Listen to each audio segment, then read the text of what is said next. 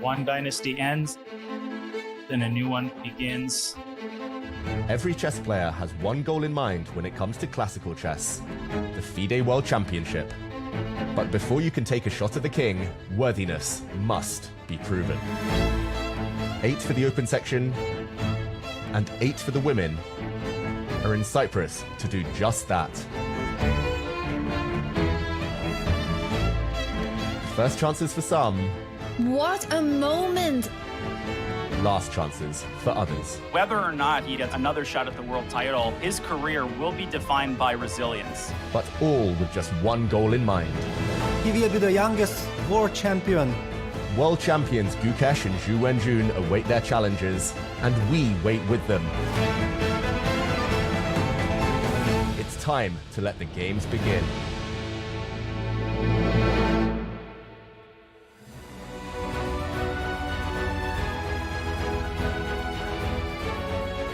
Round 9 didn't change the leader, but he did show us he's human.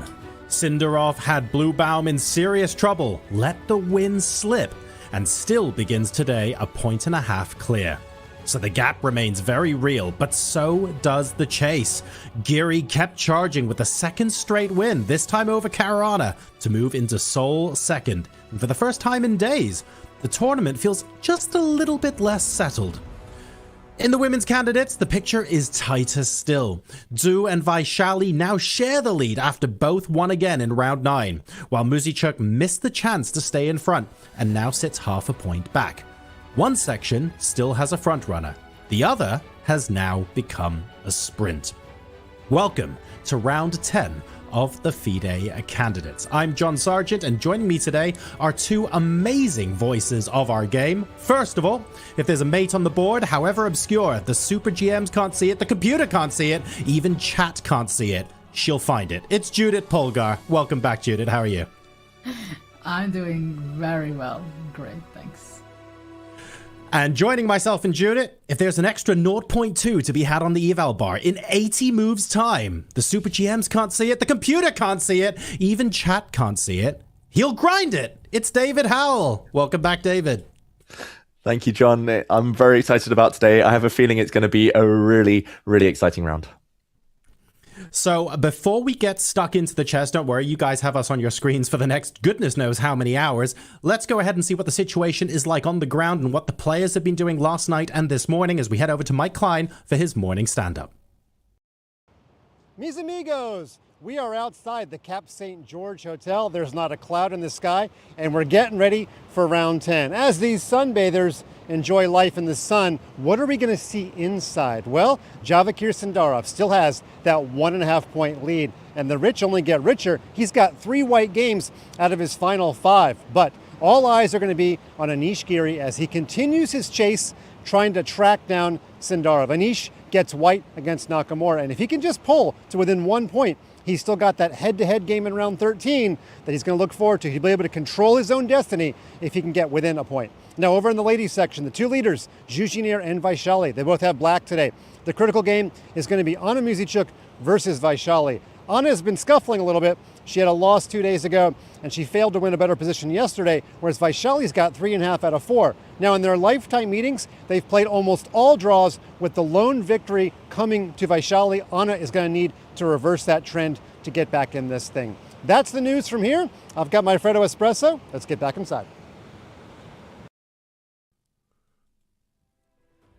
I'm beginning to suspect that every day Mike just gets further and further away while he does his morning stand-ups, and I'm beginning to think that in 2 days' time he'll just be on the 18th hole and he'll be talking to us while teeing up a putt or something like that. I don't know, but he looks like he's enjoying himself. The players certainly are, and today is going to be a lot of fun. Judith, not only is the women's candidates really tightly bunched, but we have several of the, for lack of a better phrase, closest competitors playing against each other today as well. Well, absolutely. Yesterday was quite an incredible game.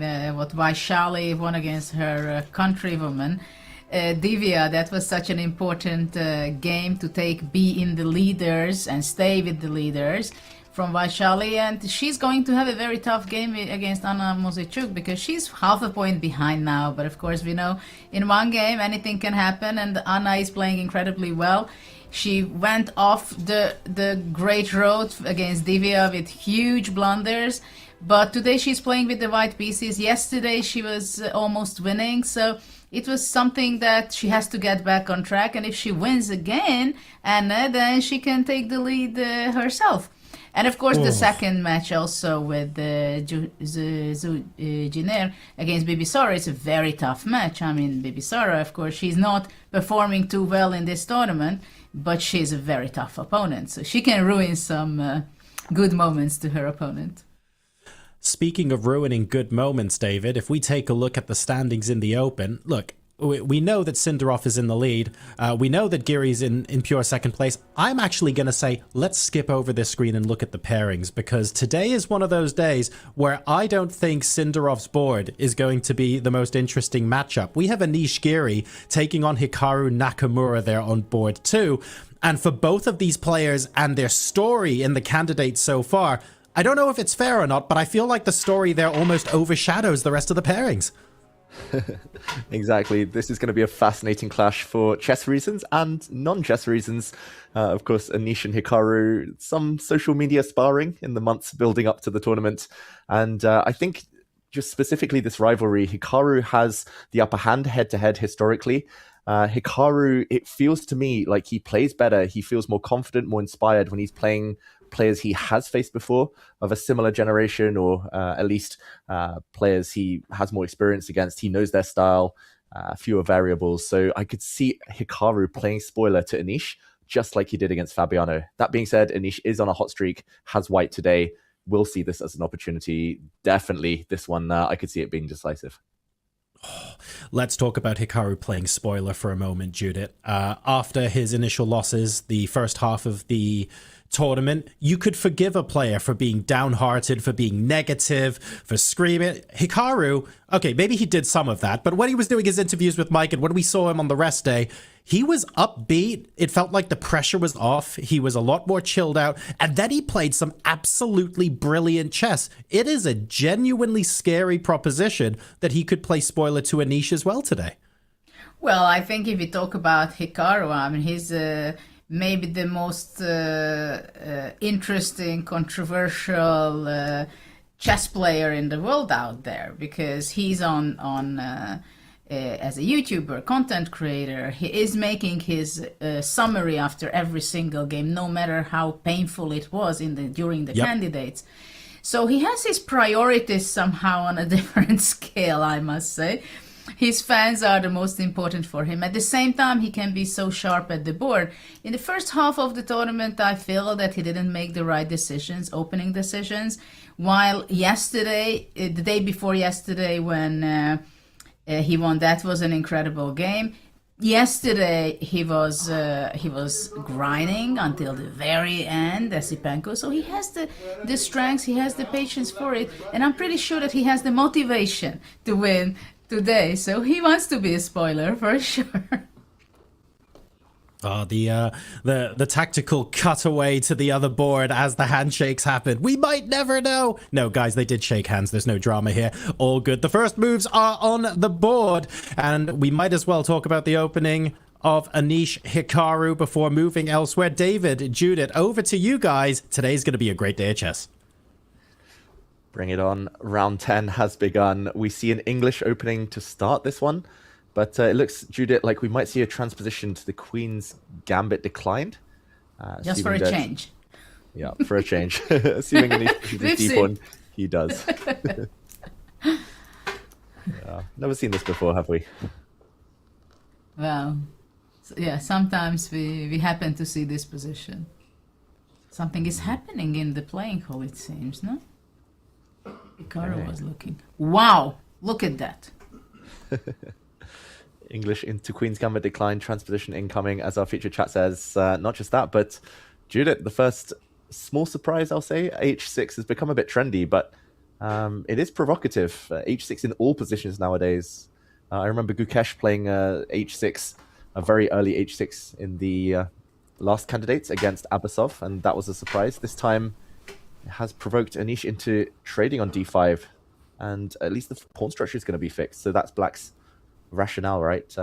Burning a tempo, but now knight f6 will not be met by bishop g5 in the near future. Yeah, I wonder sometimes that how different are the first of all the mindset of the players, but the mindset regarding the opening preparation, like how early they have to make a surprise to their opponent, because the game you were referring to by Gukesh h6, it was clear that it was a computer suggestion. It was clear that they made a very serious preparation, and it was also clear that probably the h6 move is not the best move of the position. But he definitely wanted to give it a chance, little provocation and little chance to win that specific game, right? In this game, again, it's a lot of psychology, as we started to discuss what is going to be, how they are relating to each other, the players, off the board, and now, of course, on the board. But 3h6 is, of course, a psychological, well, I don't know if I can say advantage for black, that, okay, I decide what I'm going to be playing, okay? I decide, and already move 3, I'm going to be playing a move which can disturb you. Maybe it's not the best, maybe whatever, but okay, I'm directing the game, that which direction we are moving. Of course, it was probably not such a big surprise for Geary. I mean, if it's fashionable new trends, as engines direct the new trends, right? But you know much more about this, how much the engines transform the preparation and the opening novelties. What can you share on that? Yeah, I mean, engines have transformed everything, like you say, Judith, partly because they've shown everything is playable. There's always an idea behind everything. Even the most silly looking move, often there's an idea or reason it might be useful.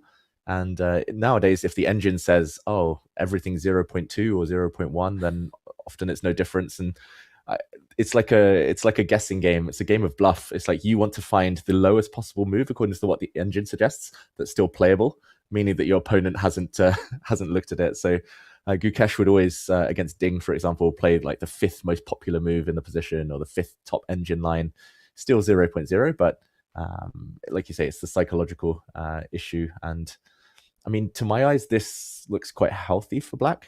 I remember when I was first listening to audio tapes back in the day, like these things you put into the CD player, and people would talk about openings in this position. A6 was very trendy back in the kind of 19th century and early 20th century. And the whole idea was, after taking on d5, still to play c6 and then bishop d6. And a6 sometimes useful, but sometimes not. It feels Look like at the bar. Even more And useful. black has a huge advantage. Sorry. Don't worry. I think, yeah, this is the percentage bar. So black's actually scored 33% in this. Sorry, that's another one. Yeah, with 30% draws, we see the grey in the middle and then the white. But yeah, if we go back to the game, the reason he might be happy is that, okay, if we catch up, knight a6 was played, so he's left that square vacant. And Judith, like, everything's probably just equal, everything's fine. But firstly, Anish didn't react that much to the surprise. He played his moves within a few seconds. So he was trying to surprise the surpriser, and he was trying to get his own back on Hikaru. But it looks like now he is finally out of book, as we see in his body language. Yeah, and it's a question, of course, how fast is he going to be playing, how much self-confidence he has. His body language says that, okay, I'm out of book, right? Now it's time for me to think. Maybe soon the jacket is going to be off.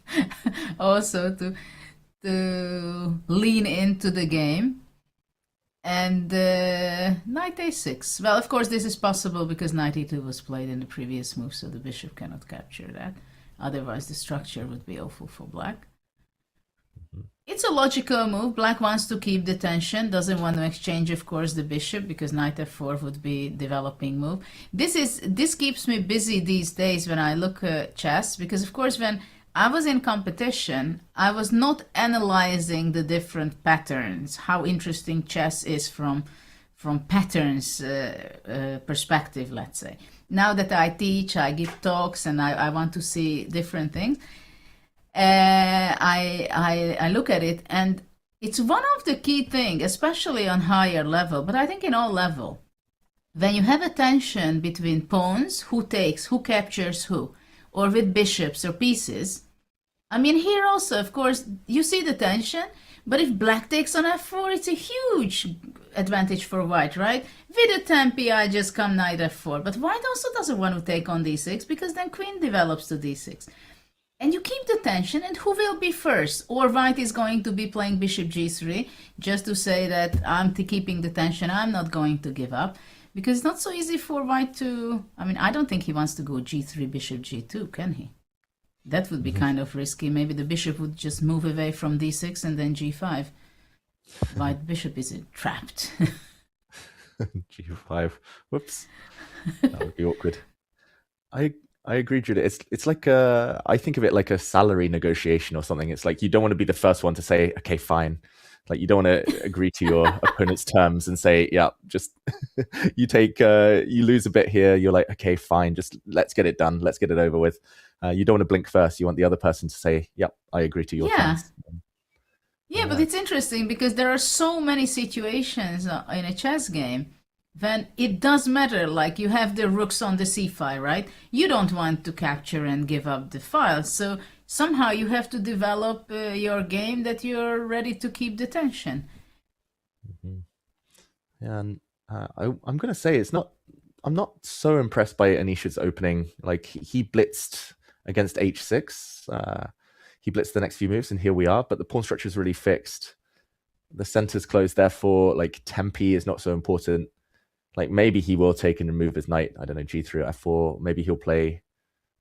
I don't know what else is useful. Rook c1 or h3 or queen c2. Maybe not queen c2 here, but he'll do something. But is white really ever going to get a big advantage? Black's just going to play knight f6, castle, and it's just a standard middle game. It feels like Hikaru should be the happier of the two.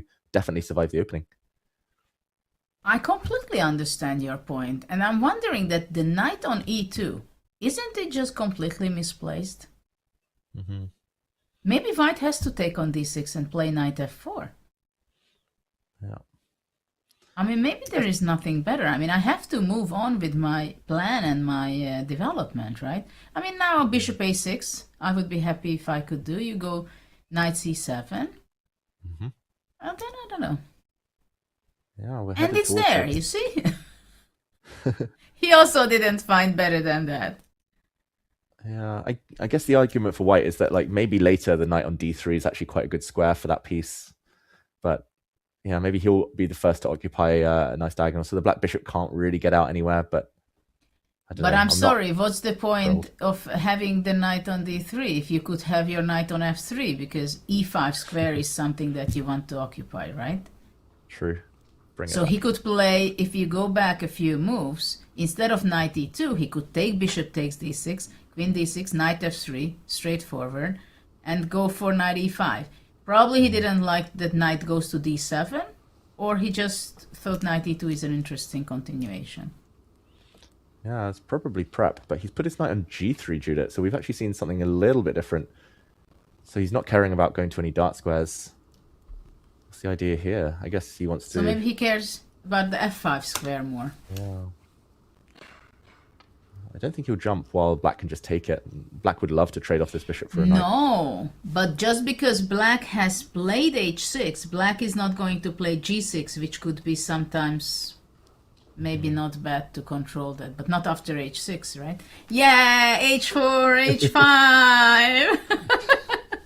I saw someone was already trolling me earlier on. There was a featured chat saying, oh, not h5 for David. Like, it's good people have been watching the show on previous days, but yeah, h4, h5, maybe it's just a matter of time.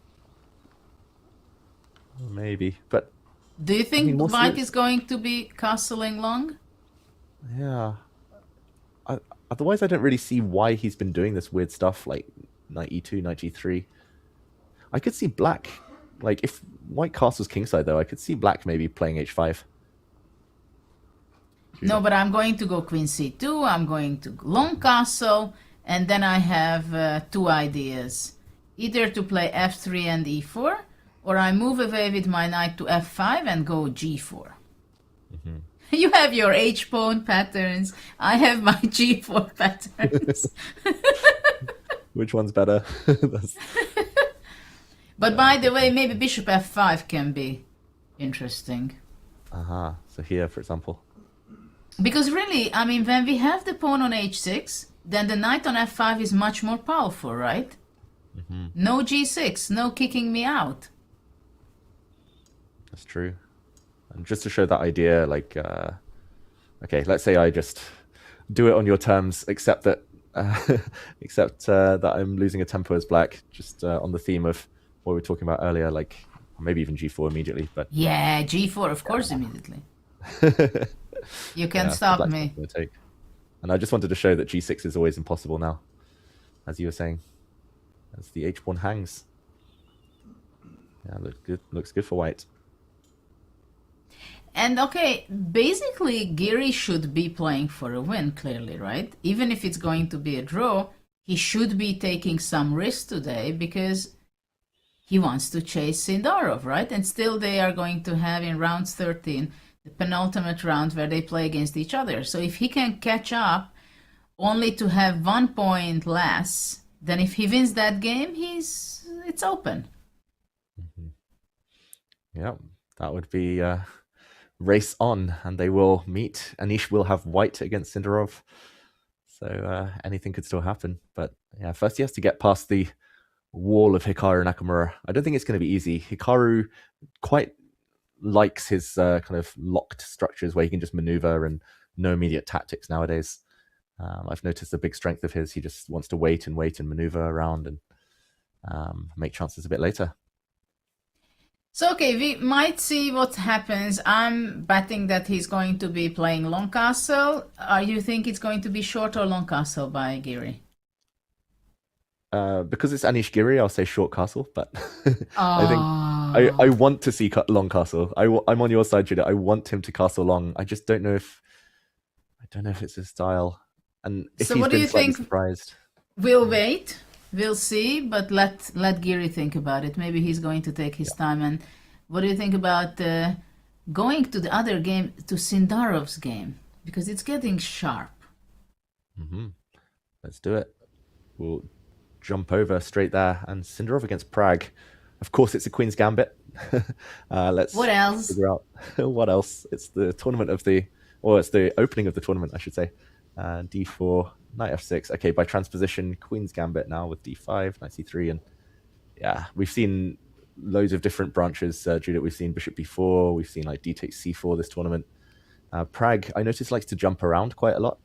Like he was doing the same in the last candidates. He would play like Queen's Gambit would be his main thing, or e5 would be his main thing, but within e5 or Queen's Gambit, he's doing lots of different lines. Bishop f4 and bishop b4, cd5, ed5.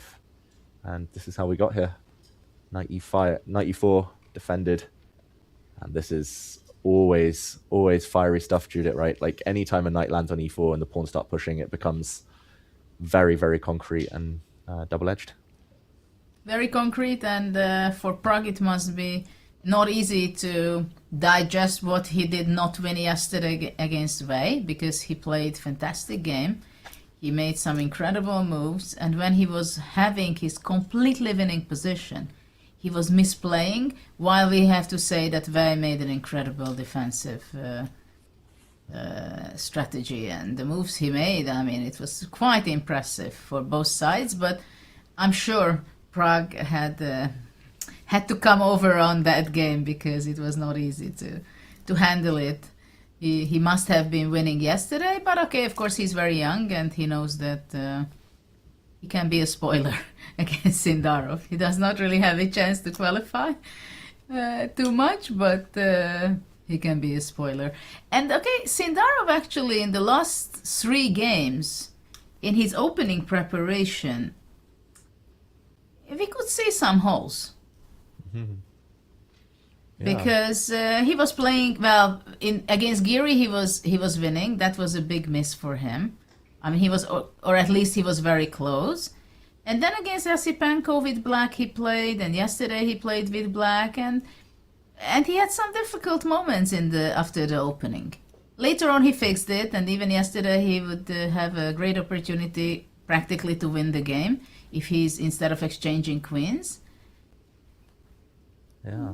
But he's a little bit shaken up in the last few rounds, making mistakes. Of course, he's making fantastic moves after that and before that, but he can make mistakes. He is a human.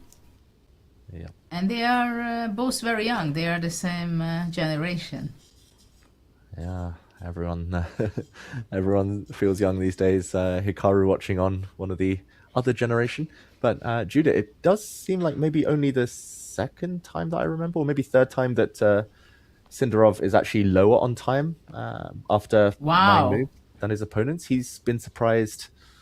Okay, he spent 4.5 minutes. That's not a lot, but okay, if he doesn't know what he's doing here for white, like this is very hot stuff, like fiery stuff. If he isn't aware, if Pragg's really well prepared, then I could see this going wrong for white. Like this is not a position you want to just freestyle, right? Not exactly the position which you want to freestyle. Exactly. It doesn't seem like, okay, I will be making a move, whatever, right? I mean, now h4 is a threat. So what is actually FIDE doing here? How does it go? I mean, I guess this is an immediate threat to win a piece, so something has to be done. The opening database, Judah, it says there's 3 moves that have been played before. Pushing the h-pawn, h3 or h4 are both moves that have been played by strong grandmasters. Well, very strong grandmasters. Vachier-Lagrave, Pragg, Posny, Donchenko. Bishop d3 is the only other alternative, really. And it looks like he was reaching for something. That's the kind of move. I would think that Sindarov is doing that, and somehow he's going to be sacrificing his bishop for several pawns. We're finding out. Good call, Judah. He's reaching for that bishop. Yeah, no surprise. Bishop d3. And I think you're right. If that's played, we'll talk about it in a second once he makes the move. But it is a piece sacrifice. Well, that's Sindarov, of course. Yeah. It's still brave to do it, though, if he isn't fully prepped. Unless he's bluffing and he actually knows all the details and he's saying to Pragg, like, oh, I can't remember. But if Pragg plays into it, then suddenly bang, bang, bang, bang, bang, all the moves will come out and tables will turn. Do you think the youngsters, they have a very different direction how their brain works regarding preparation? I mean, of course, Pragg is also very good in his preparation, opening preparation, but he has a very different approach than Hikaru, let's say. Yeah, that's true. All I know is that these youngsters, they're very good at their memory is way better than it was when I was their age. When I was their age, I was still like on move 4. I was like, wait, what was the move order again? Now it's like move 24. Come on, you were playing English. You don't have to memorize that much anyway. True. Bishop d3 on the board. Let's see which piece will be gone. The g3 bishop, yeah, after h4. h4. I mean, it's got to be the first move Pragg's looked at. Bishop d3. And yeah, I think, like you say, Hikaru wouldn't go into this nowadays, especially if he doesn't trust his seconds. But yeah, these youngsters, they trust themselves, they trust the seconds. And even if they're caught out and a move is played that they can't remember, then they just trust their calculation. And Judah, this is about calculation, right? Bishop takes e4, I guess, is going to happen. Capture, check. Black has to... Oh, bishop e7 also is there, but yeah, black can't block with the queen because after queen exchange, c7 will hang. Oh, yeah. King f8, I'm guessing. Bishop e7 looks odd.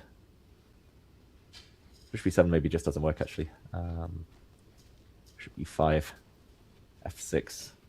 Well. And oh wow. Knight e5. Knight e5 is still there. This looks to my eyes like it was totally winning, but actually black's got queen e8 next. But maybe instead of knight g5, maybe knight e4 is better, or knight something, because if you take on e5, then knight g5.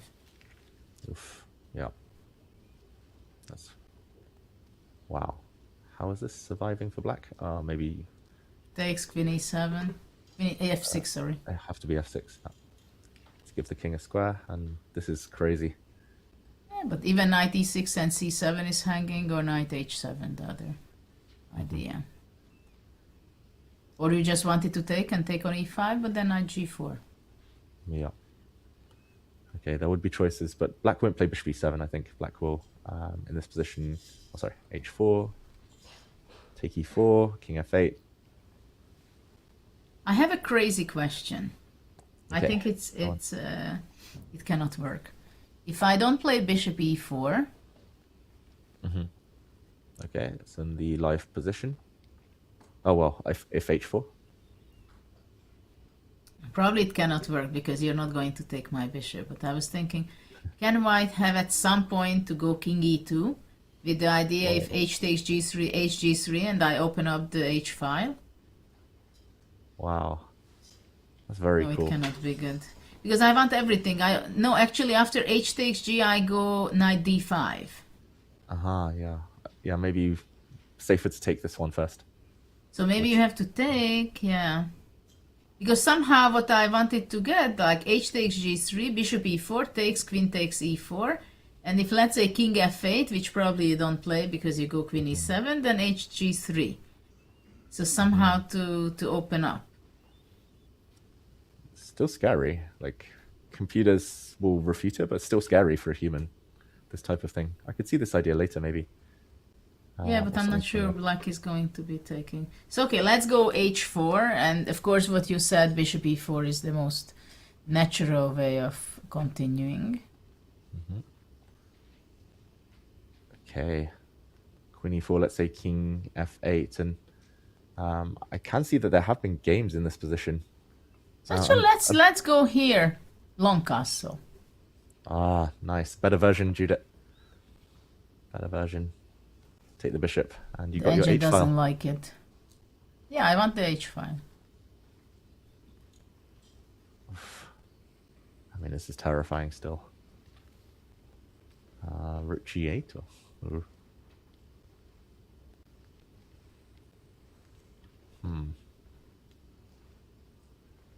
Well, white has 2 pawns for the piece. I'm glad I'm not playing you in this position, Judith. I would need an hour and 45 minutes on the clock just to survive the next few moves. It's not fair the bar says that I'm just really bad here. Probably it's rook g8. What else? Yeah, what else? Yeah, maybe black's just quick enough with knight f6 and Yeah, cover knight everything. f6 is attacking, defending, opening up the c8 bishops. Root h4. H4 is on the board. Dramatic stuff, and bishop takes e4 shown by the blue arrow. This game is going to get very, very spicy. We thought that this might be a calmer one with Sindarov happy to play it safe with white, but no. This is going to be a tactical battle, tactical slugfest, and we'll be back after the break to bring you all of the updates in this game, of course. We'll also be going into the other games. We'll be breaking down the opening everywhere as we enter the key stages of round 10. See you soon in a few minutes.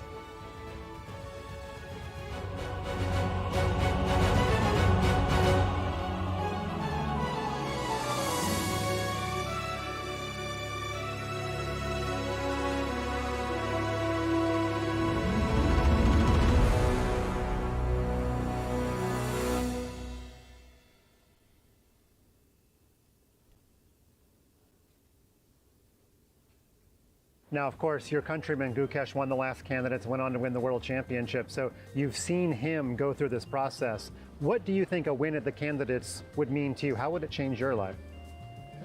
I mean, it will change my schedule, but I think as a person, it won't change too much. Be preparing for that as a professional, but I think as a person, you know, I'll just be the same. I'll be working towards a goal, but I think for chess, yeah, it'll be interesting at times. But saying that, I think for now, I'm just focused on this tournament and not really thinking too much ahead. You know, taking one game at a time is what I can do at this moment, so I'll just do that. Well, I know that if we have an all-Indian world championship, that would be the biggest thing in chess history in India, but I won't make you speculate on that since you're just doing one game at a time. Let me go to the next question. Which world champion style has influenced you the most? I really am not really sure, because when I was young, I was shown a lot of Kasparov's games, and I was playing a lot of, I was winning a lot of games because of my tactical skills and attacking skills. But as I have worked more on chess, I've started growing. I feel like my other aspects of the game have evolved, and it's now showing up. In general, I try to be a universal player. I try to play whatever the position demands. I can say one style or one player. In general, try to be universal, let's say Magnus or someone who can play all the positions. It certainly has worked for Magnus, okay. Next question, this one's kind of fun. If you could guarantee yourself one thing for the candidates, perfect preparation, perfect nerves, or perfect sleep, which one would you pick? I think it's between perfect, I think I'll say perfect nerves. I don't think opening makes too much of a difference at this point, being 100% perfect and 99 or even 90 to some extent, I don't think makes a huge difference. Perfect sleep, again, I don't think 199 makes a huge difference, so I'll take perfect nerves. I think it's much more important to have best nerves at critical moments.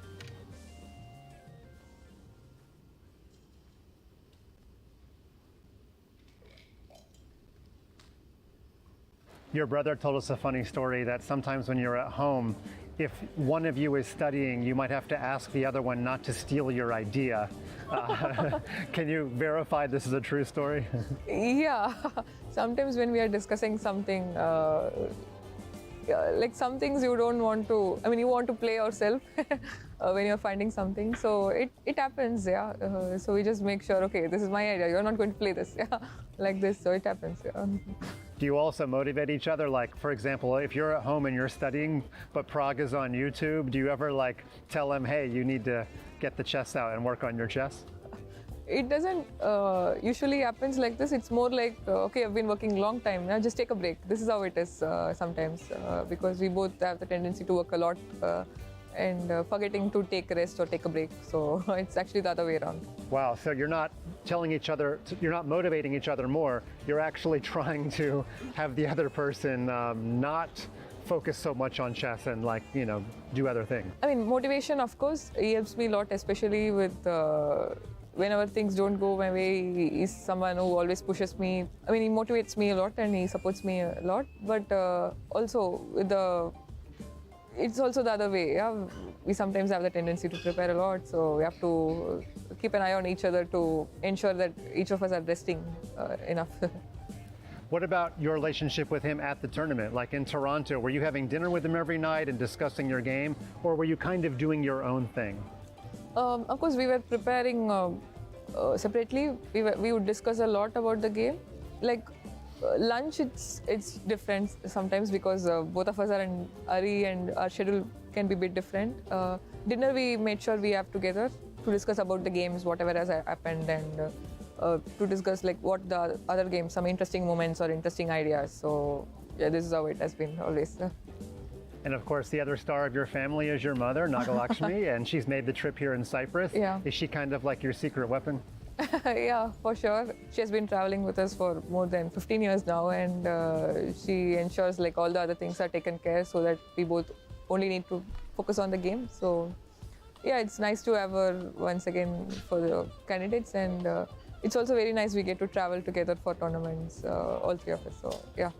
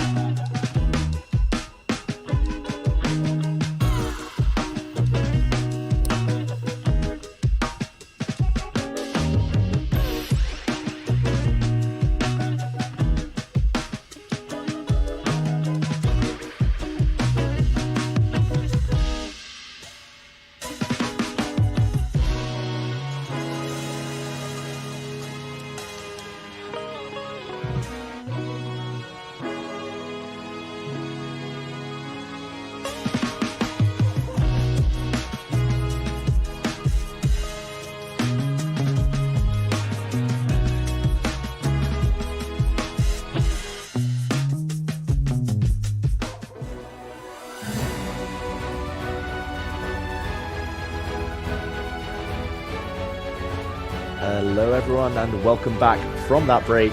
We jump straight back to what is looking like a really fiery clash between Sindarov and Pragg. High stakes stuff. Sindarov has his bishop trapped in the center of the board. Judith, we were joking about h5 in other boards, but h5, h4, that was a sign of Pragg's aggression here, and the bishop is trapped. It's pure calculation, but the key is that Sindarov, he's thinking, and we're not used to that in this tournament. We are not used to that at all. The question is, what is he thinking about? Is he got surprised by Pragg and he was not expecting this line? Or is he recalling the lines? What should I be doing? Because I was analyzing long castle, or I can choose of knight g5 and I can maybe do something else. So the question is, what is he thinking about, right? I can't imagine that he was not analyzing this at some point. And in such a sharp positions, I can easily see a perpetuate check or some drawish line, because it happens so often if the players are playing the best move.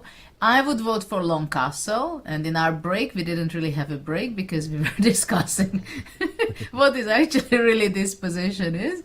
So that is something very tempting for me. But of course, when you make a lot of analysis, that's another story, because you have to get an evaluation.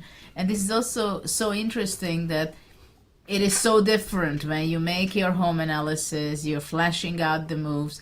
Now this is not the case with Sindarov, because he spent 23 minutes, which is unexpected from different reasons. Because first of all, he's not the guy who is spending too much time. Secondly, this is a sharp opening position, right? So this is, you cannot just play and we'll see what happens, especially not against Pragg, who is very well prepared, right? So this is the big question. What is he thinking about? What he wants to choose? It can also happen because you're not happy with either of the choices, and you say to yourself before when preparation, okay, if this happens, I will decide at the board, right? I will recall which are my options, and I choose from those. Mm-hmm. Yeah, I think you're 100% right, Judith. Like you mentioned earlier, the generational thing, like the younger players, the older players.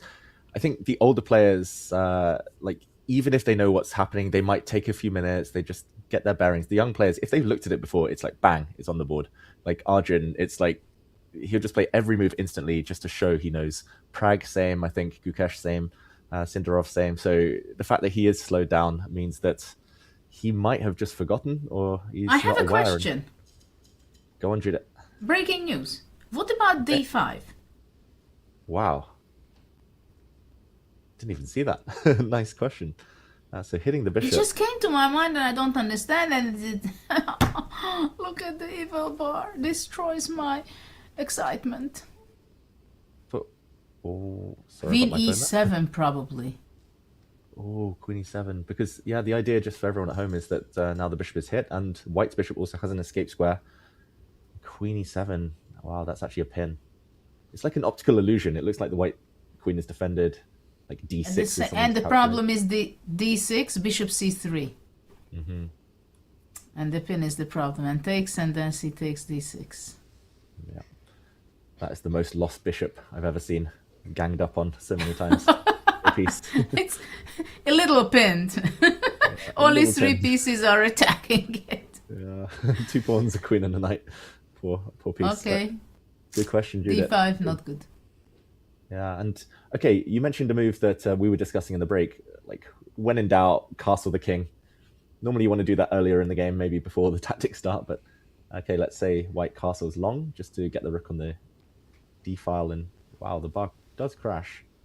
I was thinking, we were discussing this line, right? Bishop takes knight, bc3, bishop disappears, probably de5, and then just queen e7, and yeah, okay, we see the bar, but it does look like the white king is a bit open. Maybe white just doesn't have enough here. We were discussing this. Queen f5 check, e6, since knight takes g5, knight e5 covers everything.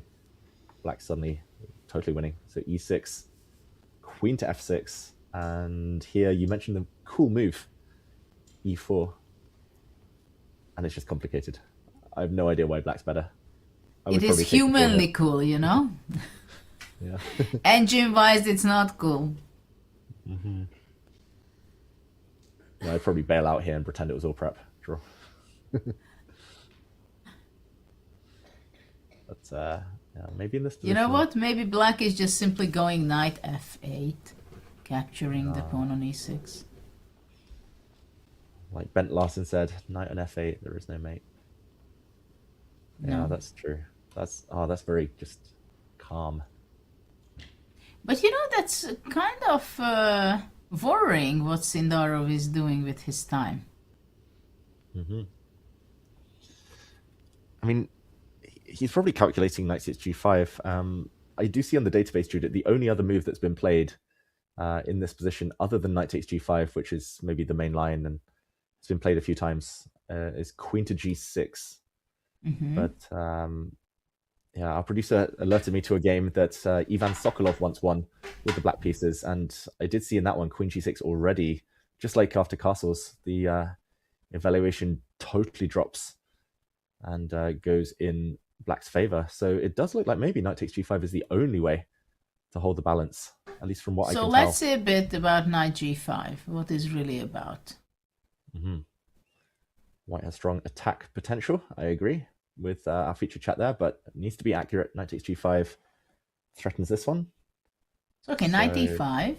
Knight e5. I guess we Takes. see some captures. F takes g5 at the end. Wow, there's still 3 games in this position. White has castled and white has played f4. Yeah, f4 was the first move came to my mind. Yeah. The king is a bit scarily placed. King g7? Yeah. f5, yeah? I guess f5.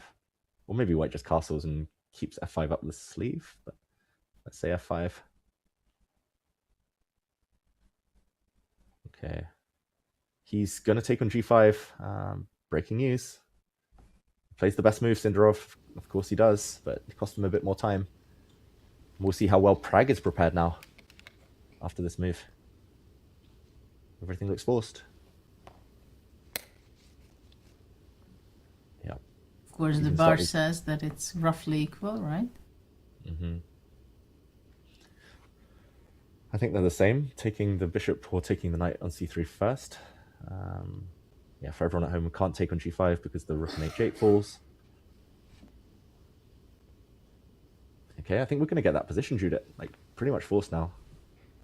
Pragg won't spend Yeah, that that's a long. question. Takes.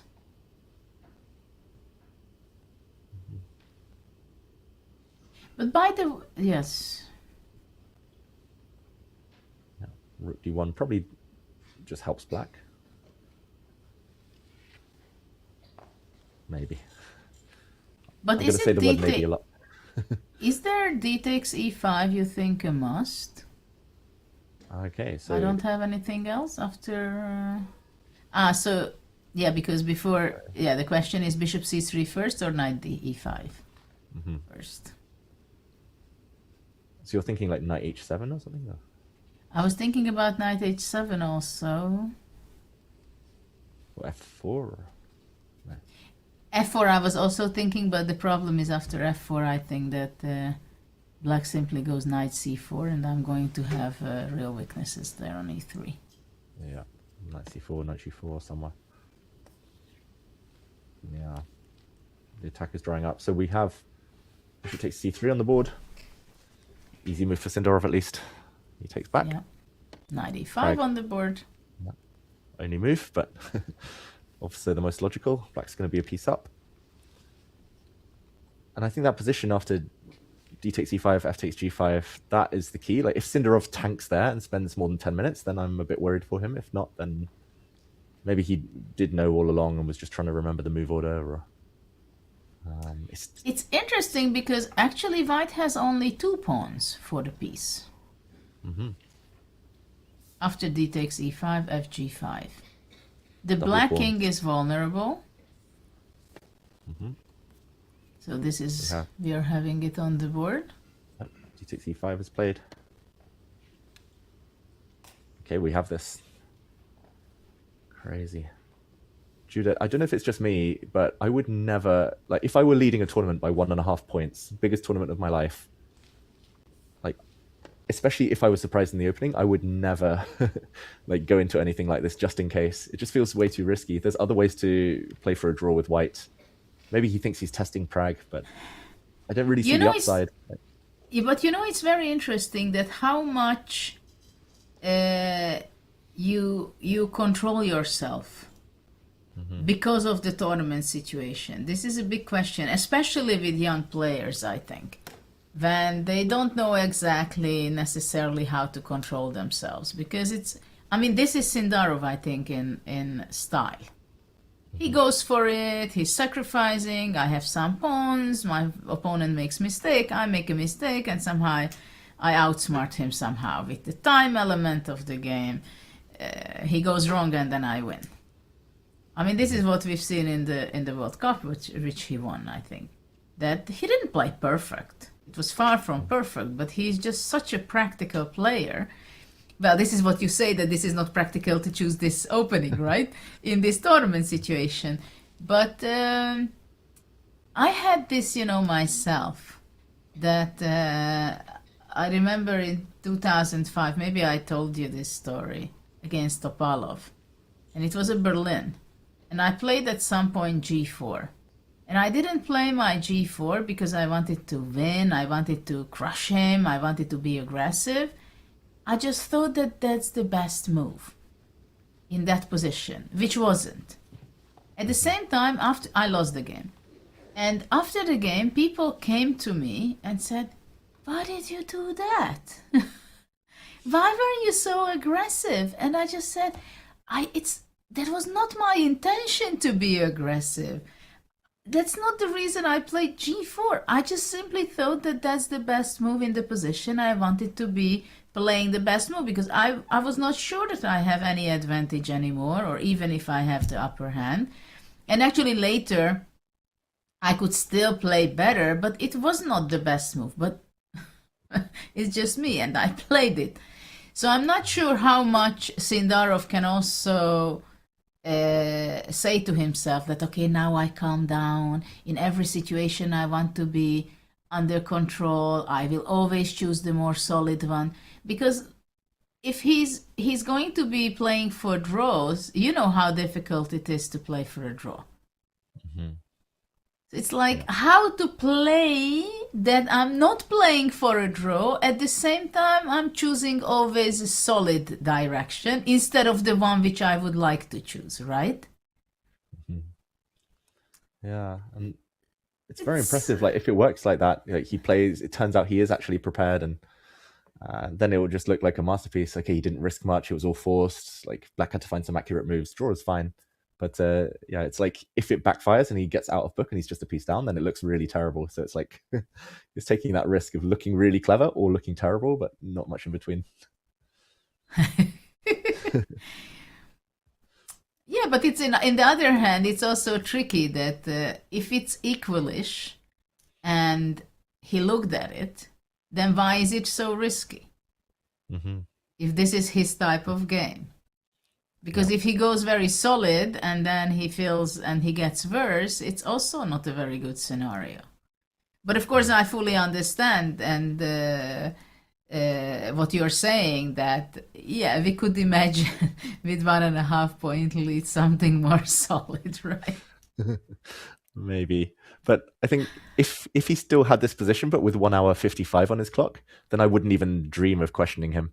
It's just because of what we've seen over the last 10 days, the last 2 weeks, and what we're seeing now, where Sindarov's actually investing some time, like makes me wonder, like, is he in prep? Is he not? It's unclear. Maybe Pragg as well is a bit confused. He's like, I kind of know what I'm doing here, but is he in prep? Is he not? Like, it's a bit of an odd scenario, and yeah, I guess we'll find out, Judith. But what moves come to mind in this position if you were Pragg?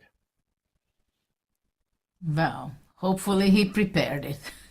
So he's just double checking what he wants to do, because there were games, as you pointed out, until this point, right? So It's like a typical position that if you're playing it with either color, you should be aware of the games or the position that it can arise from that, because it was pretty forced, not very many deviations in this line. After playing bishop d3, it's kind of forced, right?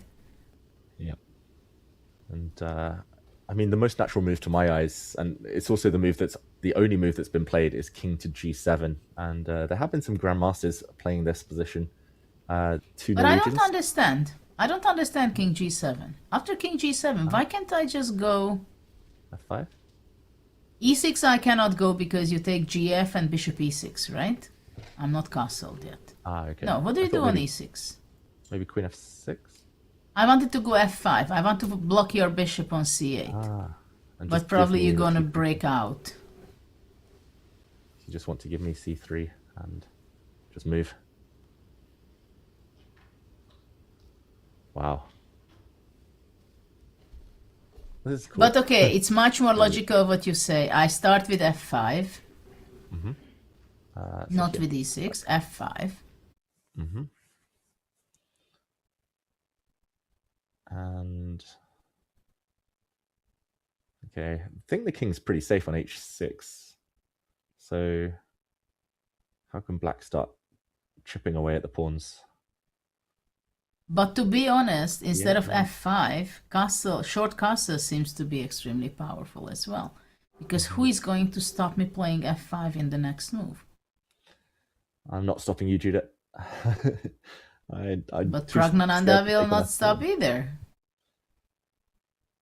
Okay, let's say I need to develop somehow. Queen e7. Bishop e6? I wanted to play bishop e6 or bishop d7. I'm not sure which one. Bishop d7, maybe just take on b7. Okay, bishop okay, I'll play bishop d7. Just try and distract you. I just want to put my. Okay, let's see f5. Why is it so dead equal? I go f6. f6. The king will hide.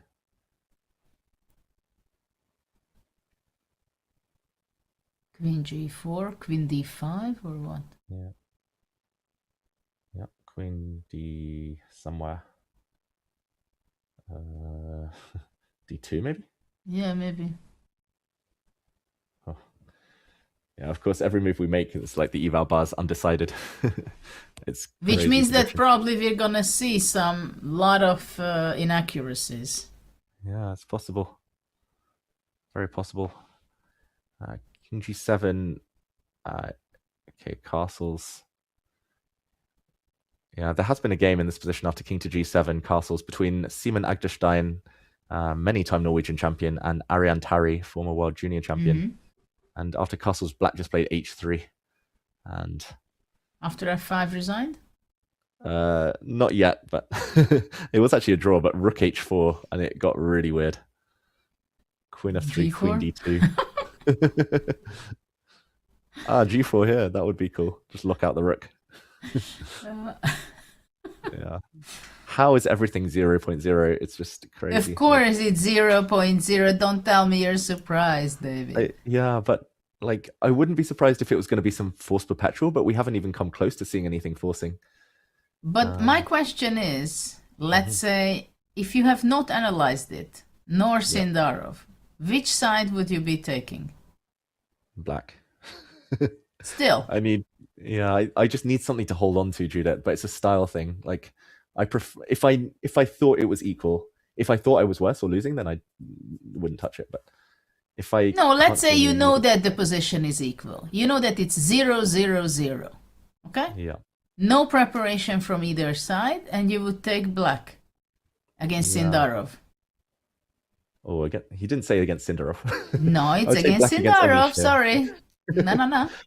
I think I'd still take black, just because the way my brain works, I've come to terms with the fact that I need something to hold on to and protect. And I think it's like in life as well. I like to kind of, I don't know, take something and then protect it and survive. And I'm not. So you rather be from the defensive side? Yeah, I think I inherently believe in defense and resources. Interesting. I would feel too much pressure here with white. I would be like, I've sacked a piece. Now I have to be really accurate If not, then I'm just lost. I'm just a piece down. And you're not Maybe afraid that with black you have to be accurate not to lose. Yeah, but I think I'm just materialistic, Judith. Life and chess. And you have bigger trust in your defensive skills. Yes. I think if you asked me this question 15 years ago, I would have taken white every time, but age has caught up.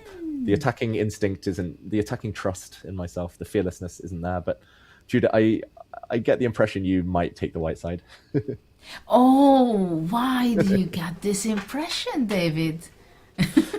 just a hunch, just a guess. I don't know why. Why? How is it possible that you're thinking that I would take white? But how? Okay, like we mentioned the 0.0. Assuming you knew it was 0.0, you're a piece down. There's no immediate knockout. Like, how would you approach it? Are you just purely calculating?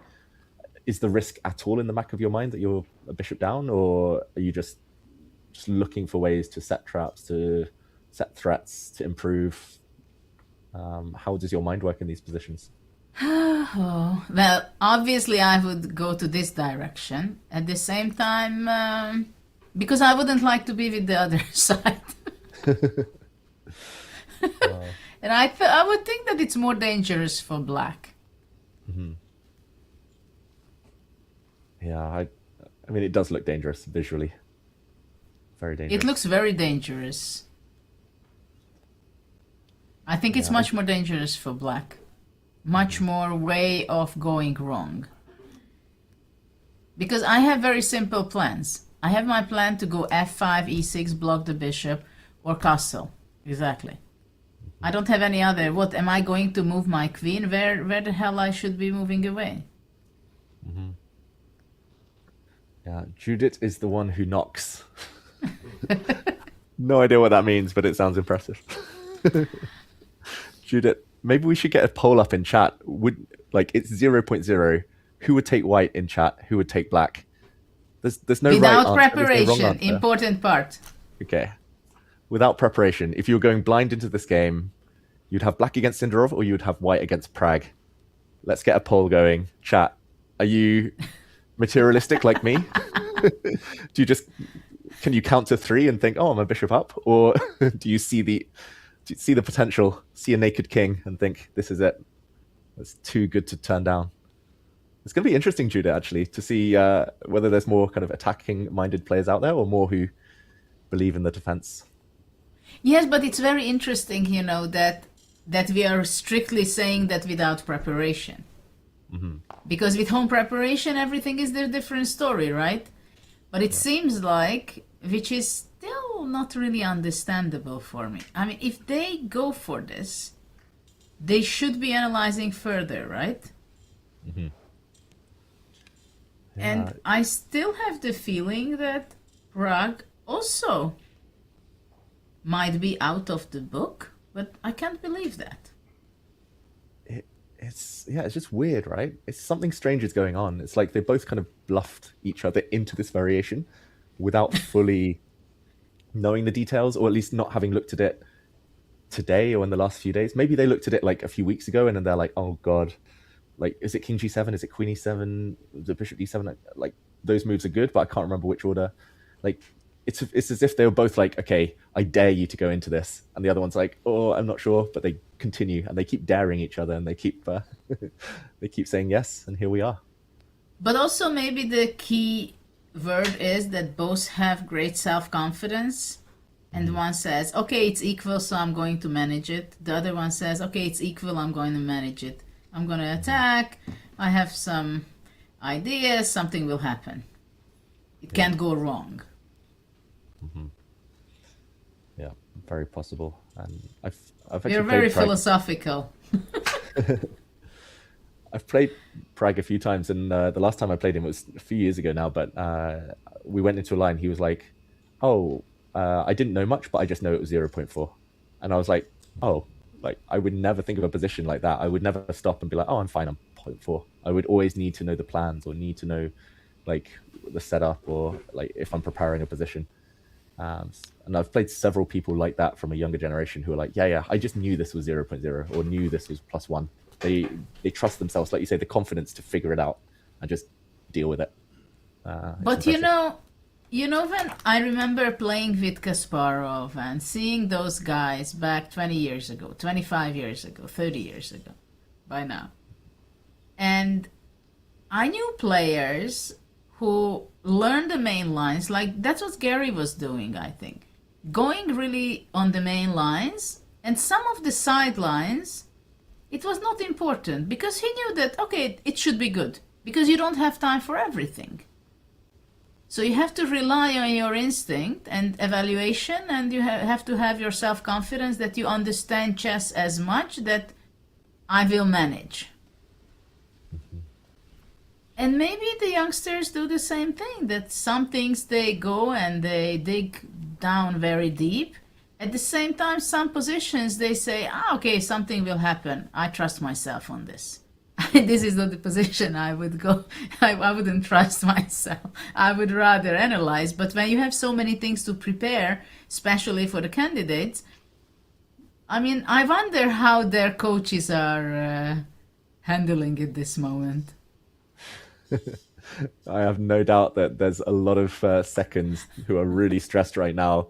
They're worried they're going to get called out live on stream. F4 was not in my notes, or this H4 stuff was not in my notes, or they're really sweating. But it's going to be fun, Judith.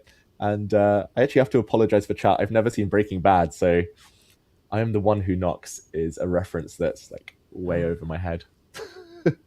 I'll have to sort that out in the near future. Judith, let's take this opportunity to go to the bird's eye view, because there's so much action on this board, but I guess we should also try to update ourselves elsewhere. And summarize what you see in front of you. Maybe if we focus on the open boards first, what catches your eye? Well, Caruana's game is becoming kind of concrete. I don't know, what was it? Was it French? Mm-hmm. That's how it seems, right? Yeah. Also a rare line. This is actually one I've seen before. I can't remember all the details. I don't think these players can either, but just a very quick action replay. We're at move 9. This doesn't... Good call, Judith, spotting that this is a French, because it doesn't look like a normal French. But after e4, e6, e4, d5, bishop b4, this is move knight e2. Oh my god! Knight e2! I was playing knight e2 when I was a kid. Okay. Nobody said that this is anything good. I should be hunting those people to tell them, look at this. They is playing on the candidates, knight e2. You're ahead of your time, Judith. You were a pioneer. Only 4 decades. 3.5. Time flies. Like, I'm sure the theory is still the same. Like, it's interesting because I thought I knew this stuff, but d takes e4, I just realized there's a difference. After d takes e4... a3? a3, bishop c3, knight c3, knight f6 is one of the main moves. Oh, sorry, knight c6 is the main move these days. My bad. And then bishop f4. And I remember looking at the position after knight f6. And here white has many moves. Bishop b5, I think, is the main line, but queen d2 is also possible. But in the game, okay, I got confused here. Maybe that's confused the players as well. Fabi started with knight e7. Really? Asking white to advance.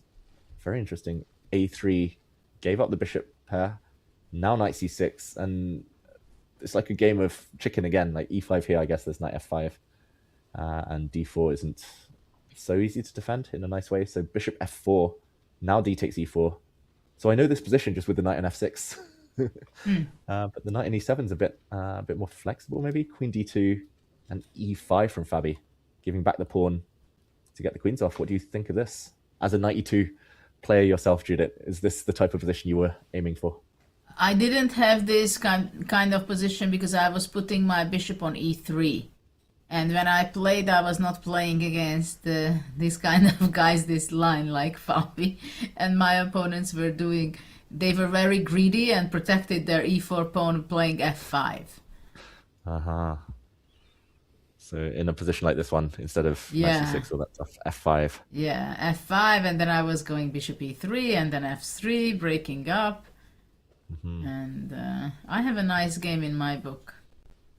Ah, nice. Against my old trainer. I don't know. And then probably castle this way and attack. Yeah, and I had one game he played c6 and knight d5, and then I exchanged on d5, e takes d, and all the black squares I was just cooking him. Yeah. It was boiling, grilling. It was, Chief. and I played h4 at some point. I'm proud of you. I went. He took e takes d5, and then I had this bishop f4, bishop e5, rook d3, rook g3. So it was just completely hopeless at some point. Yeah. Let's say, okay, knight d7 is better. Yeah, he was not able to develop with his pieces. Let's say something like this, and the rook comes, and yeah. It's funny, we have these patterns. You go with the h pawn, I go g4, I bring my rook on horizontally. Yeah, I haven't rook lifted since 1999. So. Yeah, this is very interesting stuff. And okay, back to the position. Probably no rook lifts or attacks here, but no. Okay, dilemma for Wei Yi, because if he takes with the king, he keeps a bit more tension, but he might be vulnerable to some checks. If he takes with the bishop, then e5 is hanging more quickly. Okay, big I would think bishop d2 actually, because king d2, black goes bishop f5, I think. And then long castle and knight d4 will be. Yeah. So if I also play knight g6, of course. But yeah, same thing. Knight g6 maybe. Knight g6. Bishop g5. Rook e8. Yeah. Feels like it's going to be equal at the end of the day. Yeah. White's bishop pair. White's just too slow to make use of the bishop pair, probably. Yeah. And bishop takes d2. I just noticed there were some games here. Both moves have been played, but bishop takes d2. Bishop f5. What do we think is the difference? King's a bit safer, but e5's also. Yeah, I can go long castle, but also long castle, I guess. And then e5 is in trouble. Yeah, somehow the bishop on g5 was standing badly. Yeah, agree. And on f4 it was always getting hit, so... Yes, with knight g6, and probably knight g6 will be coming anyway. Yeah. But at least here, like, I could see white being better, like with the bishop... Oh, sorry, with the bishop on c3. Here, yes. Yeah, it's so much better placed, you're right. That's a small detail. It's actually the exact same position, like here, just with the bishop on f4 instead of d2. And there it was like knight g6, bishop g5, rook e8. But yeah, nicer. How about take on e5, take on e4? I mean, this is beautiful for white. If one or two more moves, f3, bishop c3. I say beautiful, but just because you can grind it forever, no risk. Well, it's beautiful. I mean, this is the maximum you can get out of this. I mean, you have your bishop pair. You can grind it for a long time. This is something that black wants to avoid for sure. Yeah. So maybe knight g6. No, maybe before here. If knight takes e5 immediately. Yeah, I was slightly worried about some knight b5 stuff, but maybe not. Then I go castle. Yeah, and just castles. Okay, what if I just... But maybe you go rook e1 anyway. Knight g4, is that different? Bit risky for black. But... Well, h3. F3. Okay. I go just h3. Yeah, because after f3, maybe e3 is possible? E3. Even here, maybe I can... You just take it. Just because black's slightly behind in development. If I didn't see the bar, I would think that maybe black can equalize here, like c6 and... I just thought that I can go bishop e6. Bishop e6, maybe there's knight b5... Or and knight d4. Yeah, knight b5, knight d5. And after knight d5? Well, maybe rook e5. So after a6, you take rook d5. Nice. Tactics. Apparently there's something even better here. c4 maybe. But yeah, rook takes d5 wins the pawn. No, but what you said, c4, maybe it is better. Yeah. Crazy tactics in a symmetrical queenless position. Judah, I might have to take up knight e2. Like, I know you were playing it to try and attack and give checkmate, but I would play it for this 2 bishops. Well, if I would still compete, I would also play by now for the 2 bishops if I would get this. Yeah, bishop takes d2, and I think if we talk about general tournament, this isn't great news for Fabiano, who's just playing to equalize here with black. I mean, probably he doesn't think he has realistic chances after losing the last 2 games, but if he doesn't win today, then yeah, it's almost over for him. But hold on, he did play 3 bishop b4 French, where it could be sharp after the close position after e5. But knight e2 is a move where I'm sure it was a surprise for him. I mean, you're not prepared against knight e2. Maybe sometime you analyzed it just because to know something about it, but I would be very surprised. Because this kind of move, knight e2, I think Wei would not play if he has a real chance to play.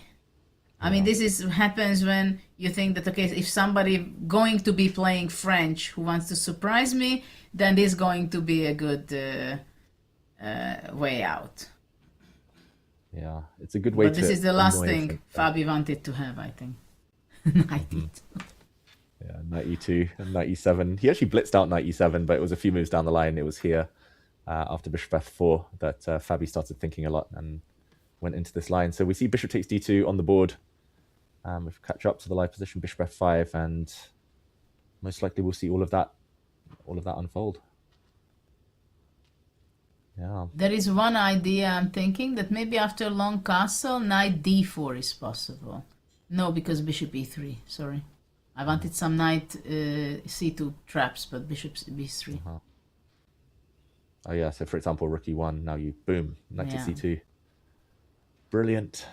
And no, but bishop e3 and white is just doing fantastic. Yeah, so here, yeah, bishop e3. Okay, so yeah, not great news for Fabiano. Wei at least neutralizing him, maybe even more for white right now. He castles long. Lots of castling on the queen side the last few rounds. Okay, maybe we zoom out of this board and let's round up some of the others. Okay, we do have action between Giri and Nakamura. Finally, the center has exploded a bit. Yesipenko against Bluebaum is almost symmetrical, almost totally symmetrical, the pawn structure. Which one do you want to go to, Judith? Well, I'm more interested about Giri, and also just for ourselves to notice, h3 was played after f4. Praggnanandhaa played h3. And he was thinking quite a lot. I think like 15 or 20 minutes on that move. Okay. We'll hop back to that one in a bit. Maybe we'll give Sindarov some time to think in that crazy position. But first, Anish against Hikaru. Big game. Yes. Anish wants to keep up his streak, of course. But Hikaru has quite a good lifetime score against Anish, I believe. Okay. I'll just do a very quick action replay, Judith, because the last 2 moves are the key moves. But we are curious how we got here. We left it in this position after knight to f6. We were wondering left or right. Is Giri going kingside, queenside? He is Anish Giri after all, so he didn't go long. After queen b3, b6. Maybe it's just too scary to castle queenside. You said it. So quickly. Yeah. Maybe the position as well. I was just thinking the person, but the position as well. I think maybe castling is slightly too risky. But okay, castle kingside. Well, maybe long castle would go with Sindarov's mindset. Yes. even if he's happy with the draw, castle queenside, just sack a piece. Why not? Rook d8. Okay, so everyone just centralizing, maneuvering. Knight e6. That looks a bit odd, allowing knight f5, but I guess it's not doing much there, the knight. And black's knight might come to g5. And also after knight f5, queen f8 could be possible, and after that g6 is possible because the h6 is defended. Or knight g5, as you said, and knight e4. Yeah, that's a good detail, actually. Very nice. It feels like Hikaru's just put his pieces on very logical squares, not done anything too special, but he's provoked Giri into e4. And after d4. Knight takes. I don't know where the queen goes. Like back to c7, f8, f4 maybe. I was looking queen f4 to provoke a bit white. How's white ever going to be better? Like white's playing for d5, but that's only going to maximum equalize, right? Well, I think next move has to be queen c2 or on the long diagonal, and having some ideas on the b1 h7 diagonal. And the question is whether the black knight on e6, what is it doing? Is it going back to defense, knight f8, and possibly bringing out the bishop to f5? Or what does he do? Because on f8 it's a good defender, yeah? Yeah, no mate now, and here she goes the other way. Hikaru goes to b8, which looks a bit odd, but probably nothing wrong with it. Super safe square. Well, and the reason is because he wants to go with the knight to f4. But if queen f2, knight f4 is impossible, so is it still knight f8? Just for everyone at home, knight f4, there's knight f6, check. Okay, I never turn down a chance to show a mate. But this time it's not a back rank. Yeah, oh, it's kind of. It's a back rank, but not a real back rank, typical. Not a real back rank. Okay, so queen c2 is knight f8. It's definitely the safest. But what else can you do? f5 or what? f5 is too ugly. It looks very shaky. Okay, knight f8. You scared me enough. I wasn't sure if white was actually threatening anything, but yeah, let's go anyway, just in case. Hikaru will play knight f8 in a heartbeat. Yeah. So okay, after knight f8, what happens if I go rook e3?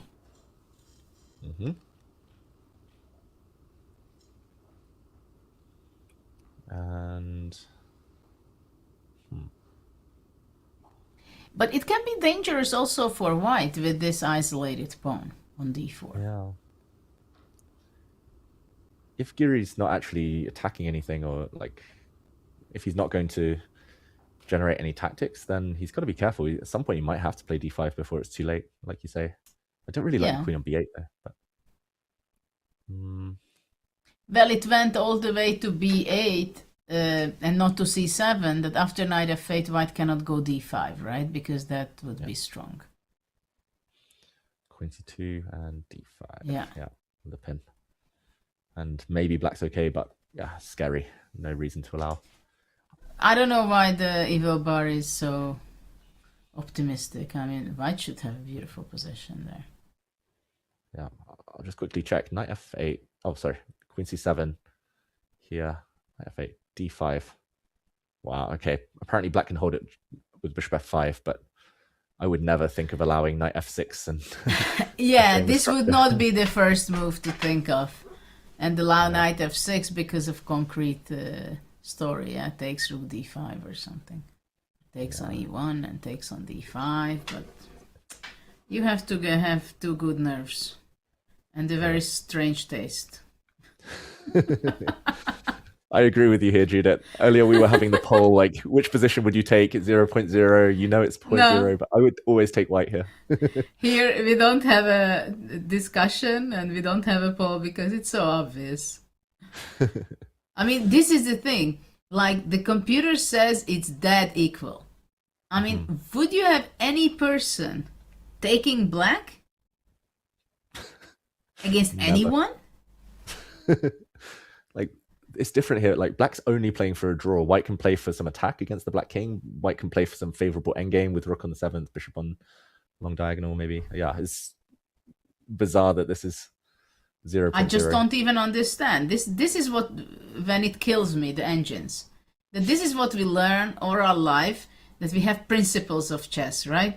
We have the rook on the open file, we have the bishop on the diagonal, we are ruining the king's structure, pawn structure for black, and then the engine comes and tells us that it's equal. Yeah. And I'm pretty sure If let's say Nakamura plays this game against, or Giri plays against Nakamura, doesn't matter, but or Nakamura plays it with white, he would be frustrated that he didn't win this game. Even though he understands that it's not winning, but come on, I mean, look at the king's position, right? I mean, this is a joke. Yeah, we'd see a press conference where like whoever has white would be like, I must have been winning, and yeah, it's it's just unfortunately that black's just too centralized, I guess, too active. Maybe it's just the fact that the queens or rooks might come off, or but it's rook queen f3. Yeah. Okay, this is mysterious to say the least, Judith. This didn't happen in the game though. I'm still no idea why white isn't at least a little better, but queen b8. Okay, if we're in Giri's shoes now, we didn't come to a complete solution after knight f8, rook to e3, but you know, I have a feeling that you remember yesterday's game where Sindarov was where Matthias was playing g4 g5 and pushing Sindarov's knight to e8 and d6, where actually was standing much better. And now I have a feeling that by playing queen c2, we are forcing black's knight to a better place. So I'm not sure queen c2 is such a good move. Maybe we can play rook e3 instead of queen c2. What do you think? Yeah, I mainly like queen c2 just because, like, if the black bishop ever wanted to move, then c6 would always be hanging. But okay, let's say. I thought you wanted because of knight f6 kind of tricks. Oh, that as well. I assumed that any opponent would see the tricks. I'm not sure it's a threat, by the way, after queen c2. Yeah, exactly. Exactly. Okay, so maybe knight f8 is a good move anyway, as you say. And then white's flexible with queen c2 or not. Well, okay, bishop wants, black wants to improve his position, bishop e6 and d5. Whoa. Wow. Whoa. Okay, Whoa. check and rook g3 and f7 is hanging. Oops. Okay, knight f8. Yeah, maybe queen c2 isn't a good move then. This is terminal. Okay, I quite like rook e3. How about if bishop c8? He does play queen c2. But queen c2, it's such an obvious move that... Okay, queen c2 played. Yeah, I'm curious, Judith, like after rook e3, maybe knight f4, and it's different now. There's no sacrifice on f6 because of king f8. And any check can be blocked. I'm not sure c5 or rook e7, probably both fine. Knight e2 coming. So knight f4 maybe is what he was scared of if he hadn't played queen c2. And then knight d5 or bishop e6. Yeah, the knight d5, because after knight d5 there is no way knight f6 will work. Yeah, like this. Oh, yeah. Solid for black. Okay, so queen c2, knight f8 will be played by Hikaru. I think he might be away from the board. Anish is definitely away from the board, as we see. And maybe that means we should also move away from this board. Hikaru is thinking, but knight f8 and solid, but looking close to equality at least, and maybe frustrating for Anish Giri. Judith, we have seen a couple of moves on our leaderboard. Sindarov against Pragg. Yasipenko against Bluebaum we haven't looked at all yet, but it doesn't look too thrilling right now. Where do you want to go next? We haven't checked the ladies either. Is this a good time? Is there anything special going on there, you think? Good question. Muzichuk Vaishali looks roughly balanced. Not too dramatic. Maybe white with a small so space far. advantage. Okay, let's see Yasipenko's game for short. Interesting symmetrical pawn structure. Okay, and guess the opening, Judith. Oh, I haven't seen the opening. I don't know. Petrov? Oh, sorry. Oh, good guess. Nice. Yeah? You need the other one. Yep, correct. You need the other one with French, even though it was like the most un-French pawn structure, and you knew this was a Petrov.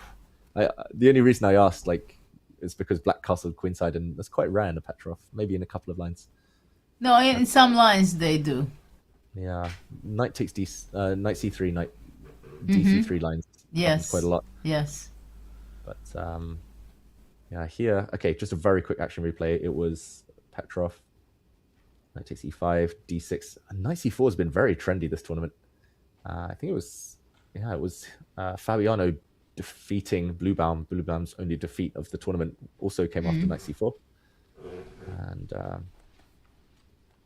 okay, d4, d5, and Yesipenko's also been playing the Petrov lately, so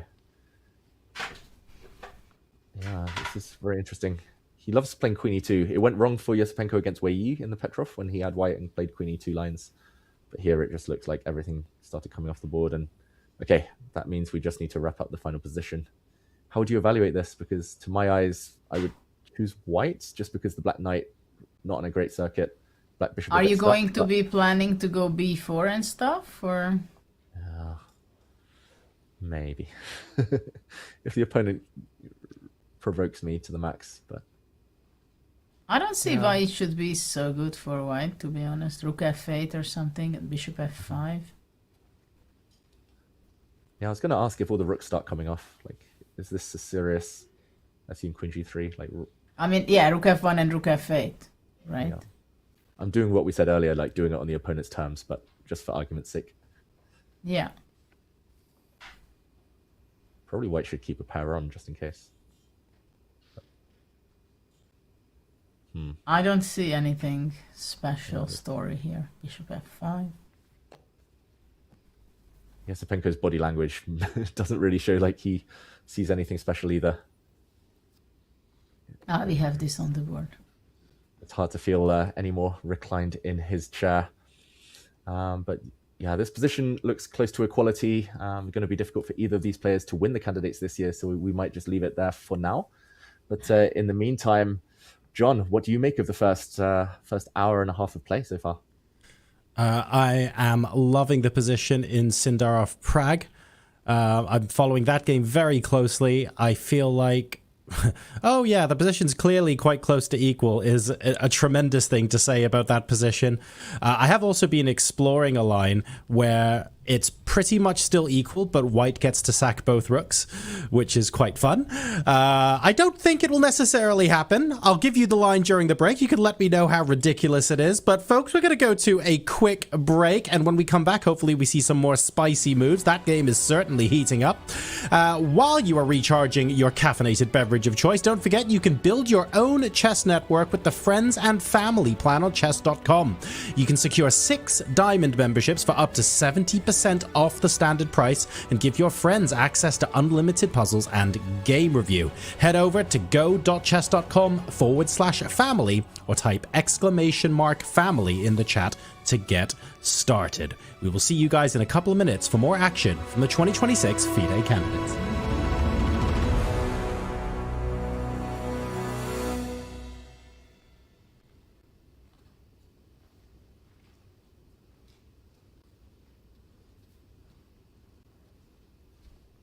Hey guys, if I make this in one go, we're gonna launch a no ads plan.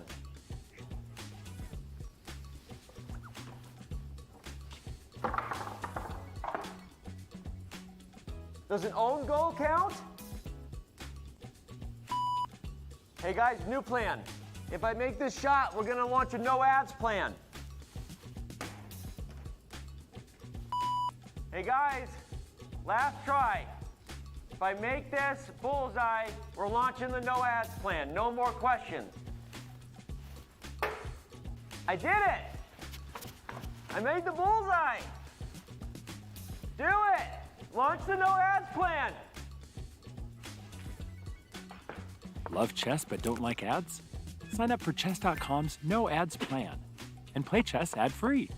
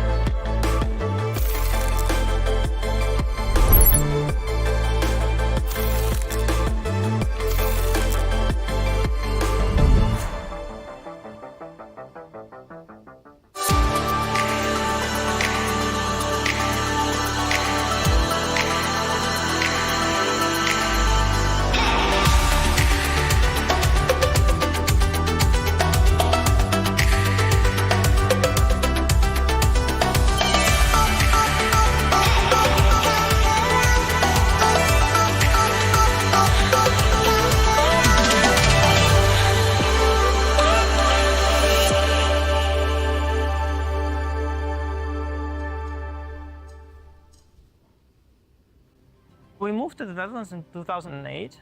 I was still 14 at the time. So we came here and I was already a pretty good chess player, like a master, international master, maybe a FIDE master. I was a Russian champion under 12, in fact.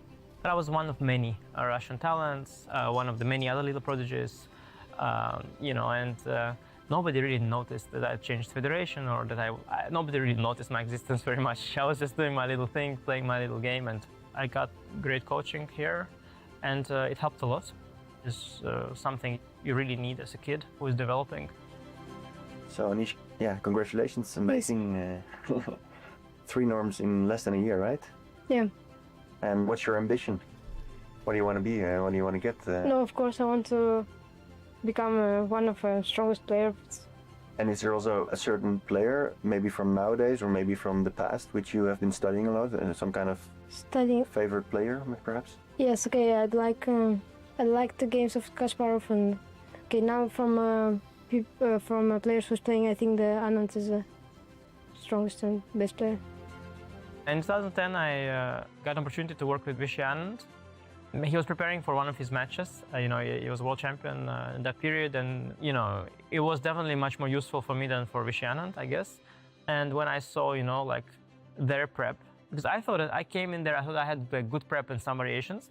So I was showing my lines, and then he was refuting them with such ease, and he refuted all my ideas in like the very first evening. And in hindsight, I think he must have been very disappointed. Like he thought, like, what am I seeing? What is that? Like, what kind of trash is that? Because I thought like these are great ideas, and yeah, and then I realized like I'm levels behind, and I think it's very important to see like the very top, and then like what level you have to work towards. Yeah, that really made an impact on me for sure. Ladies and gentlemen, it is with great pleasure for me to ask the winner of the Grandmaster Group D, Anish, to come forward and receive the first prize. What is your first impression, your first reaction? Of course, I'm very happy that I won tournament, and I'm happy that I can play next year in any group. It's of course a great challenge for me. It's maybe first top tournament, of course, for me. And now how are you going to celebrate? I don't know. Tomorrow I go to school. So I don't have enough time to celebrate, I think.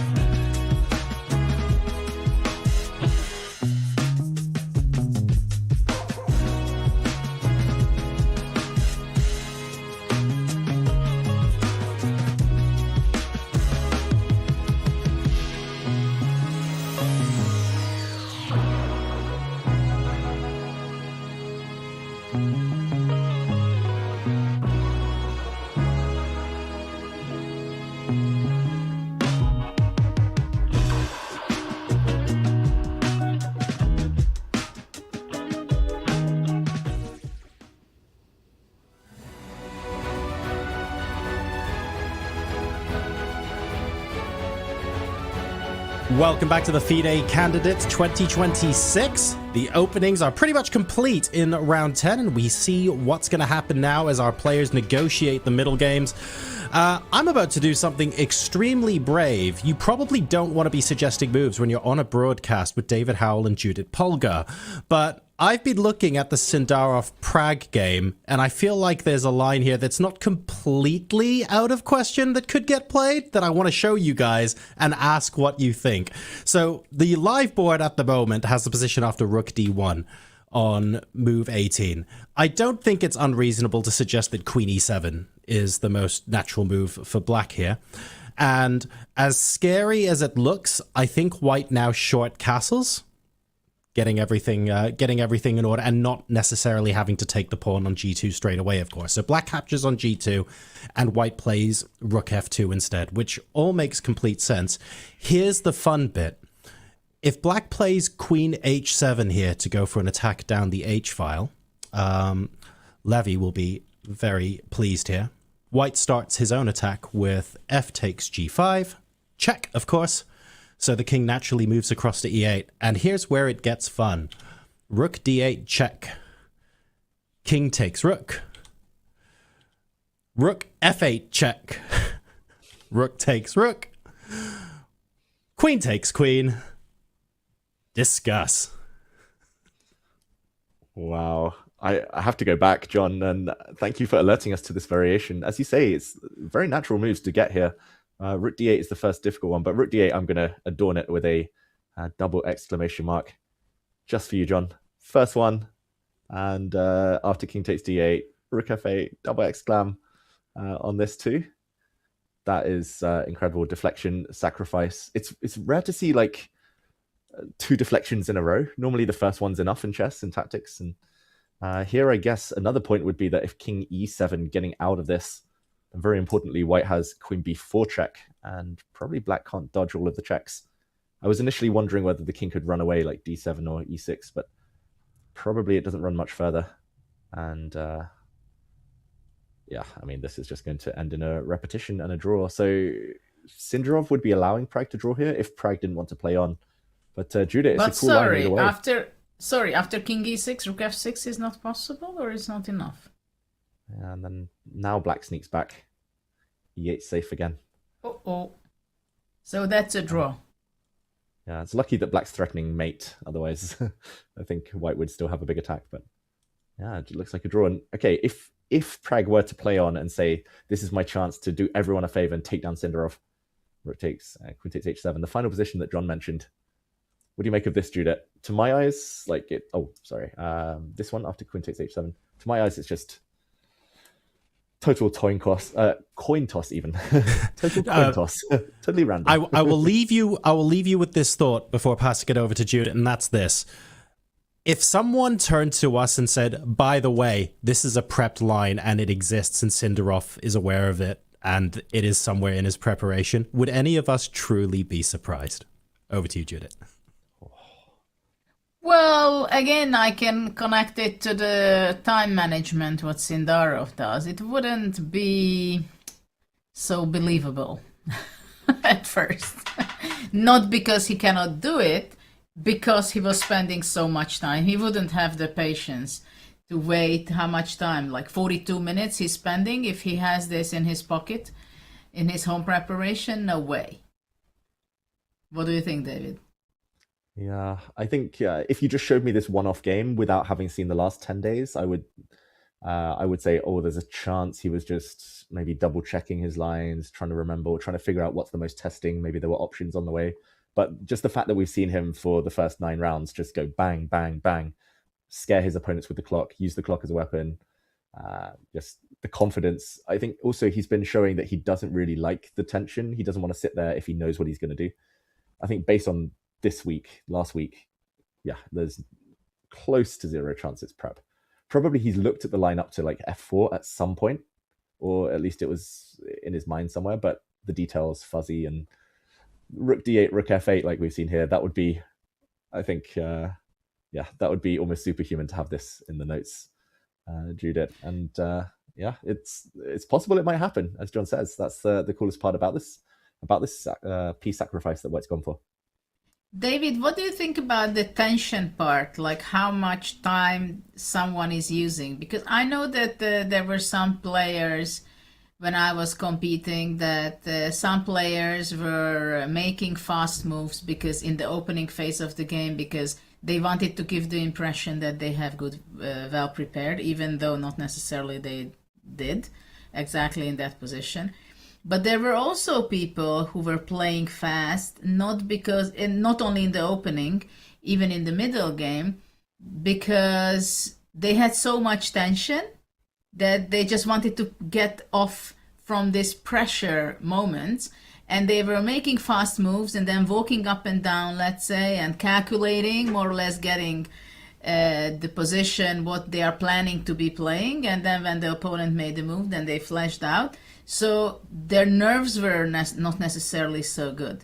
So do you think Sindarov is playing fast, or he was playing fast in the previous rounds because he just knows what he's doing and he has a very healthy self-confidence? Or was it a mix of also the tension and he wanted to playing as fast as possible? Just, okay, I'm interested about the game, but because of the huge tension. Yeah, that's a great question, Judith. I think it is a mix of both. Like, for sure, he wouldn't be playing that quickly as he has done in the last few days, like against Bluebaum yesterday and against Anish just before the rest day. He wouldn't have been doing that if he hadn't already won a lot of games and wasn't feeling super confident. He would have double-checked things. I think naturally you slow down a bit and a bit more cautious. But at the same time, I think it's him. I think he has specific ways of dealing with the tension, Sindarov, like the body language. His leg is always shaking, or he's always kind of fidgeting, like looking around the tournament hall. Like he's, I think in general, quite restless. So I think it's just his style, just to play it quickly if he can. And maybe he's trying to control himself a bit more here because he knows he's missed some opportunities the last few days. But sometimes it's part of who a person is, right? Like I remember growing up with Jan Nepomniachtchi, and like we met when we were like 8 years old the first time, and he was always a super quick player. But in the early 2010s, when he was like around 2700, he was stuck there for a few years. Like he was often doing what you said, like just after the opening, he would keep blitzing, even if he was out of book. And he was often making mistakes just when the opening finished. And it was like a pattern that kept going on with his play. And I think, firstly, his preparation got better, so that happened less. But I think he started figuring out the critical moments a bit better. That's when he made that big leap and became the candidate, went on to win it a few times. So I think it's just natural. It's part of a player. Is that something you found in your career that you kind of you found yourself doing, rushing, or did you never have that as an issue? Oh, when I was a kid, I was rushing, of course. I was playing very fast. No question about it. But I think that was also the reason, because I was playing incredible number of blitz games at home with my sisters and also with some other youth players on the weekends. They were coming to our home and we were playing blitz. So until age 12 or 13, I practically played. I mean, from the moment I was able to play a full game in 5 minutes, it was 5-0 in those times. No digital clocks, manual, classic, Garda clock, or some other type of clock, but it was like 5 minutes. I was playing so many games of those that it was so natural that when I was 8 years old or 9 years old, going to tournaments, I was still playing pretty fast. So my trainers always complained when it didn't work out well or I made a mistake. Maybe you should be sitting on your hand and think it over again and not to make a mistake. They were saying when I was playing already classical game, then write your move first and play only after that. I think it's not legal anymore to write the moves, no? I think they changed it. What was it? Maybe just before the pandemic. Yeah, they changed it a few years ago, and there have been some players getting into trouble for it, like Wesley So writing moves down first. And, but actually, what's the reason that you cannot write the move? Oh, that's a good question. I'm not sure. I guess it's an advantage, like taking notes yourself, or maybe you can distract your opponent. You can write down the wrong move, but then like they start thinking about that, and then you actually wanted to play a different one, and you kind of trick them. But maybe we have an arbiter here, and we should ask John about this. Does he know the reason why it's not legal to write the move before I'm making it? John? Oh. I know it's wrong illegal. Question. Yeah, I've never seen John speechless. Literally never seen him speechless. Why is more interesting? I've discussed it with other players and arbiters before, and generally speaking, it's seen to be if you write down a move before you play it, you can sort of gauge by your opponent's reaction whether or not you want to play it or not, and it's used as a way of like farming information out of your opponent. So It's very much frowned upon. I've never actually given a player an infraction for doing this, but if you were being really devious, you'd write down a move that you're not sure if you're going to play, take a look at what your opponent does on their face, and then maybe move something else. In theory, that's what could happen. I will admit I've never seen that in practice, though. Mm-hmm. Well, I don't think I was ever doing for the reason to confuse my opponent. It was the reason that my coaches said that, well, if you write down, you double, triple check it again, and then when you checked it, you make your move. Absolutely. And So anyway- while we're here, actually, Judith, before we keep going, just because we have a lovely bird's eye view where there's no eval bar massively swinging one way or the other yet, I forgot to ask both of you how many games are going to end decisively today. So I feel like now would be as good an opportunity as any. And I believe yesterday we asked Judith first. So today I'm going to ask David first what we think. Wow. Okay. Oh, Thank you, John. I know that there are more kind of more options going first, but that just feels overwhelming. I like to kind of be on the reactionary side and just say, okay, there's only a couple of numbers left. That makes sense. I will go 3. It worked for me yesterday. There were 3 decisive results. 3 is the lucky number. 2 days in a row. Let's go.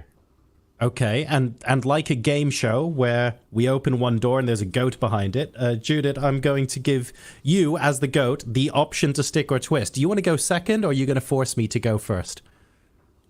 No, I go because Okay. now David took my guess.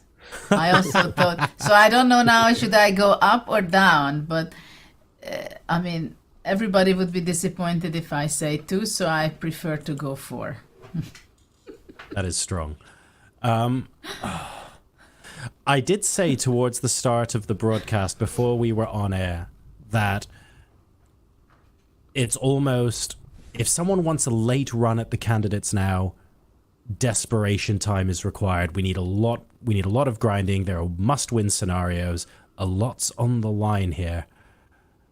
But I can't bring myself to go 5 because I genuinely think the women's candidates are very cagey today. So I'm going to be boring and go 2, but I want you to know that my heart said 5. Oh my God, I was hoping for your 6. Not today, not today. I don't think so. I want it to be, but I feel like we're going to get more fireworks in the open and in the women's today, just because the games seem a little bit more... I don't know, just reading the body language, it just feels like it's a bit more cagey than I would like. I'm expecting that to explode, but there's still a chance that's tomorrow. So I'll go 2 for today and stay conservative. Back to you. Okay. I think good call there from John. It does look like one of those days where, at least not yet, the chaos hasn't happened. Nobody's been going all out. Maybe this is the calm before the storm, Judith. Maybe this is the lull before the last 4 rounds where they really start sprinting. The women's, I can understand why nobody's going all out yet, because there's still so much in the balance. A loss at this point of the tournament would gift a rival a very important point. And it does look like we're having some long thinks in the open. We see Wei Yi with a small advantage maybe, but... Yesipenko Bluebaum looks destined for equality, maybe a draw. Giri Nakamura, Knight Effect played, and Pragg still thinking. So maybe this is the opportunity to check out those women's games. Yeah, I think actually for John it was the perfect moment. It's the best moment when it's tricky what you say and what will happen. But let's see what will be the case. So maybe we take a look between Lucknow and Ton, because that's kind of interesting whether White has a pawn up. Well, we know that White has a pawn up, but whether White can have a advantage also or not, because finally we are back to the back rank mate problem, yeah? Oh, Judith, you read my mind. I've dragged you down, I'm sorry. For example, rook takes f5, bishop takes knight. White should not recapture due to back rank mate. And no, but White can go bishop e3. Yeah, bishop e3 here. Yeah. Mm-hmm. And then you go rook d7, and you have the back rank mate again. That's very important. Reinforce. Very nice. And yeah, it looks like black then is just going to make a draw by taking on b2, and I don't think there's any issues. So the dilemma facing Lagno right now is that she wants to win. She needs to win after losing yesterday. Taking the knight, back rank issues, but going back. I guess Sorry, I don't want to go back. Okay. I want to go rook d5. Rook d5. Yeah. I thought you were about to say like bishop g5 or something as well. Like there's other tactics. Yeah, I have my image, but maybe it's a good move, bishop g5. Yeah. Rook d5. Okay. Protecting the image. That's good. Never go back. Never retreat. Does black double up? You want to go rook a7 to d7? Maybe. Looks like the most natural move. I wanted, yeah, it's like earlier we said, I wanted you to take on my terms, not to take on white's terms, and then allow the knight into d5. Okay, I have no choice. I take on d7. And let's say finally we develop with the bishop to f4. What do you think? Yeah. So the question is how much of an advantage this might be. Maybe rook to b7. Is g5 You will not maybe? want to go g5, do you? Yeah, at first I just thought knight e4, but actually knight e4, bishop takes b2. Mm-hmm. Yeah. Yeah, maybe this is a good moment for g5. Asking the bishop where it wants to hide. If I go g4, you go knight h6, yeah? And I lose my pawn. Probably. At this point, maybe even taking is going to lead to a draw. But okay. Yeah, that's a draw kind. Yeah. Yeah. But I have knight e4. Knight e4. Bishop b2. Bishop b2. Rook b1. Oh, everything's hanging. Complicated. Probably just taking on f4 is fine now, right? But it's equalish. Yeah, it's equal. And take. Yeah, rook d1 will save the rook from any forks. Looks like a draw incoming.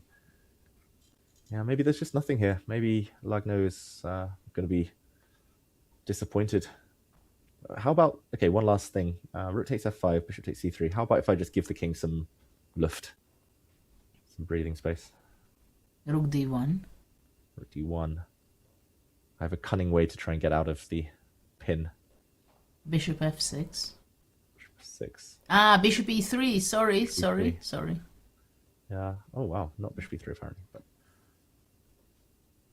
something else? Yeah, I just saw the eval bar drop, but bishop e3 was the point that I wanted to make. Rook takes a1 here, but now rook takes a2 is important, not bishop takes b2, because white will play rook a5 and win a pawn. And Tan Chong-yi actually had a very similar endgame, being a pawn up with rooks, bishops, and pawns on the a file against Vachier-Lagrave. But rook takes a2 will draw this, so maybe here white has to be clever somehow. Rook a5 first, then black rook moves and can't get the bishop out. Well, these are great compensations. Maybe rook c5. Yeah, should be a draw, right? Black is so active. Well, and it shouldn't be too difficult. Well, we can show that g6 would lose to bishop h6, yeah? Yeah. Or yeah, I'm not sure Or which order is check. best, but yeah. Maybe check as well, but bishop h6 is a cool one. And not rook takes rook because of this. But if black plays h6 herself, then I guess white can try and get out somehow, like a4 and try to sneak the rook out. The game continues, Yeah, but but maybe should be a draw. Rook b7.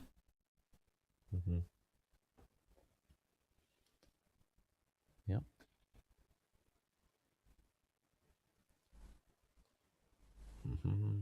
Today. A5. Okay. I don't think either of us are too optimistic, Judith, but No. Well, white is not in danger because he's protecting the c1 bishop, so it cannot really go wrong. But most probably we are going to have a rook endgame. Maximum what white can get is to take the pawn on a6 and to simplify the position, 3 pawns against 3 pawns on one side, and have the rook from the back side defending, right? black will put a rook behind the pawn and Yeah, that is a draw. and theoretically it's a draw, but it's but white is still thinking and hesitating what to do.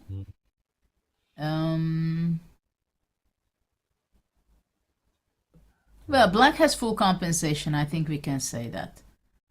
Yeah, and Or we are not so brave saying that. I think we don't need to be brave here, but it would be Sorry, I disappointing I think, for both sides. A draw. I interrupted you when you wanted to go rook e1. Maybe we should take a look at that, because after all, maybe that's the best move. I think it's good you interrupted me, Judah. It's not the most fun move I've ever played. But... Yeah, but after all, white has a pawn up, right? So if you can make development, then it's great. The question is whether knight d4, is that something white should be worried about, or just rook b1 and white... even bishop e3. Yeah, this was my idea initially. Okay. So knight d4 is not possible. Mm-hmm. Now, I was wondering whether, actually, if black piles up on the knight, knight e4 is coming next. I go rook b7. Prophylactic. Rook b7. Yes. Oh, what a move. Prophylactic because now knight e4... But maybe not enough, yeah? I cannot take. Yeah, pin. Because rook b8, knight c5. Yeah. Back rank. Yeah. Yeah, there's going to be some rook e8 at the end. At first I thought bishop c3 or something, but actually just knight takes c3 defends the b1. No, bishop b2 I cannot take, it seems. Yeah. Okay, then maybe black plays bishop d4 or something, but perhaps this is a good practical try. Keep a bit more pieces on the board, keep a bit more tension. So why don't we move back and zoom out until Lucknow is thinking whether to play rook d5 or rook e1, because I saw another one. We did not look at the game, critical game for the final outcome of the tournament between Muzichuk and Vachier-Lagrave. At the same time, before we go there, I want to point out that white Sindarov played g3, did not go castle, and was not ready to have this sacrificing move. So okay, let's go to Vachier-Lagrave's game. Yeah, the evaluation probably doesn't change in the Sindarov Pragg game too much, but we could have seen some flashy tactics. We could have seen a quick draw. Looks like we're going to continue in that game, which is good news for the fans. And Judith, while we're here, Anna Muzichuk has sped up. She's been in a bit of time trouble the last few days. Results going against her. She's up now, 25 plus minutes on the clock. Looks quite pleasant for white, but do you think this can amount to any real advantage? I wouldn't think that there is much of advantage for white, to be honest. Of course, the d5 knight is very impressive, not only because it stands very well in the center, but also because it kind of ties down the c6 knight, because the c7 pawn is hanging, as the white queen on c4 is also there. So probably that's why black is thinking, though f4 was the last move, very interesting reaction. So knight e5 is not possible anymore for the future. So probably black is hesitating and thinking what to do. Should she be giving up the tension in the center? As in the very beginning we were discussing the tension question in the game between Giri and Nakamura on move 4 on the d6 bishop. But now the question is for black. Should she be taking on e4, rook e4, takes, going rook e8, let's say, and pushing back the queen? Black is controlling the e line file. White goes maybe queen d3, let's say, controlling the e2 square. That's important. But still the d5 knight is controlling, tying down the queen on d7, right? Yeah, knight e7. It seems like black is doing pretty fine, don't you think so? Yeah, without knight e7, maybe some issues, like the black king a little bit weaker, but yeah, I think knight e7 might just solve all of the issues here. Can white try and stop this? Queen c4, maybe still knight no, not knight e7, queen c7. Maybe queen c4 would be a slightly more testing way. What about going queen f7? Okay, and now I wanted to pretend I'd been really clever by playing queen d3. Wow. E7. Clever way of handling it. Oh, it's probably doesn't. At the same time, I have a question. What happens if black goes knight d8 with an idea to go c6 and d5 and knight d6? Mm-hmm. Makes sense, but maybe white can start building an attack, like quick f5. And f5, yeah? Yeah, I'm inspired by Pragg yesterday. That F5 move was very cool. Yeah, that was cool. Yeah, it Similar seems ideas. like black is behind a Tampi, because I cannot go queen f5, still c7 pawn is hanging. Yeah, and this one, yeah, even I wouldn't consider queen takes a2 for too long. Well, I was not even realizing that's a pawn. No. F5, that's where the action is. No. Yeah, strong. it's not the d6 which bothered. And she took f takes e4. Maybe after f takes e4, rook e4, maybe not rook takes e4. You want knight? Wait, knight e7. But I'm sorry, b5 is possible. Is it a weakening move? Or it's a good move? That's clever. It stops my queen c4 plan next. Exactly. Queen d3 takes, Takes. and rook e8. Rook e8, queen d3. Now I don't have queen c4 there, so you guarantee you get knight e7 and you defend everything. Yeah. Shoot it. That is very clever. Actually, in an endgame as well. b5 is nice to have. It just clamps down a bit, especially if the queens and rooks come off. Yeah, because it seems like, at first it was not clear to me whether, of course it makes sense to take away the c4 square, but it might be a weakness sometimes, right? But without white square bishop, maybe white is going nowhere. Okay, I'm going to predict draw in this game, which I think is a very good result for Vachier-Lagrave, especially given that she's a bit down on time. She's half a point ahead of Muzichuk now. But now if we go back and take a look the other leader to Giner, then we see that her position, I'm not sure she has too many chances to win either. Yeah, b5, Judith. b5, just to mention, it was on the board, so great call. Okay. You know her style, Vachier-Lagrave, and it looks like she'll be fine. But let's jump over to the other game you mentioned. Not serious winning chances, you think, for black? Who would you pick here? 0.0 eval bar, but whose position is easier to play? Yeah, but I mean, the eval bar is tricking us. I mean, it says in this quiet position, in the Vachier-Lagrave position, and in Sindarov's position, where it's fireworks. It seems like it just stuck there, the eval bar, whatever position there is. It's tricky because black's bishop is fantastic, putting pressure on d4. Black just played rook d5, protecting the a5 pawn just in case. There can easily be some simplification that the c6 pawn will fall off. In exchange, the black is taking on d4. But in that case, actually, black can get easily a better position if that exchange would happen. So I don't think I would be worried at all with black. I mean, having the battery on the b file, having especially the queen behind the rook. Which side would you take, David? Yeah, I mean, I've played this type of pawn structure with both sides. Like, it comes quite often from Karo Khan's, even some lines in the English. But yeah, normally black gets a much worse version. As you said, it's like the dark squared bishop is fantastic. Often in other openings, you get this pawn structure with black having the isolated C and A, and black has a light squared bishop. Then the light squared bishop is really bad.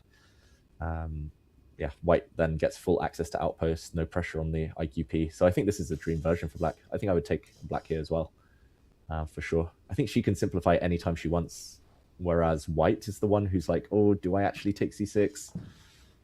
Do I wait? Do I do nothing? Probably it is just totally equal, but I don't think black is risking anything. White, yeah, maybe a little bit.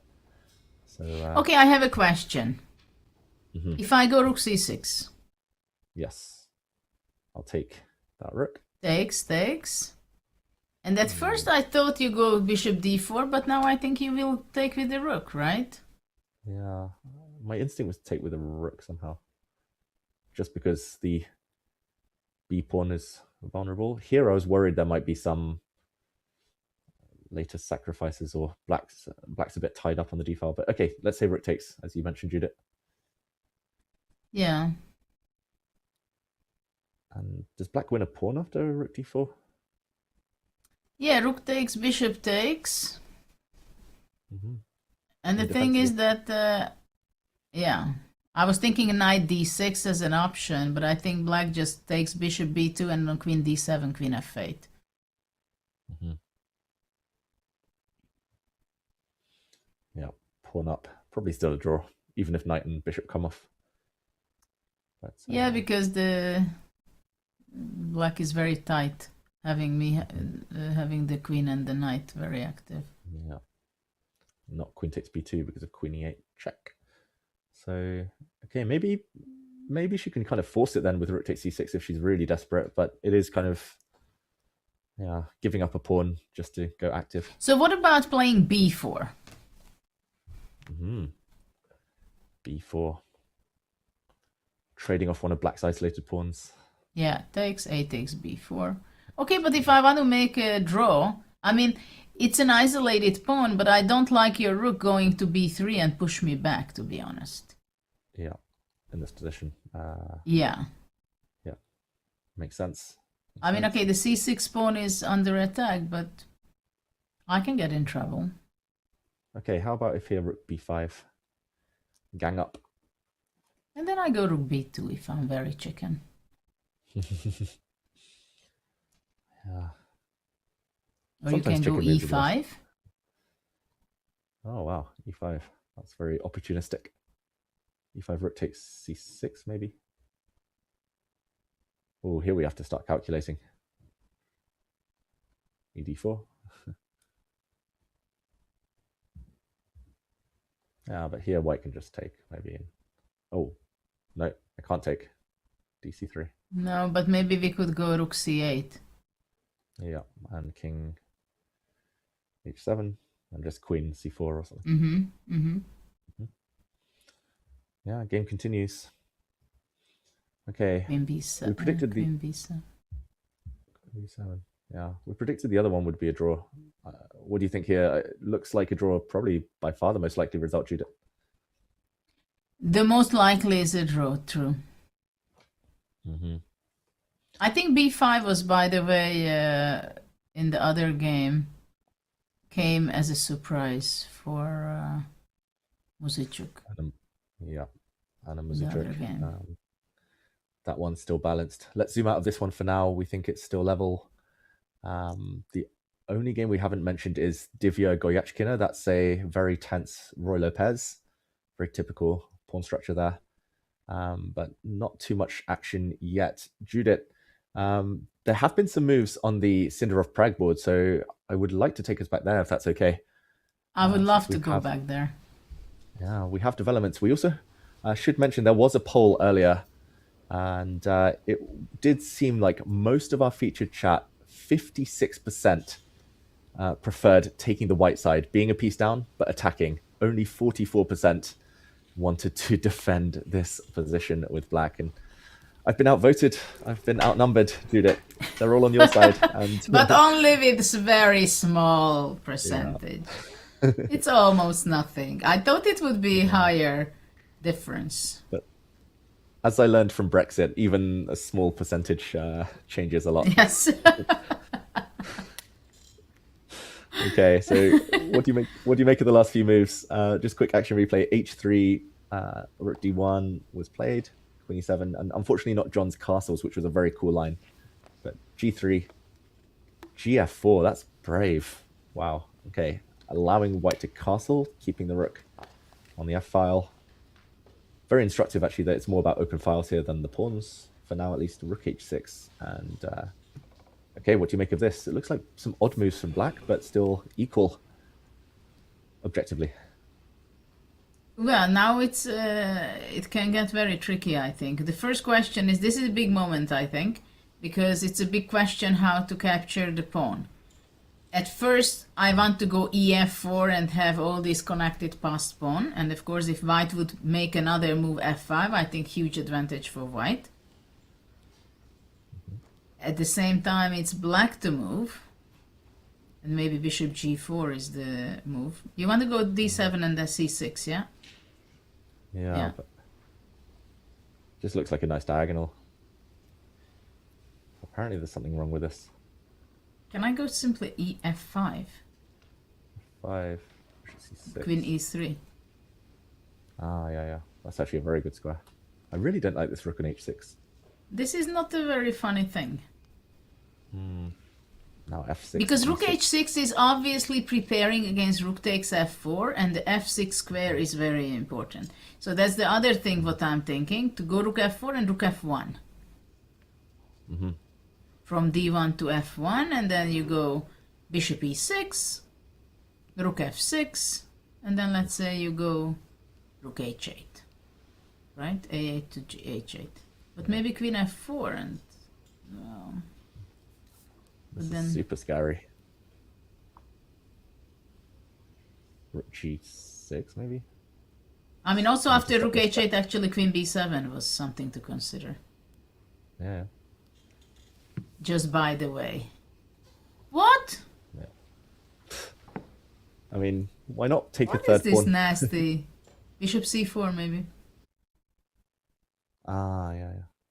What? But no. Whoa. Don't trust me. Baby, don't trust anyone. me. I don't trust myself. I don't trust Stockfish, Judith. Wait, why could Bishop... In today's world, you have to be critical. You never know what is real and what is not.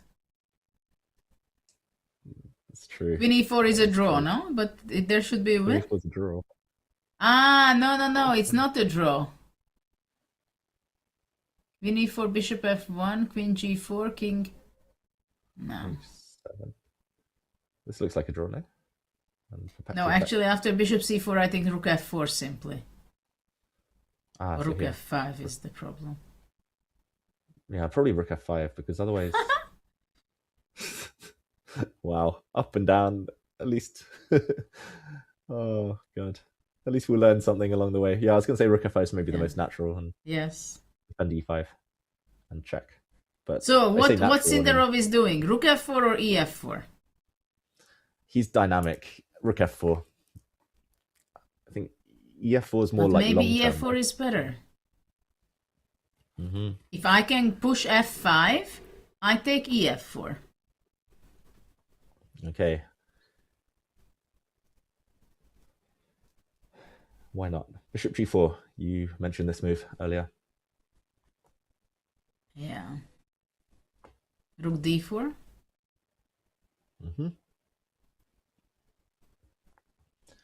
Provoking me with c5 just to take queen c5 off the table.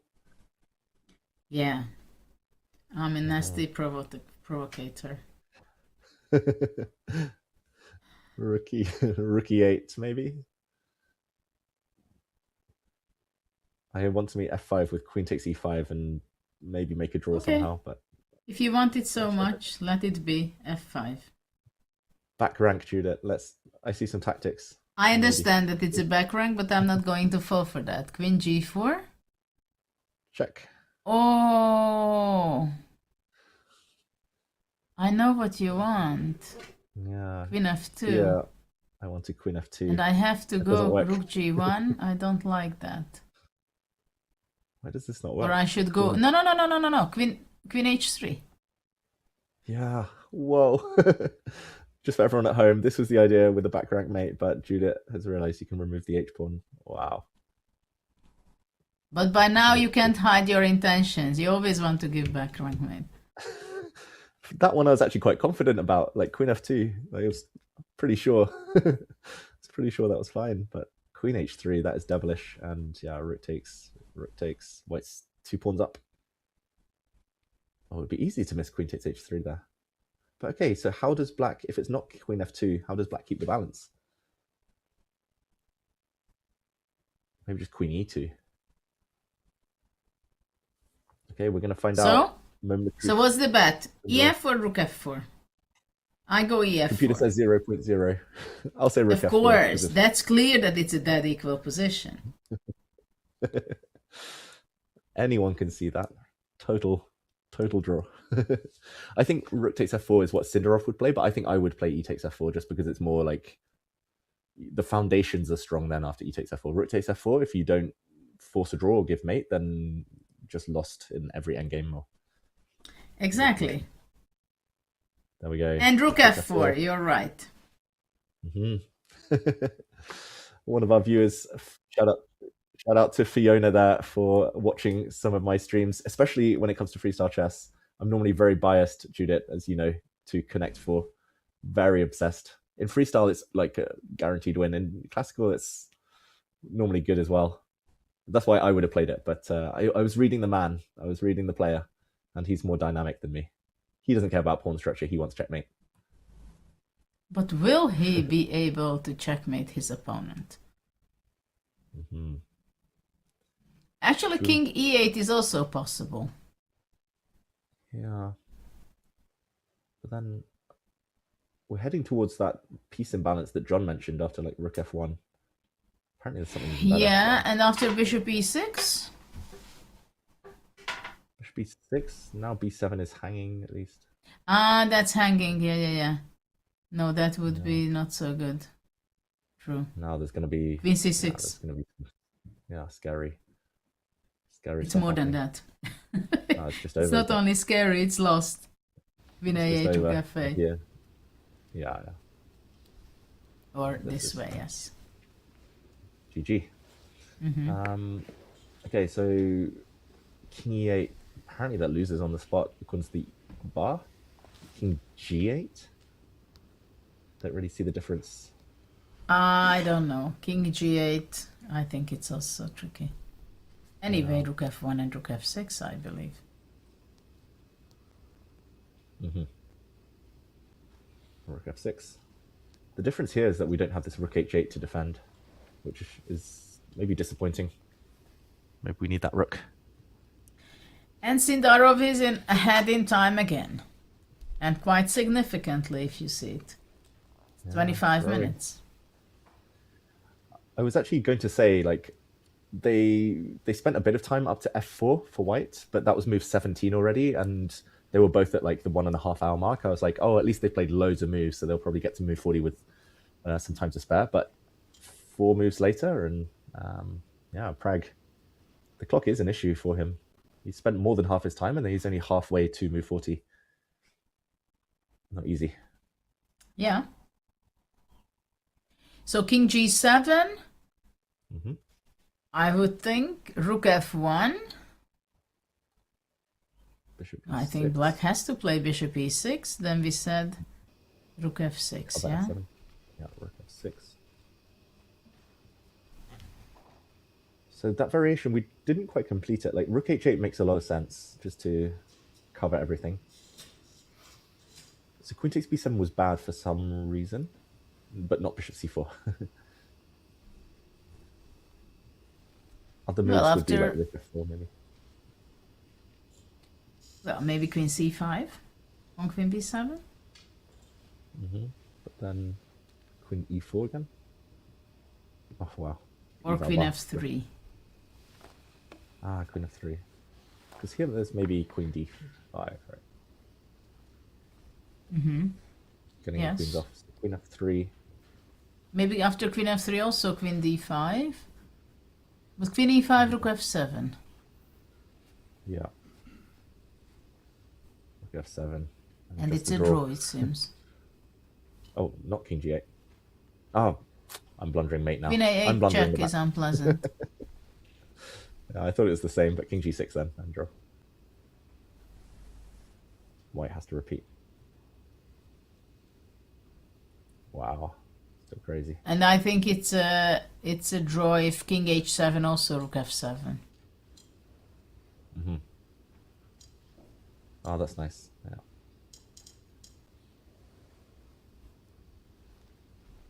Wow. Yeah. That can't escape.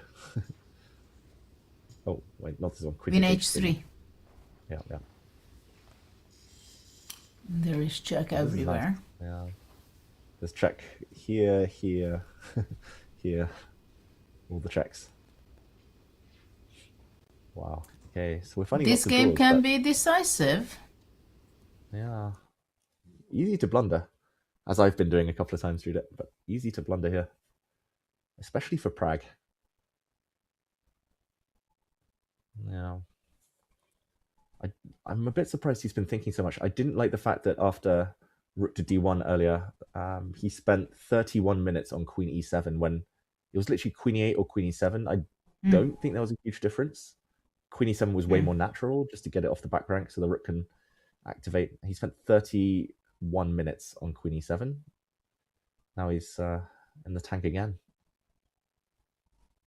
Maybe over-calculating. Yeah, he's spending quite a lot of time. In the meantime, can we go to Giri's game? Yes.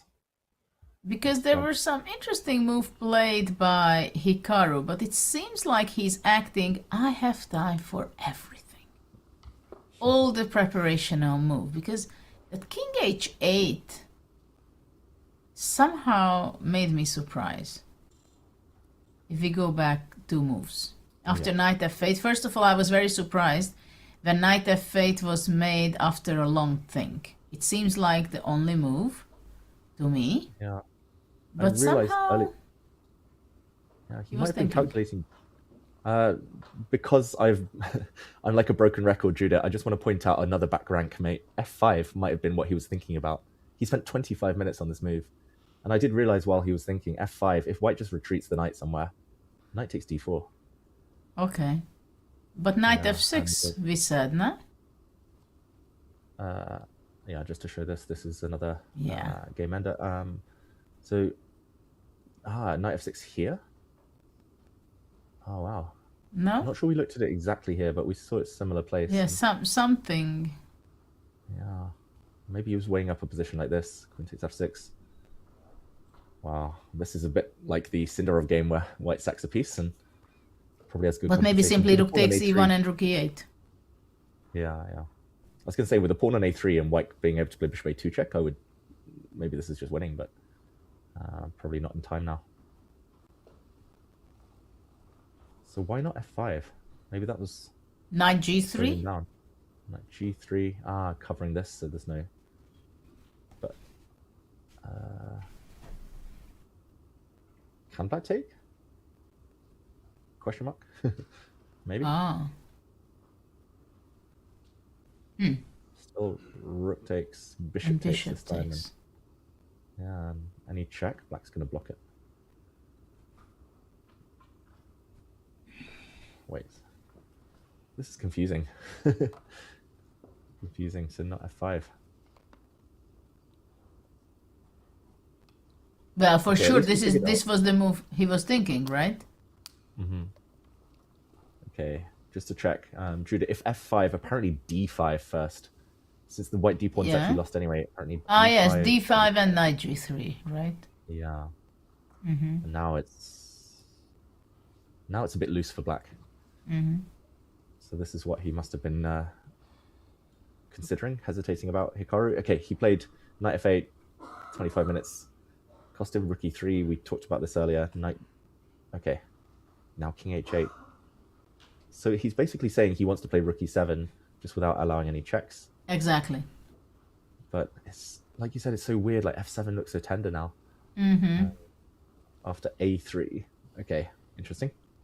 He wants to go bishop a2 at some point. Maybe. I like maybe. Maybe in all of those knight sack lines, it's nice to have a bishop check at the end. But a3, rook e7. Also, maybe rook e6 was always a defensive idea, but bishop a2 is... Oh, bishop a2 would be strong against that. But rook e7, first move that comes to mind, Judah, was knight g5. But I guess black defends the rook. Well, my question is... Yeah, rook e8 is possible. Yeah.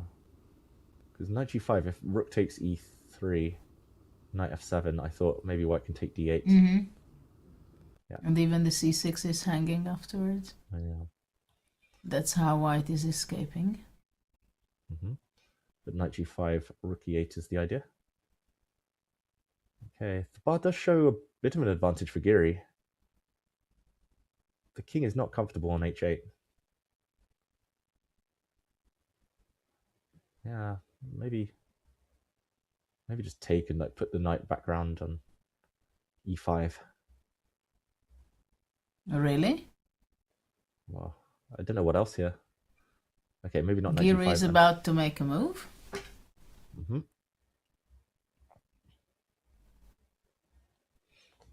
Okay, what do you make of this position? Giri's got a big time advantage. The bar's slightly in his favor. Hikaru's been making some odd decisions. Is this enough? Is Giri going to go 3 out of 3, win a third game on the bounce? He has a chance. He can go knight c5 or knight knight f6 takes and knight d7. Aha. Can also take this.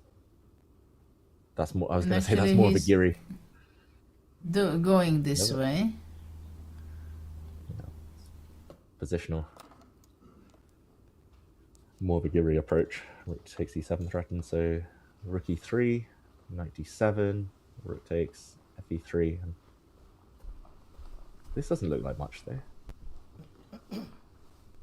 Well, the question is how black is reacting. c5 or queen d6?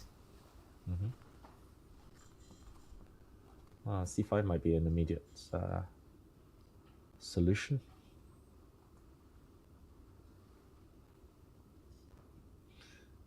Yeah, well, I mean, queen and knight work quite well, and if there's no immediate mate, I think Hikaru is quite good in these positions as well. Judah, I did just see the computer... Oh, sorry. In this position, the computer suggested something crazy. Knight g5, rook e8. And I thought we had to trade rooks, but knight f3, just back. That e5 square, yeah? Yeah, just going for the e5 square, because here, knight e5, the rook is actually trapped. You can even go king f2 and pick it up. And f7's hanging, and this would have been, I think, horrible for Hikaru to defend. There is a breaking.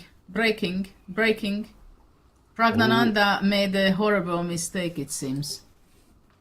Okay, we have to jump over. This game looks like it's in the balance, but Pragnananda, wow. Double question mark move. This is a golden opportunity for Sindarov. It's actually the piece in balance that John mentioned earlier. Rook, 2 rooks for the queen. So black would have a bishop at the end as well. Judith, this is a weird move, bishop d7. He wants to put it on c6. But he must have miscalculated something here. But we have to figure out why is this a double question mark when it looks like one of the most natural looking move. Finally to come out with the bishop, right? Rook f7, takes.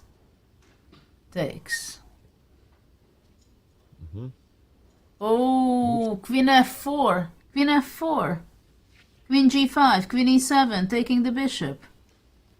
Oh wow, so king g7 impossible due to a check. And just check here next. Oh my gosh, this is just... So maybe you have to go king g6. So king g6 here? But then just check and take the bishop. King h5, queen f7. Yeah, queen f7, take the bishop. This is a terrible blunder. This is really shocking. Well, it's easy for us to say when we have, okay, breaking. Did I come up with my own brain that it's a double question mark? No. But he spent so much time, and rook f7 is like the main candidate move, no? Yeah, okay. Otherwise, black plays bishop c6, puts the king on h8, and black is better, maybe. So after rook f7... So rook f7... If queen e6, queen f4. Or rook f6. Rook f6.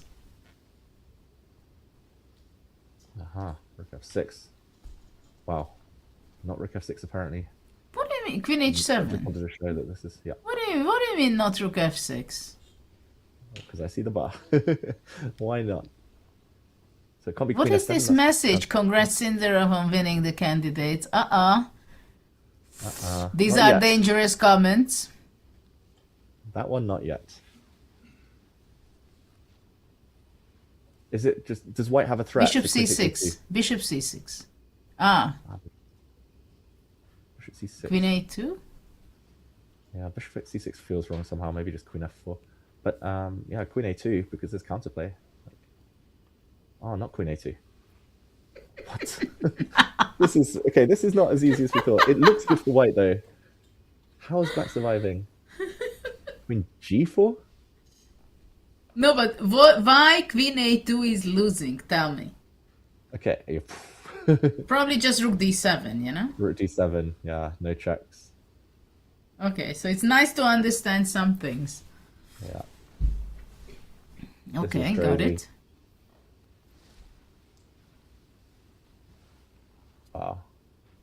Okay, so Rook.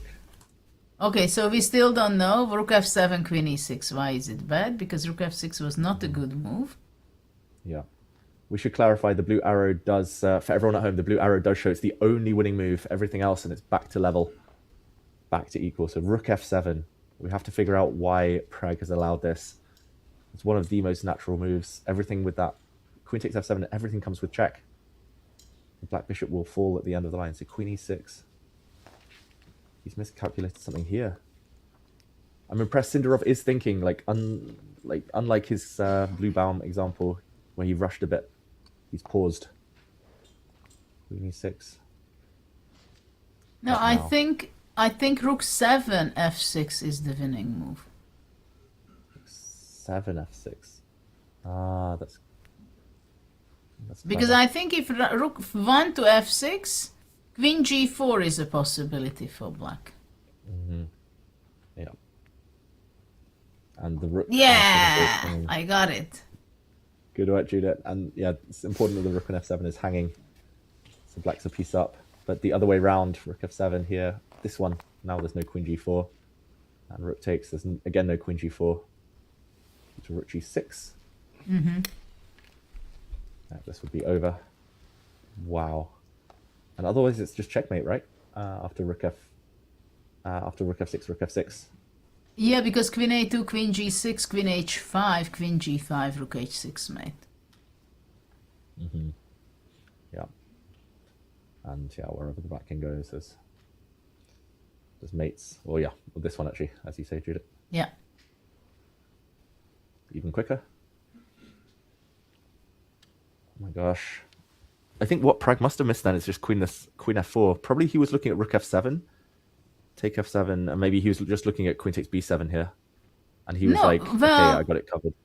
I'm sure it crossed his mind Queen F4, but he thought, okay, King G7. Queen G5 and Queen E7 is what...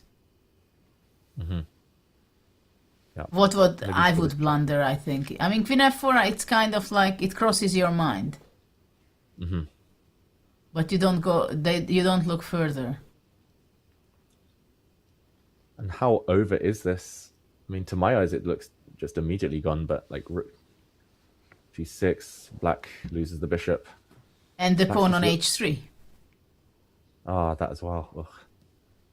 Yeah. The rooks aren't coordinated, right? Like if you could put this black rook on E6 suddenly, it's like game on, but no chance. Exactly. It's it does matter how big coordination black has between the two rooks. Wow. Big moment. He's about to play Rook F7. He's holding himself back. Is he teasing us? He was going for the rook. Rook F6 here is another candidate move, but Rook F7 so much more forcing. And look at the death stare, Judith. Yeah, I just wanted to tell you. Did you see that? He was like, how could you miss this? It's difficult, but findable. His heart beats faster. Oh. I can tell you that. He just Pragg cannot believe it. Yeah.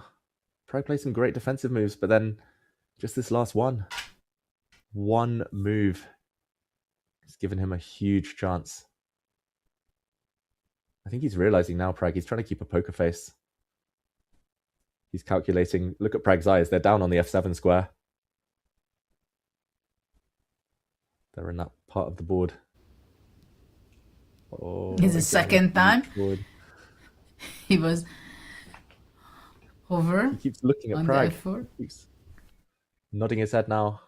And the shaking? Like, come on, I'm gonna play that. I look at the score sheet. Yes, and it's about time. And... third time he hesitates, pulls back. Rook F7 is the winning move. He'll move to +6. He knows he's so close. And There we go. Rook f7 on the board. Pragg has blundered. Sindarov has taken advantage. Judith, this is huge. This is Stood massive up, for the candidate. left. Like when you make your winning move and then you go for a walk because you just can't stand sitting. You want to look the other boards. Yeah, he doesn't need to stand the tension anymore. That was the key move. Still got 52 minutes on his clock. Pragg, with the long think, ended up with the wrong move. Wow. And can he even put up any resistance? Is there any way for Pragg to fight on? Doesn't really look like it. Yeah, but you know, it is possible to blunder this. I mean, the position is just crazy dangerous. Yeah. I mean, we understood that it's crazy dangerous position, right? And this is why, you see, I would rather play it with white. You were right. 54% of chat was right. Was it 56? Everyone who voted for white, pat yourself on the back. Okay. This is, yeah, crazy stuff. I think you're right. He missed Queen G5 in that position. Queen G5, Queen E7, a few moves down the line. But even Queen E6, you know, it's not so easy. Like we also said, Rook 1 F6, right? That's the inviting move first. Yeah. And after Queen E6, Rook 7 F6. I just want to say that it's not easy. It's not so simple as it seems, having the bar and the question marks on the screen for us. Yeah. I think Pragg must have just, maybe he was being ambitious. Maybe he thought he could try to be better with bishop d7, put the bishop on c6, because it felt more natural to blockade. Like bishop on e6 is so strong, takes the f7 square, the other rook slides over to h8. It felt like that's a way to coordinate pieces, and we didn't see any immediate knockout for white. Maybe it was still super scary, but don't forget, David, that after bishop e6 we were looking rook f6. Yeah, we were looking or at king on g7. no, actually we were thinking, yeah, king was on g7, right? So here black wanted to go bishop e8, I think. Actually, not only on to bishop c6, but maybe he wanted to protect the f7 and g6 by playing bishop e8. Maybe something was miscalculated by Pragg, and now it's too late. I don't see it, Judah. I can't see any other way other than just taking this rook. Yeah, how to play on and fight on, right? That's the big question right now. The computer gives a +2.5 advantage for white. That means the black has some ways to play on, even if it's grim. It's not over immediately, so he just needs to find it now. So what about playing queen e8? Queen to e8. And on queen f4, I would go rook g6. One question is rook f6 again, but okay, queen f4, rook g6. You see, queen f4, and I gave everything away. I'm worse. Black's better. That's incredible. Incredible. But rook f6, now we've seen this idea of after queen e6, maybe it's the same? Yeah. Though after queen e8, maybe the other rook also works. Yeah. And now black's best might be to play queen takes f7 and go back into the other line. Yes. Yes. Yeah, and this is. But it seems, yeah, it seems the other rook is better. Yeah. And if king g7, queen f4, or queen h4? Sorry, David, I have to laugh. It's good.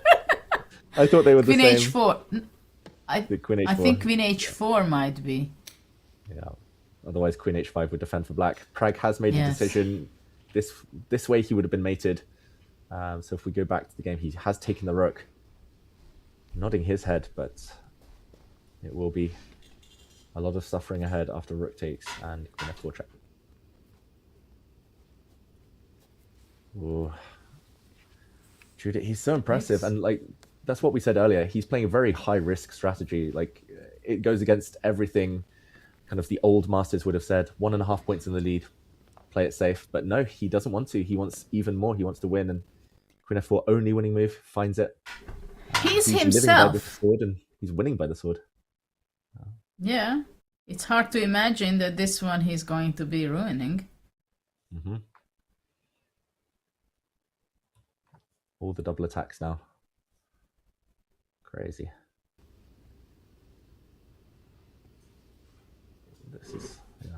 This is scary stuff. Okay, can black keep the H pawn? King g7, queen g5, king h7. h7. Check. King, I don't know, g8 or h8, but takes. Okay, I want h8. to set a trap. I want to set a trap, maybe. Yes, I'm not going to play e6. Yeah, still winning. Though for maybe white. queen d4. And Uh-huh. I can. And you can come and get this pawn later. Okay, even if the traps, even if the traps are walked into, still winning for white. Yeah.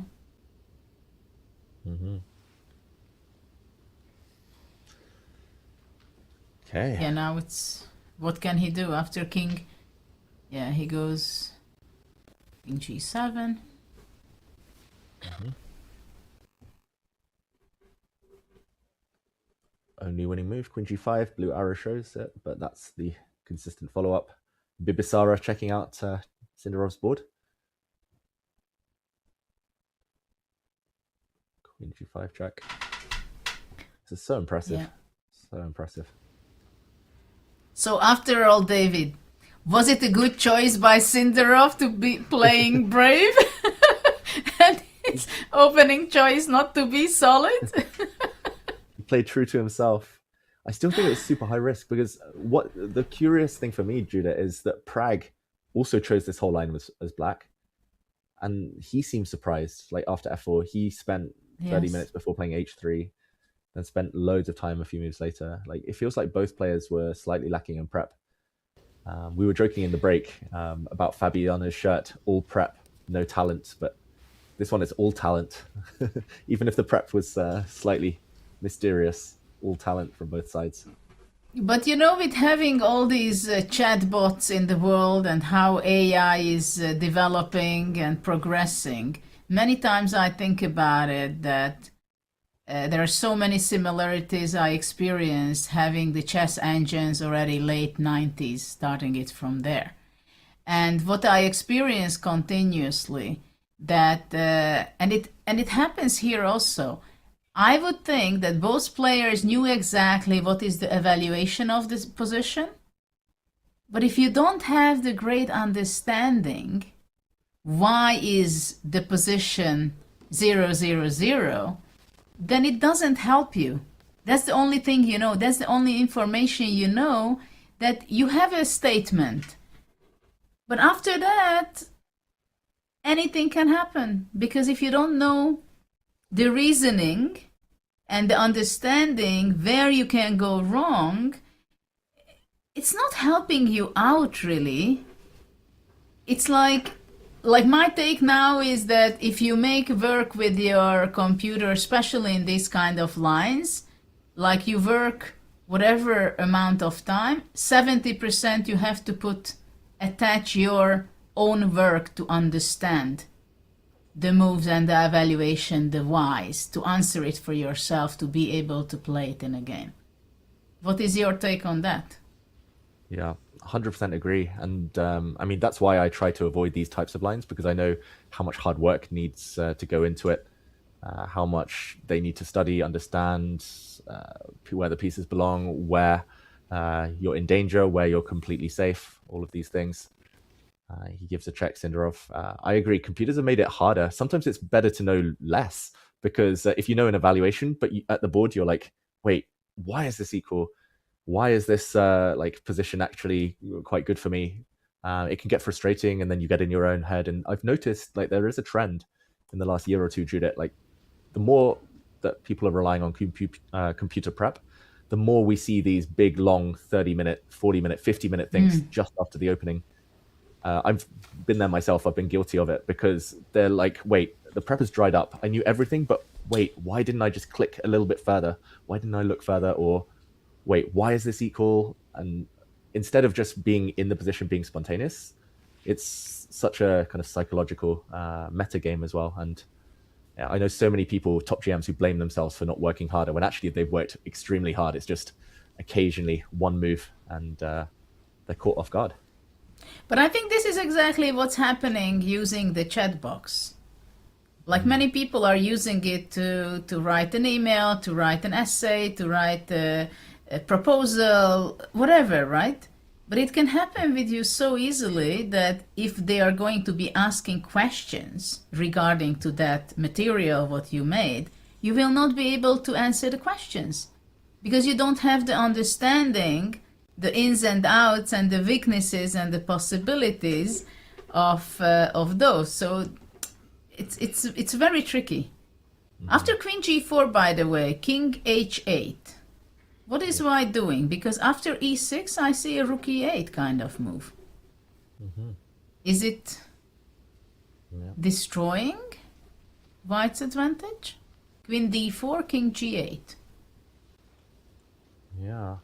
Maybe E6 isn't the way to go. Maybe in this position... Queen G5? Queen G5, I think, might be his intention. And after King H7? Yeah. Okay, I finally found one way to blunder for White. That would be to give a check. Oh, I found that too. E6 and Rook F6. And Black gives mates.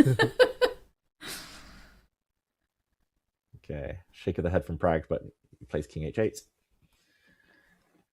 Yeah, I was wondering, Judith, like a few moves, well, actually just one move ago, I was trying to blunder for White. I was trying to find a way, but Queen takes C7. Would this have been a mistake? Rook B6? Yeah. Rook B6, Queen C4, yeah? Yeah, I thought I could... Well, this can be, maybe it's a draw. Yeah. Like... Maybe not. Rook. Rook F7. Rook F7. Trying to come in. Just to show the draw for everyone at home. Like, Queen G4 would be a draw now. Because after Queen takes pawn, the black rooks give check. And White can't escape. So, okay. Pragg needs to get his rooks in. Sindarov needs to stop. So Queen G4, King H8. What else could he try? Black doesn't have a threat. Yet. Well, you're asking too much. But actually, maybe Black has a threat. Maybe Rook F7. Rook F7. Okay, I've seen scarier threats, but... You're underestimating my powerful idea of Rook F7. Okay, teach me, show me, Judith. If I play like A4 or E4... Or... No, if you go A4, I'm going to go A5. Okay. Just checking. A5. Probably doesn't change much. So if I say play E4, what's the idea behind Rook F7? The bar's dropping already. No, actually, I would be thinking to play B5 and A4. Ooh. Okay, now you're scaring me a bit. That is clever. I don't know what I'm doing, but I do it with confidence. Yes. Queen D1, A3. A3. Queen So C1. Me. Queen C1. Uh-huh. But you understand. Yeah, Queen C1's very good. Yeah, Rook H7, Queen A3, Rook F7, Queen C1 back. And White just has too many pawns now. White can just start pushing everything, probably. But Black is defending superly. Can you break down Rook F7? So if I don't know, C4 or something. What? Okay, let's see if Rook F7 has any sense. What is the idea? Just Rook E7, or? Yeah. And then eventually to get the E5 pawn.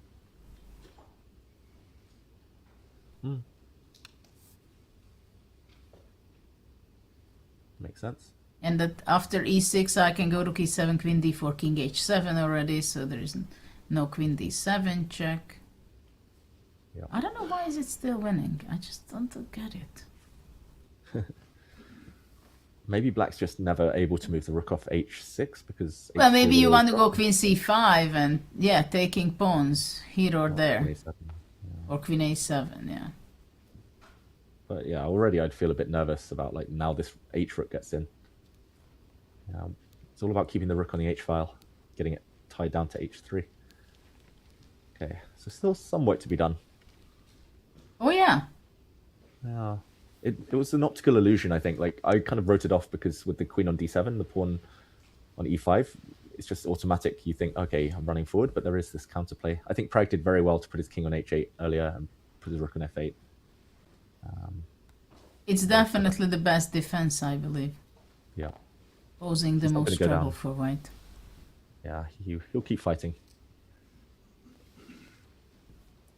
Okay, this is huge. And actually, Judith, like just before the blunder from Pragg, I was looking at the Giri game, and before Giri played knight c5, I was thinking, oh wait, if Sindarov draws and Giri wins, suddenly it's 1 point between them, and suddenly like one move, Giri lost the advantage objectively, and Sindarov got a winning advantage all in the same kind of 2-3 minutes of this round. Yes. Okay, so a4 played. You just made a move that you wanted to check my rook f7 and then he goes a4. I've been watching him so much that we're in sync now. But I think a very strong waiting move, pawn closer to promotion, and Sindarov still with a winning advantage. John, we had some huge breaking news just in this last segment of the round. What are your thoughts now? Is Sindarov going to keep running away with the candidates?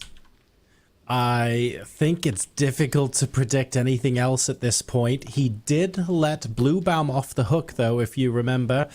But I feel like there's been, what, 2, maybe 3 times, David, where we've thought we've got more or less a guaranteed result, and then we've seen fortune's turn at the 11th hour. So some of the hardest games of chess to win are the ones that are technically won on paper, so we need to see the conversion. And this isn't the most straightforward, but I do think the advantage is strong. It's hard to argue against you. Are we going to see similar action on the other boards, though? The fight continues to be tense across all of them, not just Sindarov's board, and there are plenty boards that can still go one of 3 different ways. So, folks, make sure to grab yourself a fresh tea or coffee as we head into our break. And as we go into this break, don't forget, we've got the boards, of course, in the candidates. We're also partnering with ChessUp to bring you the world's best-selling smart board. You can play rated games on a real chessboard or use the built-in learning tools to improve yourself at the game. You get to turn on analysis to see Stockfish's evaluation of the position as you play, or you can even turn on move feedback to give live feedback on inaccuracies immediately after you play them. Oh yeah, that's going to be great for my ego.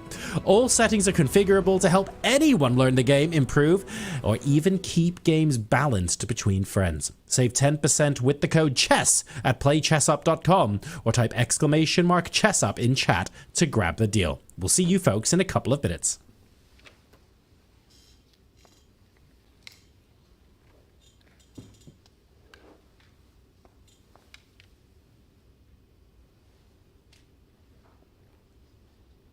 Has this ever happened to you? Oh, shoot. Another mouse slip. What about this? Oh, well, holy bishops en passant. I think I'm getting carpal tunnel. If only there was a way to play online chess with a real-life board. What if I told you you can with ChessUp 2? That's right. With ChessUp 2, you can now play over the board online. Wow. Simply connect your chess.com account to our state-of-the-art ChessUp 2 and get a game started. Every time you move, our revolutionary board will transmit the data online directly to your opponent. And as soon as they move, squares will light up, signifying which piece is going where. Well, shucks. This Hikaru guy seems pretty good. With ChessUp 2, mouse slips and sore wrists are a thing of the past. My carpal tunnel is gone. Well, this sure is fun. I'm playing online against my new friend Hikaru. Who needs a family? But I sure do miss clicking on a piece and seeing all of my available moves, like they have on chess.com. Well, Danny, you're in luck. This feature is totally available on the Chess Up 2 as well. Wow. Well, I'm convinced. But hey, what if I don't just want to play an opponent online? What if I want to use one of chess.com's other great tools? I thought you'd never ask. With Chess Up 2, you can fully take advantage of the chess.com integration by playing bots, analyzing your offline games, and even using our optional AI assistants to visualize the quality of moves with color-coded hints. Well, holy Chess Up, you did it. You made IRL chess cool again. You got it, Danny. And how do you know my name? Play chess today on the board of tomorrow. Hey guys, if I make this in one go, we're gonna launch a no ads plan.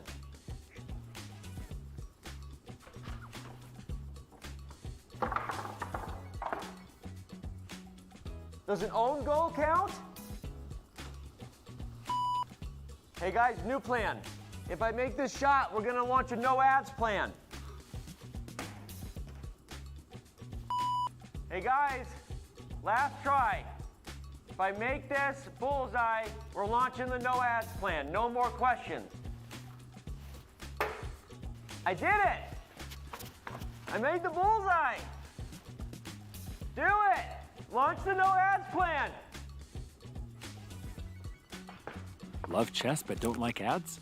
Sign up for chess.com's no ads plan and play chess ad-free. And of course, this tournament has had some distractions, including your countrywoman, Hikaru, not coming. Has that impacted your preparation or your focus at all? Not really. I've been working, I had my training plans and everything, so I was just focused on the tournament, yeah. What would a win at the Candidates mean to you personally? It means a lot. It's also like dream for our family, like both of us to be in the World Championship, you know, and yeah, it's something we have been working for months also, you know, so it means a lot. It's hard to put it in words, but yeah.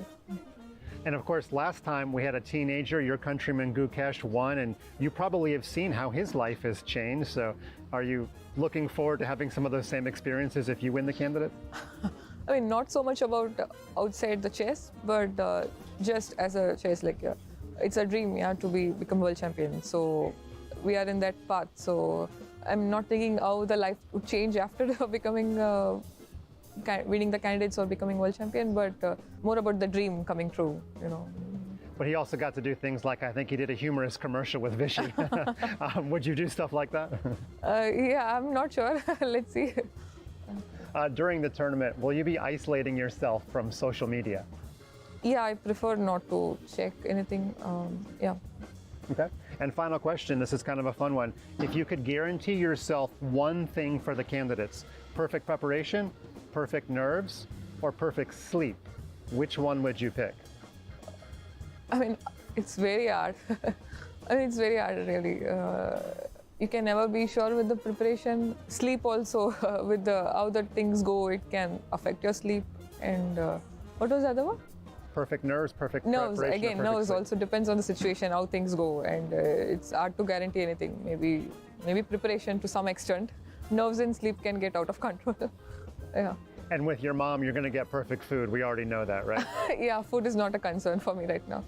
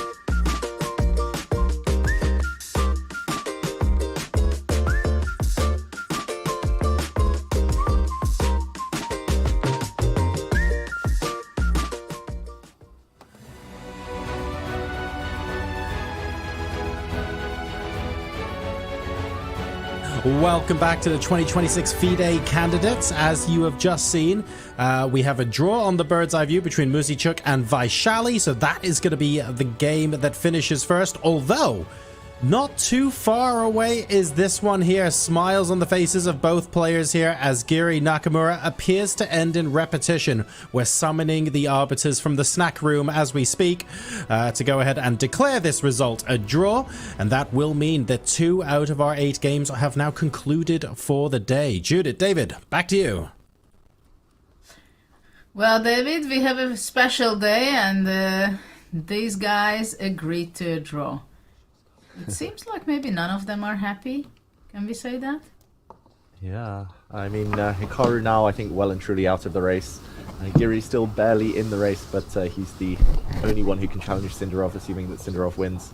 I think for Giri, it's especially disappointing. He had a small advantage, at least for a move or two, just before the end there.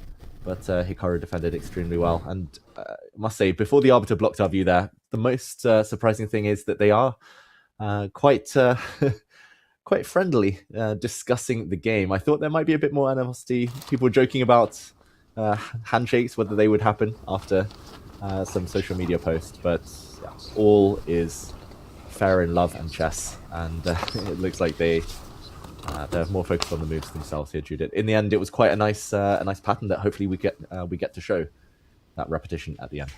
Yeah, I also see that it was an end game where it was a perpetual check, and maybe we can take a look at it. The final moves.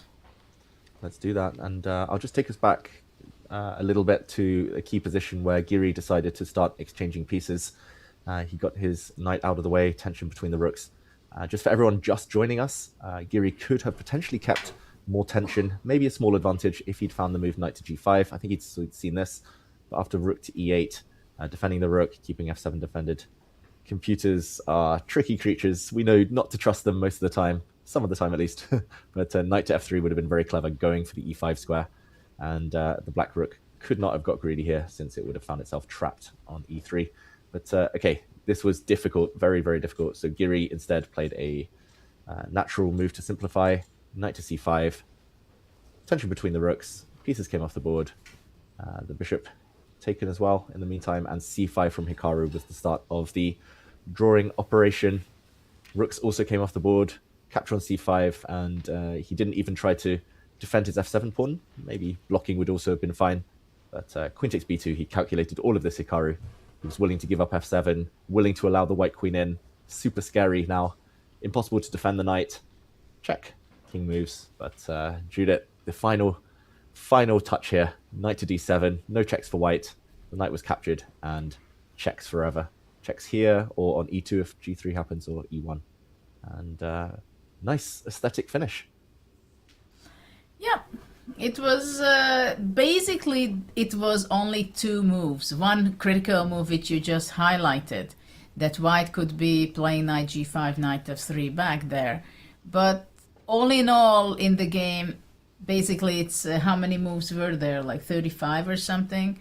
And there was one moment where white could have a little better position, and it would be inconvenient for black. And this is what we felt, that when black went knight to f8 and he went king h8, it seemed to be kind of a slow play by Nakamura. And I think we can say that he was playing passive in those 3-4 moves. But Giri was not able to show that, how to make his life difficult. But it would be still very far from winning the game. Yeah, very, very far. And ultimately it was 98% accuracy for both players. So very high quality game, draw a fair result. And Judith, that leaves us with 3 games remaining in each section. And where would you like to go next? Well, I think we should talk about the Sindarov's game, because we were not talking about it for some time. Just that to see that what has happened, this a4, a5 was played, which we were discussing, and queen g5 was the move. How Sindarov decided to, and I think the idea was, which we were looking, that if king h7, that simply he wanted to go queen e7 and start grabbing the pawns on the queen side, taking after king g8 to take queen c7, because the black rook is not able to double on the f file, and until black is trying to figure out what to do, white is ready to eat up black's pawns, just in case. Yeah, and earlier we saw this was a bit complicated because the black rook could go to b6 while the black pawn was on a7. So I think a nice detail. Wow. He played a4, a5, and then now he can go for this because rook b6 is not really an issue. And I guess rook c6 would be one question, but okay, maybe this was still playable. Maybe. No, queen d7, you're correct, I think. Okay. Queen d7. Because after queen g4 check. And it drops with the check. Yeah. It drops with the check. Very beautiful. Thanks for highlighting this. The reason why a4, a5 was important. Queen c7 and rook b6 is not possible. Wow. Yeah, beautiful. So Pragg didn't go for that, went back with his rook to h7, but really passive now. I think it's really kind of annoying that the black rook can't swing. So Pragg will feel a bit frustrated there. And e6 on the board. Rook e8. Queen f6. Queen f6 check looks Isn't good. it? Yep. Or queen g6. Okay, one of these two. Well, after queen f6, black has to go rook g7. He's already But maybe fallen after victim that... to some double attacks. Yeah, just to show this would be awkward. Can't defend everything. Queen f6, rook g7, Judith. Should white go queen e5? Queen e5, king g8, I guess. Get out the pin. Oh, he's doing his usual thing of reaching out and then taking his hand back. And now queen f5. He was reaching for the a5 pawn, I think. No, he's reaching out for the black pawn on a5. Wow. Full board awareness. Is it a good move? I think he just wants to give up his e6 pawn now, and then he's just going to take on b7 and make a new queen with his a pawn. I wouldn't give up my e6 pawn. Or if I give up my e6 pawn, I would give up my e6 for the h3. So he's reaching for it. He took it. There we go. Sindarov, he's calculated everything. I think it's concrete here, Judith. Like, he is giving up e6, but if the rook captures the e6 pawn, he gives a check. The black king has to step out, and then now he takes on b7, and c7 is hanging with tempo. And I just think black's a bit too slow. Rook takes e3 isn't possible. King g6. Sorry, king g6 here? Yeah. Queen f3, yeah? Probably queen f3. Yeah, the a pawn's such a big weapon now. Oh, he went b6. Wow, Pragg keeps the b pawn alive. Okay, that makes sense. Like, at least now white won't get past a pawn for the near future. He's trying to build a fortress. Not easy. Now queen e5 or f5 probably. Maybe e5 check, gain some time. Queen e5, king g8.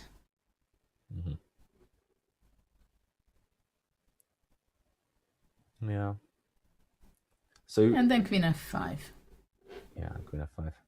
Judith, if the e6 pawn disappears and the h3 pawn disappears, it's totally winning for white still, do you think? Like if the black rook gets to e6 now, but h3 disappears?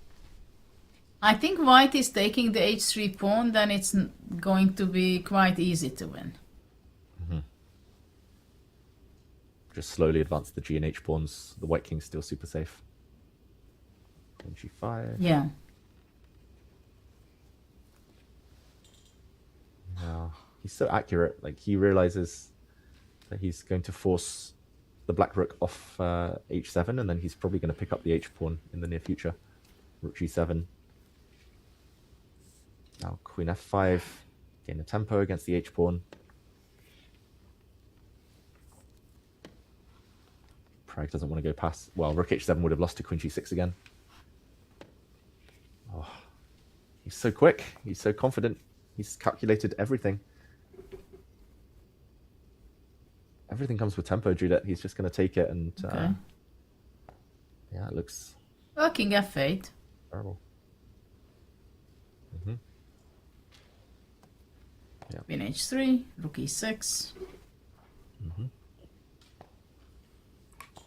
And you mentioned it will be quite straightforward. The winning plan is to maybe just push the h pawn up the board for white. If we say Yeah, but at the same time, the question is whether can white hold to the e3 pawn. Is he going to play king e2, king f2, for example? Mm-hmm. Yeah, to show. Yeah, this would be game over. Queen takes e3 next. Yeah. Why be 2 pawns up when you can be 3? Yes. And some connected passed pawn also. Why not to have if you can have those too? Yeah. Judith, when you were young, were you taught when you were first learning chess? Were you taught that queen was worth 9 as well, or because I heard that some countries they teach that a queen is worth 10, and that confused me because my whole life I thought a queen was worth 9. I think it was 9. Though in the beginning, I remember when as a kid, I did not understand so quickly the difference that because of course in the beginning you're understanding that okay, queen equals the rook, the 2 rook, but the rook is 5 and 5. Mm-hmm. But still you have to understand. I think it was 9 when I was a kid. Yes, because generally speaking, 2 rooks is more than a queen. Yeah. But there are situations when it's not. Yeah. There's so many situations like in middle games, and like if the rooks aren't activated yet, if the rooks don't have stable outposts, like queens. And especially if the king is very exposed. Mm-hmm. Yeah, and if the queen can coordinate with other pieces often as well, it's it's something I still struggle with. I think these imbalances. Oh, I was struggling for a long time. For example, what was very strange, it took me quite some time to understand the different color bishops' power. Mm-hmm. That of course, when you have different color bishop without any other pieces left, no knights, no rooks, no queens, of course there's a huge chance, even if you have several pawns down, to be making a draw, right? Like we've seen Mozichuk against... yes, it was yesterday, right? Mm-hmm. Yeah. So yesterday it was clear that against Tanya, Yes. and she could have squeezed very clearly in that game with the rooks on. But when it was bishop, different color bishop endgame, then it was practically over and it was draw. And for me, it took quite some time to understand it, that how big difference and power it can be if you have the right color bishop. And how powerful an attack can be. So that was, and also the imbalance, like sacrificing a queen for two pieces and 2 pawns, let's say. Those also, because it very much depends on the circumstances. That is why to understand it you cannot generate on that. Mm-hmm. Yeah, these are difficult concepts. It's rarely just about counting. Sometimes it is, but here it is more about the fact that the queen is so agile, the black king's so open. That usually helps. And Sindarov, he keeps doing it, Judith. He keeps reaching out. Then it's like, oh wait, double check, triple check. Nope, maybe. And it looked like he was reaching for his G pawn. Because maybe? h4. h4. I think he's going for the Or G g4. Yeah. Sorry? Yeah, it looks like the G pawn he was reaching towards. But h4 looks maybe more natural, just to hide the king on the h file if needed. But maybe he wants to go g4, and if rook f6, king e2, rook e6, queen h3, coming back to the 3rd rank, defending the e3, and then start pushing the pawns. Mm-hmm. Just to show that. Bring the queen back and bring it round, and then start pushing the pawns up the board. Makes sense. He's gone for the G pawn. And the justification is that rook takes e3. He can probably get the... I wanted queen h5. Yeah. Diagonal checks. And there's no way to avoid queen takes Queen rook h6 on or queen e3. g5. Yeah. Yeah. And eventually, queen takes rook will win the game. Indirectly defending. Oh, this is tough. Tough for Pragg. How long do you think he fights on? Because it's almost hard to make a move. He looks like he doesn't even want to make any more moves, Pragg. He doesn't want to make a move, but he may still make some moves. But, well, practically it's a problem, you know, when you give up and you don't feel that you really have a chance. Because you can make moves. But just by making moves, it does not mean that you have a real chance. But the problem is that here, especially when white is going to be defending the e3 pawn with the queen, then you can just sit there and wait until your opponent starts pushing the pawns. So, at the same time, to resign, it's too painful to resign yet. I mean, he's going to be waiting a few more moves until the pawns reach the 5th rank. Yeah. When the pawns are on h5, g5, then it might be time to roll over and accept defeat. But we have reached move 40 here, so the players do have a bit more extra time now. And maybe we can scan around just to see if anything might get exciting towards the time control. Still a lot of life left on the other boards. Maybe we can zoom out to the bird's eye view just for now as Pragg contemplates what to do next. He was about to move his rook, it looks like. Rook e5, rook e4. There we go, just waiting. Maybe hitting the a4 pawn, but unlikely to be able to capture it. And Judith, can you see any other decisive results? It looks like Sindarov has the biggest advantage, but anywhere else? Well, absolutely. Sindarov's game is the game of the day, we can say, without doubt, I think.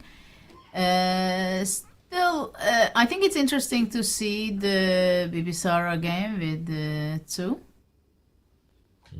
Because the pawn structure is interesting. And it seems like it didn't work out for black, because suddenly white has a very strong passed pawn, and the g7 bishop, while it was extremely active, if we can go back a few moves more or less where we stopped, where it was very balanced, still back, yeah, in this position, it was black had a very powerful bishop attacking, pressing the d4, and something went very wrong for black. I think white made a great continuation by playing knight c5. Cutting off the power of the d5 rook, and a5 is hanging and also protecting the b3 weakness. But something went wrong for black after that. Yeah, we've only had, 7-8 moves since we were last here. So knight c5, okay, h5, h4, often just thrown in. Why not? I'm happy about that. Always h5, always h4. Now e5. Maybe just a misjudgment from Zuzhina. Maybe she didn't need to rush, like, I don't know, rook b5, or even if she really wanted to just defend the a5 pawn, queen a8. Like, maybe she thought this was a winning attempt. I'm not sure. I like rook b5, by the way. Yeah. She didn't want to go passive, but... I would be even thinking, you know, I will not surprise you saying that, to go g5. g5. Yeah, I say h. I mean, if it's black to move here, I think maybe g5 takes and h4 even something to consider. And h4 and swing the queen in. Yeah. Also rook takes g5. And, yeah. And queen f4. Ooh. You're right, Judith. Of course, it's 0.0, but it's probably here. It's nicer to play with black. Yeah, but after all, we gave up 2 pawns in the meantime, and it's 0-0-0. Exactly, which is a good thing for the black side. Okay, so maybe misjudgment from Zuzhina. She played e5, gave up her a pawn, and b4, and okay, now she played rook b5. But Judith, just to mention, your instincts are spot on, because here the computer really says that g5 was necessary. While the white queen is offside, while she's so far away, g5 takes h4. So you're spot on, by far the best moves. And after this, Okay, I don't understand the next move the computer wants. Rook b7. I guess it's saying that a queen is worth 2 rooks, and the idea is to come around to the e-file, and the white king is really open. Maybe Yeah. the queen coming as well. Well, the queen on a5 is very tricky. But you have to take the momentum. I agree. She needed to spot that this was the moment. Trend sensitivity. Of course, to find rook b7 is very difficult after sacrificing both of the pawns. Yeah, maybe she could have started with rook b7, but yeah, the white queen either way got back into the game. Rook b5, she kind of helped it get back in the game. And queen to e8, apparently a big mistake. She needed to, again, go g5. Because, like you said, the pawn structure suddenly in white's favor, and everything's covered now. Well, look at the queen from a5 to f3. Oof. Beautiful piece. Defending, attacking the c6, having the knight on d3 shortly if white wants. It's just heaven for white. Yeah, good knight versus bad bishop. Yeah, knight and And d3 vote a is... passed pawn. Yeah. I think Bibisara wins this. I think she gets her tournament back on track, Judith. Hard to see a turnaround. Well, Tzu has a very difficult moment now. And unnecessarily, in the last few moves, she may put herself in trouble. Yeah. Yeah. First I thought, okay, counterplay rook a1 and try to get queen e1, but white just shuts the door with rook e2. And then a5, put the knight back on d3 and positional play. Oh, actually, yeah, there's also a pawn, but just a5. And... No, we don't take pawns like that. We don't allow d3. The bar dropped. Bar dropped. Ah, a5 is not a good move, he thinks? Maybe queen d5. Now we want the pawn on c6 off the board. Well, we can't just have very everything, concrete. right? It's just concrete that the rook can't defend b4 anymore. But okay, point remains here. Yeah, maybe queen to c6, maybe just, I don't know. It's concrete because d3 is not possible to rook d2, I guess. Yeah, d3 or d2. Okay, black's queen still passive, so big trouble for Zuzhina. One of the leaders could be held back here. Suddenly Bibisara would just be maybe half a point or 1 point off the leader. After that Muzi trick against Vachier-Lagrave draw. Okay, should we zoom out of this? We think that white has a big advantage. Still a few moves to make to the time control of Zuzhina and time trouble as well. I have the feeling that Sindarov will Pragnananda will resign. Don't you think so? Ooh, it looks close now. Maybe when those pawns get further up, like you said earlier, Judith, h4, h5. Body language does look like resignation there. Oh, he's looking away when it's his move, Pragg. Is he looking for the arbiter? Is he checking out his sister's game? Not yet. Maybe we'll jump to it very shortly, Judith, but maybe a draw incoming between Yesipenko and Bluebaum, although black could get past h-pawn in that game. We haven't looked at it too much. Wei small advantage against Caruana, still with the bishop pair. Looks like the other two women's games are in the balance. Okay, this one, just to maybe get it out of the way, Judith, I'm assuming that this is going to be a draw. I don't think we're going to see some great action and unexpected turnarounds in this game. Two incredible, stable players. Yeah. I mean, Bluebaum has been very impressive this tournament, but yet to get that elusive win. And Yesipenko, I think it's just been an event to forget. Tough start. Round one could have been so different. He could have taken down Sindarov potentially, and we would have been singing such a different tune, but body language tells it all. We predicted this one for a while. The Petrov still stands strong. It's going to be a draw. We've seen this position before. This is the second time. And if the black bishop goes back, it would be a third time. Bishop e7, bishop c7. It's an interesting how much transformation chess is going through. You remember the times when it was allowed to offer a draw and you don't have to make threefold repetition as it happened here. Yeah. Very different times. You could just make eye contact, smile, and draw. But here you have to ask the arbiter, or you have to reach move 40, which is exactly what the players did. They didn't need to check because move 40 was made when the third repetition was made. Judith, what was your philosophy on draw offers? Was it something you tried to avoid in general to fight, or was it something you used as a bit of a tool sometimes in difficult positions? It was sometimes that I was offering a draw because I wouldn't mind to make a draw, but I knew that most likely my opponent would reject it.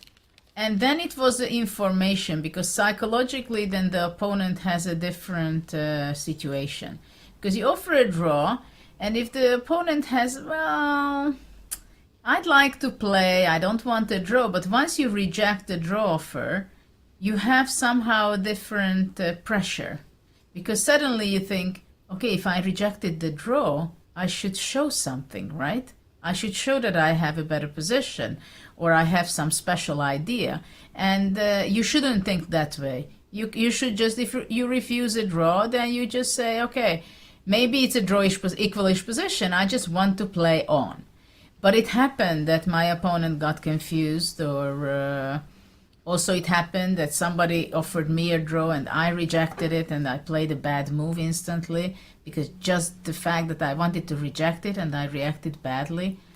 So, but I remember that when I played in Madrid, I don't know which year, 95 or 96, and the organizers told me that I played some shorter draws, and they told me that under 40 you should don't make a draw. And I was just furious. And I said, come on, people want to tell me that I should control myself when I was such a big fighter? And I took it personally, to be honest. Yeah. And when it was Linares back, I don't even remember which year, and they came up with the rule that you cannot offer a draw under move 40, and they wanted to make everybody sign it. And I don't remember anymore, but for sure I was resisting for some time. And I'm not even sure I signed it. I said, no, if this is something I can't take it with my style, that people forcing me like that. That's good. And now look at that.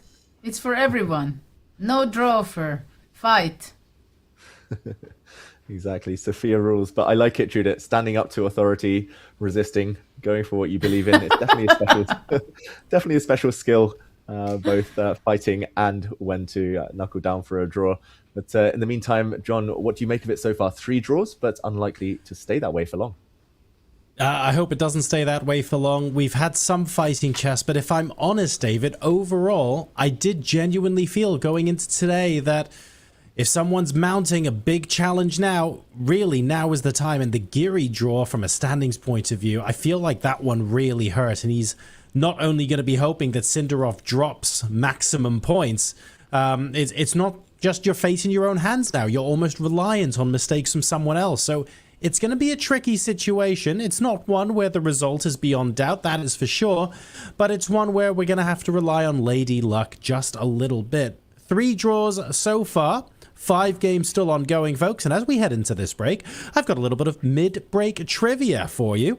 What you need to do is put your answers in chat using hashtag candidates, and you might win chess.com Diamond memberships and Chessable courses as well. Here is the question I am asking. Which titled player holds the record for the highest ever bullet rating on chess.com? Is it Nakamura, Firouzja, Woodward, or Gurel? Answer revealed after the break. See you guys soon.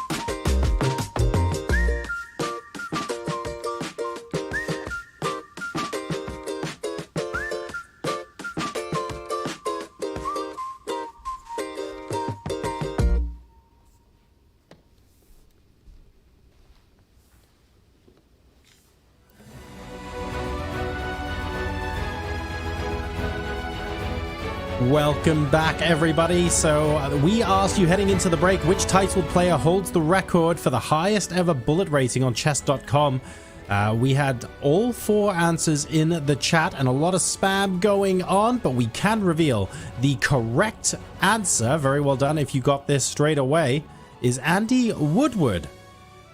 Congratulations, we have our winner from Twitch. Oh dear, I don't even know how I'm going to begin to pronounce that, so let's have some fun with this. Pueshpokur? I really hope I'm pronouncing that vaguely correctly. It's probably plain English, and I'm just reading the letters in an unintended order. I don't know. Either way, you're getting a DM shortly with your prize. So congratulations, you have won.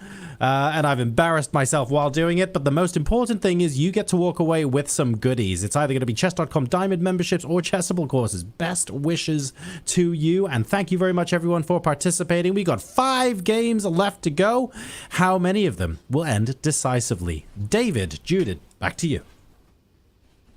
Thank you, John. And yeah, Andy Woodward, what a bullet player. That is extremely high. Astronomical, his rating on chess.com. In the meantime, the bar is astronomically high on Sindarov's board. It looks like Pragg is just coming to terms with things, can barely move now as the white pawns advance. Judith Bibisara also looks like she might be winning. Big advantage for her. But do you see anything exciting happening elsewhere for now? Well, I see we have a rook end game between Tan and Lucknow. Of course, rook endings are always fun, but it seems like it's going to be a draw without too much of effort with black. I think she will not do too much if she just goes rook a4, and king will be going to g7 and stop the h-pawn. So hard to imagine how it can go wrong for black. Then we have the other Divya game against Goryachkina. I mean, clearly I would take black side, having that bishop. It also seems like that it's a pretty balanced game, but I think it's white who has to be a bit more careful on that. And indeed, on Bibisara's game, it seems like black will try to save the game by having this rook on c3, but I think the white rook will just move back to c4, for example, or c5. Of course, if white is capturing on c3, then d takes c3 would give some chances for black. At the same time, the double passed pawns on a and b file, it's extremely difficult to save it for black, and that will be a very painful loss for Sujiner if Bibisara can convert the game. And then we have the Vai Caruana game, which we haven't touched for a long time. Maybe we could go there just to see what is really happening in that game. Because it's interesting that it was a French defense and we were covering the opening, which was an unusual early knight e2 temporary pawn sacrifice by Vai. And we've seen sharper positions by Vai in the previous rounds, quite sharp. Yesterday's against Pragg and also in previous rounds was very sharp. This is not about sharpness. This is more about the positional play. White has a bishop pair. And now the question is where the black knight, is he going to, Fabiano wants to exchange the knights, or is he going to be playing rook e8 maybe? But one thing is for sure, I can make a bet that David wants to be with the white pieces here with the bishop pair. Is this correct? Judith, you just won a bunch of money. You are correct.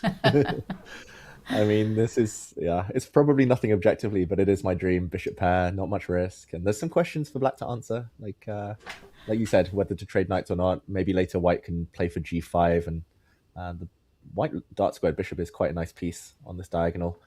It's definitely Wei Yi having all the fun, and he can probably say, okay, draw anytime he wants. So not much fun for Fabiano. Actually, this is still only move 26, I have just noticed. So Wei Yi is in a bit of time trouble. He's got 6 minutes to make 14 moves. Maybe that's the most interesting thing about the position for most people. But for me, I very much like white. And at least he's already survived longer than in the first set of games where it was a 19-move defeat for Wei Yi against Fabiano last time. So he wants to grind and get revenge. But now I have a question. First of all, of course, for Fabiano, it's a very difficult tournament situation because he has lost the last 2 games quite painfully, we can say, right? Against Hikaru Nakamura and then yesterday against Giri with the white pieces. And now he's playing with the black pieces. He cannot really dream of winning this game. But looking at objectively, isn't bishop c4 can be a good move for black? My worst fear is coming true, Judith. I just wanted one more move. Only one more move to play like knight f4. I can't help it, David. Sorry. Just let me breathe. Give my bishop some life. I need the bishop pair. The bishop Nothing is enough for you. You have the bishop pair, and then you want an extra move also. Bishop c4 is very clever. Like I think you're getting pieces off by force, right? Knight takes e5. The only question is whether you take on e5 or whether you take something on e2 instead. Maybe I think I would take on e2. On e2, okay. And if I damage your take structure, back. Okay, not too thrilled about my winning chances for rook g1.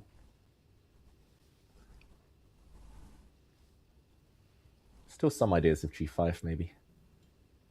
Maybe you just sit there, put a rook on d5 and say, you shall not pass. Keep an eye on this one. Yeah, because suddenly the c3 bishop is not so powerful. Yeah, it's nice and stable, but it doesn't really do much if I can't play g5. Yeah, once it's opposite color bishops, I know you mentioned earlier, like opposite color bishops with rooks, with queens, it's still chances, but yeah, this feels difficult. Okay, bishop c4 might be a key move for Fabiano Caruana to find if he wants to alleviate the pressure here and now, but it's difficult times on another board. Let's jump over to Sindarov against Pragg, where body language tells half the story, but also the position tells the rest of the story here. Judith, rook g5, the last move, but we said resignation might come if the white pawns reach the 5th. One of them has reached the 6th rank, and I'm not sure that's where it stops. Could it go further? He plays the move queen to d8, tying down the black king to its rook, and h7 is unstoppable. Brilliant move. Probably rook g8 will be the only move, and then queen d5 check and g5. And, well, I must say that Sindarov made this technically perfect.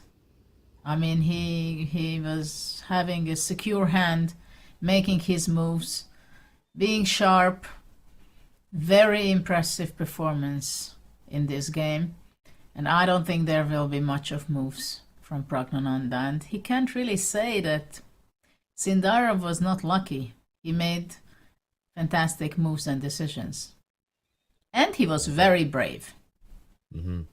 Exactly. Fortune favoring the brave in this game. Over 98% accuracy, despite the fact it was a crazy position. He sacked a piece.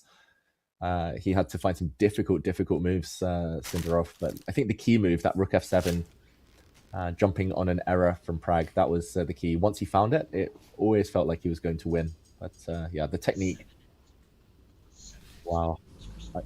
I'm being told by our producer, shout out to Ryan, 7 exclamation mark moves. So 7 great moves from him in this game. And that just paints the whole picture, Judith. Like, how is anyone going to stop him in this tournament if he keeps playing so perfectly, so powerfully, and quickly? Well, I believe it's Sindarov's his fate in his own hand. It's only himself who can ruin his way of qualification in this event. If he's stably doing these kind of decisions and can play his own game, there is no way anybody can catch him. And today's victory is quite crucial, because in the last 3 games I felt that he was a little bit not himself in some decisions.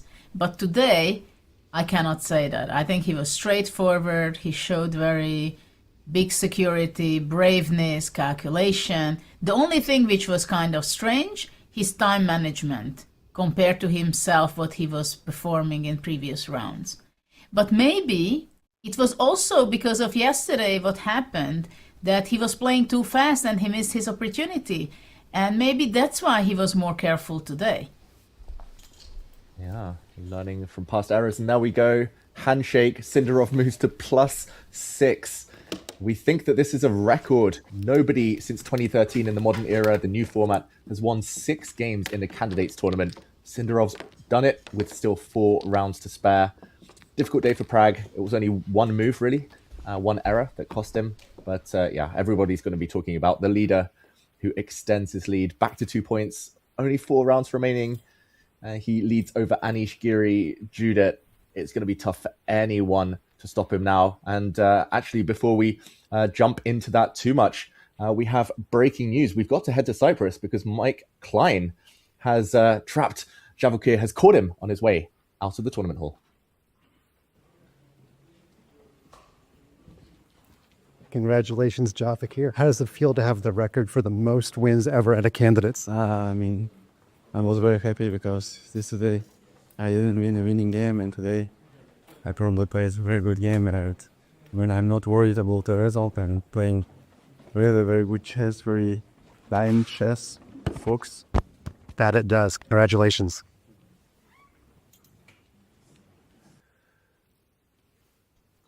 Wow, our man on the spot, literally, and very impressive there, Mike, catching Sindarov. Sindarov is a fast walker. That was quite a pace, and on his way to the press conference, that was very opportunistic, very perfect timing. Judith, he looked confident. He looks locked in still.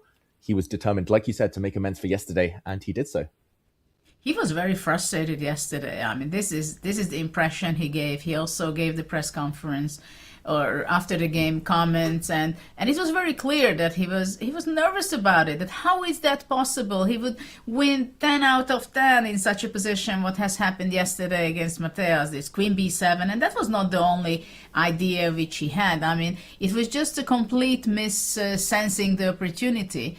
And I think he was very angry to himself about that mistake, what he made yesterday. And he wanted to catch up on that. He said, you know what, today I want to win. I mean, I don't care about having 1.5 point lead. I want to play a great game. And we could see, and his comment was that he was very happy about today's game, his performance, his play, because he did play a very good game. Though I'm still very much interested to listen him about his preparation. And what he's got to say on that how far his preparation was and why was he thinking so much. And also I'm very curious about Pragnananda's preparation, like really in what mindset they went into this extremely sharp line, what we've seen today. But it's incredibly amazing to follow and see this candidates tournament unfolding, Sindarov's from round to round, and not only the games but also his behaving, his attitude, and everything what is going on. Yeah, I mean, he's leveling up by the day. It's so impressive just watching it up close. And in the meantime, this game is fizzling out. I think you called it there, Judith. You mentioned the key move, that was the bishop c4 and the opposite color bishops ensuing. All rooks off the board now. I'd be shocked if this continues much further. They haven't reached move 40, so this is where your comment about the draw offers kicks in. It feels a bit odd to see them still playing, but they'll find a way to repeat moves. Totally level. The king b1, bishop g2, king c1, bishop h1. Exactly. Why not? Fabi's now claiming the draw. He could have just played to move 40. But yeah, every round it feels like players are cancelling each other out, neutralizing each other, frustrated in their attempts to get on a winning streak. Nobody putting those streaks together, apart from Sindarov. He keeps going. And there we go. Handshake, draw agreed. Yeah. Well, this was not an easy game for Fabiano, but I think it's more unpleasant the fact that it was not so interesting, basically.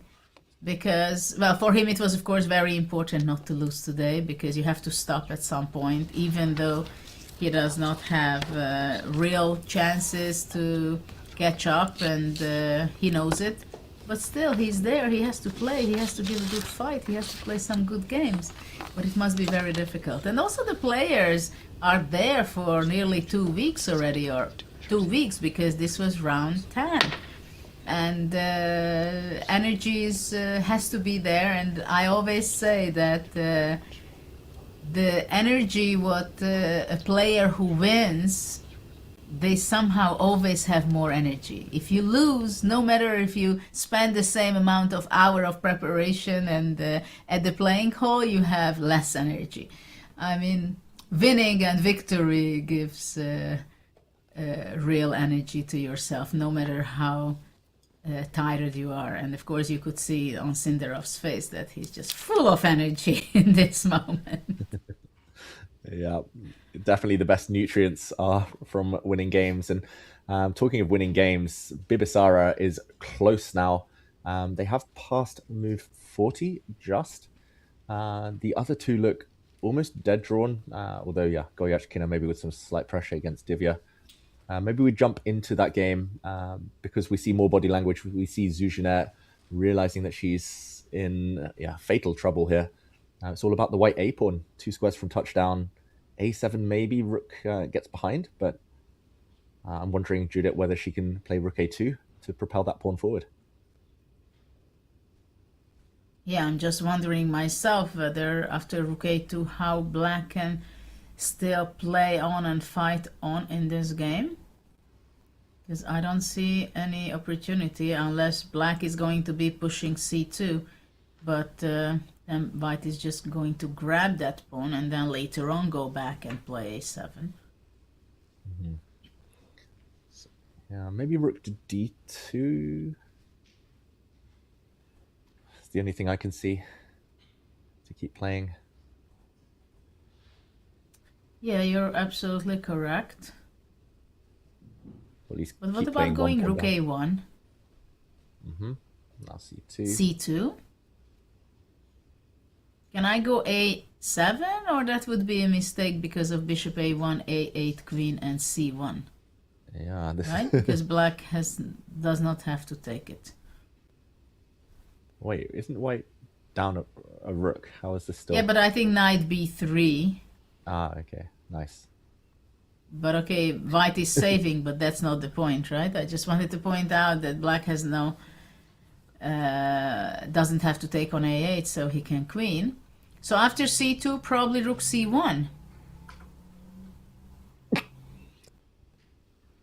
I think that's that could be the move, and after that rook D2, rook A1, and then rook C1, I would think.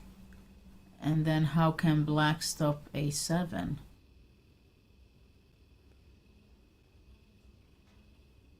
If queen goes to E7 or somewhere, I think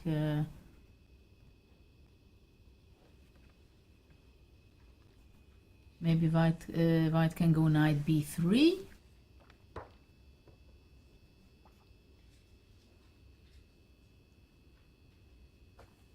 Still, white has to be accurate in this position. So this is why Bibisara is thinking, because and but actually rook C2 happened, rook D1. Okay. And now what should is rook A2? It seems like A7 is not enough, though. I would still check A7, rook A1, queen B7. Mm-hmm. Let's come in. I just had a coughing fit, Judith, but I was actually going to make a joke with those 4 queens on the board. I mean, you're the queen of chess. You're the queen of chess we saw in the Netflix documentary, but 4 is too much. Like, white does not want that that drama on the board. White wants a clean way to win this game. Yeah, maybe this is actually the cleanest. Mm-hmm. And yeah, I was wondering whether black could play king h7 to try and get queen d1 without allowing a8 to be a check. I don't know if white can go knight b3, or that would be a mistake because of rook a7, queen d5. Wow. King h2, queen b3, queen a2. Very important move there at the end. But you know, you have to calculate. You have to calculate. You shouldn't get nervous. Yeah. And even here, there's still like a little bit of work to be done. Like queen takes b4 here. Probably it's just totally winning, but have to get the rook out and finish it off. Queen e4. Yeah, there is a weakness on now rook c3, yes. Because of the pin. That's an important point. g6 is very weak. Of course, if the rook comes to the 7th rank, then the pin is very unpleasant. But yes, it's still work to be done. Okay, so she's definitely calculating rook a2, rook d2, just working out the details. A lot of time. Yeah, I mean, I also slightly wonder about whether to just push the b pawn, but I don't know where that's going yet. And after b5, rook d2, you just go a7, yeah? That was my The rook plan. d2 is not possible. No, but maybe black goes behind anyway. Rook a1, and it's still unclear how white advances.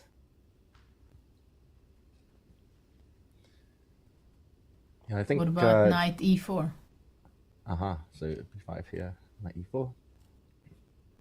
Ooh, clinical. Just want to pick off the pawn.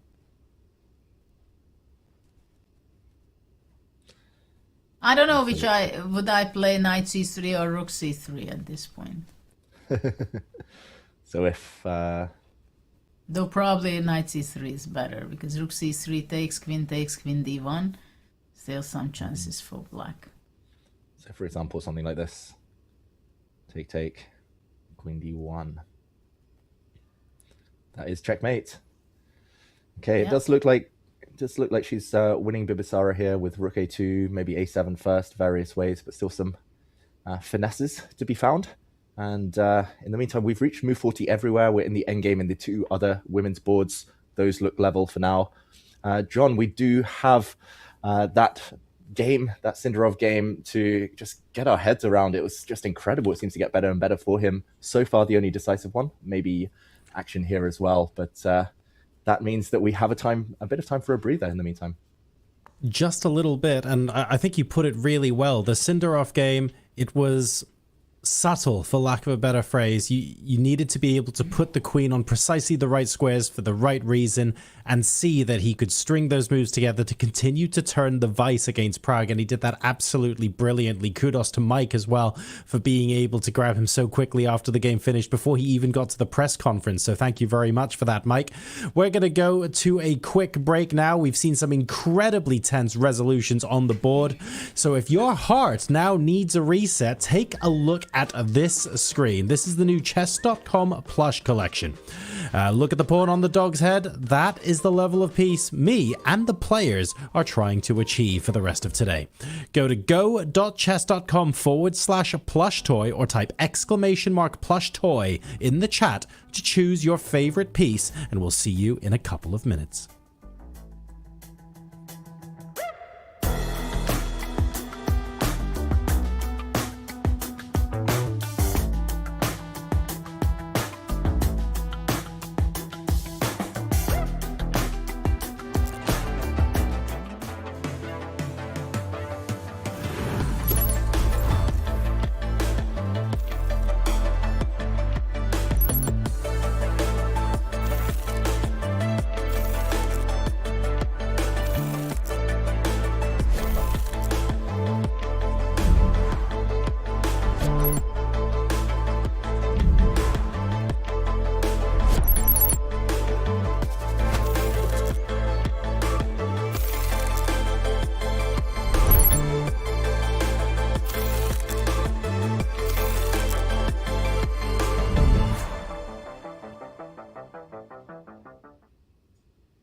I believe at your last candidates, your second was Erwin Lamy. Do you care to comment on any second or anybody you have helping you here in Cyprus? Yeah, last candidates, Erwin was helping me. It was split into two parts. Erwin was there, and also Max Varmerdam was there too. The second leg. The first one I came with Vladimir Tukmakov. He was there with me.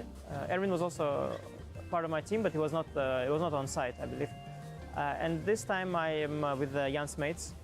I've been traveling with him to a lot of events last year. The Grand Swiss that I won, I also traveled with him, and the World Cup as well, and multiple other Grand Chess Tour tournaments.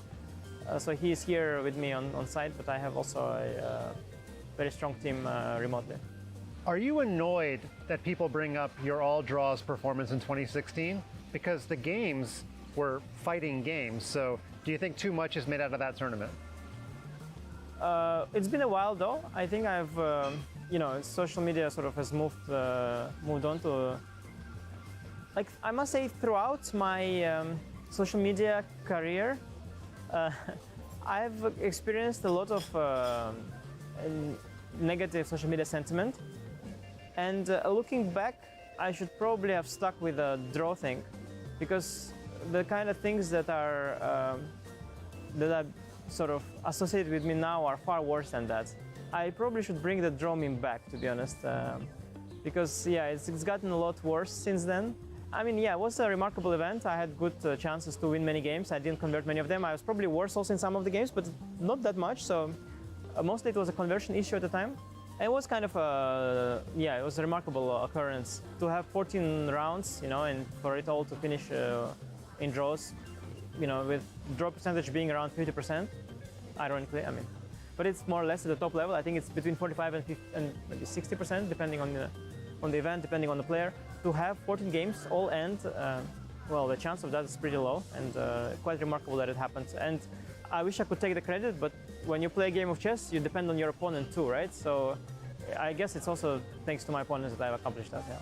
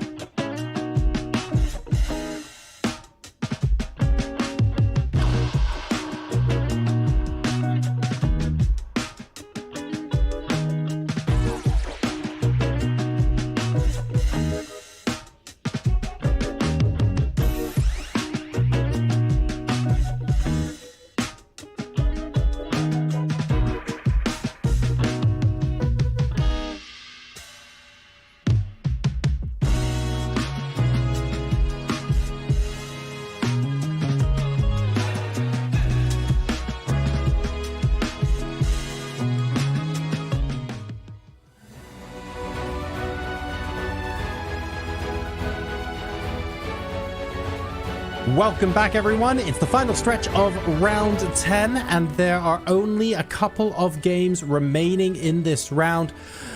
I have to say, Judith, overall, a lot of the games resolved faster than they have in previous rounds. I thought we were going to be in for some long, drawn-out fights, but we might only get one or two of those. Given your experience in long tournaments and when people go the distance versus when they conserve their energy, is there any explanation for this today, or is it just one of those things? I think it just happens to be that this is how they played out. I mean, of course, a lot depends on your opening choices and how your opponent is reacting. But I don't think any of the players had the intention to have a shorter day or longer day. They know exactly, and everybody is prepared for a very tough tournament, 14 rounds, fighting until the very end. Of course, those players who are not fighting already for qualifying, it might be a little bit different kind of mindset, but still they are all professionals, and when they sit down at the table, they know that, okay, even if I'm in not the best form, today I'm going to show that I'm not here by chance. So everybody wants to prove and show the maximum they can, as we've seen also with Hikaru when he was playing against Fabiano. It was a prestige. It was a match that he wanted to win. As he said, it's some very rough quote by him that I'm happy I won, and I showed to the people who didn't believe me I can still play chess, right? In a little bit rougher way he was saying that. So of course you want to show it, that even if you don't have the tournament of your life, you want to show. So it can be anywhere between shorter game and longer game, but everybody, the main point is they want to show their best and win their games. Nice. And speaking of trying to get the maximum, David, earlier today, we ran a poll in chat after making our predictions for the number of decisive games, and there were 16,830 votes. So this is a decent sample size here, and I am proud or ashamed, depending on how you want to see it, to reveal that, David, you in fact won with 31% of the vote. Judith got 24% of the vote. I got 27% of the vote. And other, for greater than or less than, only got 17% of the vote. So the good news for all of us is that none of us lost to any other result. But David, you seem to be top of the pile. Most people in chat think there will be 3 decisive games. I'm honored. What can I say? I love you all, chat. All 16,000 of you, or at least 31% of that lot. But unfortunately, it does look like my prediction game, it burned brightly, just not for long enough. Yesterday, I was on point. Today, unless we see a last-minute twist between Divya and Goryachkina, unlikely. John, it looks like you're in the driver's seat. How do you keep doing this? Where's your magic ball, your crystal ball? What can I say? 27% of chat, you guys know where it's at. And yeah, okay, I've been off one day. I think that puts me on something like 6 out of 7. Who knows? We've got 2 games left to go. David, Judith, back over to you. Exactly. 2 games to go. Thank you, John. And thank you, chat, for getting involved. That's incredible. 16,800 people voting on that alone. And Judith, in order for me to be right and take it away from John, this game needs to be decisive, but looks unlikely. Well, Queen e5 was the last move by Divya, and now the question is for black whether Goryachkina wants to exchange the queens. At the same time, again, we have a situation where on what terms we are going to be exchanging the queens, right? This is the main question. Is black wants to exchange the queens? I don't know. I'm not sure I would put my vote on that. Queen moving away to d3, it has a very sensible idea, or of even moving the queen to c2, which makes a lot of sense, I think, because the a5 pawn and bishop d5 was played. Interesting. You were saying the a5 pawn untouchable, just to show that variation, Judith. For example, your queen c2, very nice move threatening the knight. a5 pawn can't be captured, so I guess this solution would have been a2's hanging in some lines as well, but maybe knight to h4? Although, I wanted to go bishop e4. Yeah, I say it through gritted teeth. Now taking looks greedy somehow. I'm scared I'll be punished by like queen to f2. But maybe white is going to try and, I don't know, queen d6, for example, and try to make a draw like this. Queen to g6, queen to e8 with perpetual check. Maybe this is what she was afraid of if she's playing on. Yes, but I would think that the queen exchange would benefit white, because after the queen exchange, it's only white who can play for a win. So after bishop d5, I would try to check queen e4. And if bishop e4, then I would want to see what happens after a3. Okay, just creating a plus pawn. And maybe the black king needs to run over now. Okay, b4. f6. But it's white who has the passed pawn, don't you think so? That white is the only person who might think of playing for a win. Knight d2. Knight d2. Yeah, I was going to say, even without the passed pawn, even if white loses the b pawn, eventually it's still a draw. Like, just put the king on f2 and should be fine. Queen e4 played. So this is why I would think that I would go queen c2, because I don't want to be playing for two results, simply. But here, Judith, I think f takes e4 would be a very risky move. There we go. And I just wanted to say, like, if after f takes, the white knight comes in, if white's king ever gets to e3 somehow, takes a bit of time, might need to block, or even the knight on e3, this could be very unpleasant for black. Yes, but even after bishop e4, if I don't play a3 immediately, but I go knight e5, that can be very dangerous for black, because the king cannot come to g6. If bishop b1, for example, then I would go knight c6, bishop a2, knight a5, and everything is prepared to push the pawn b4, b5, b6, b7, right?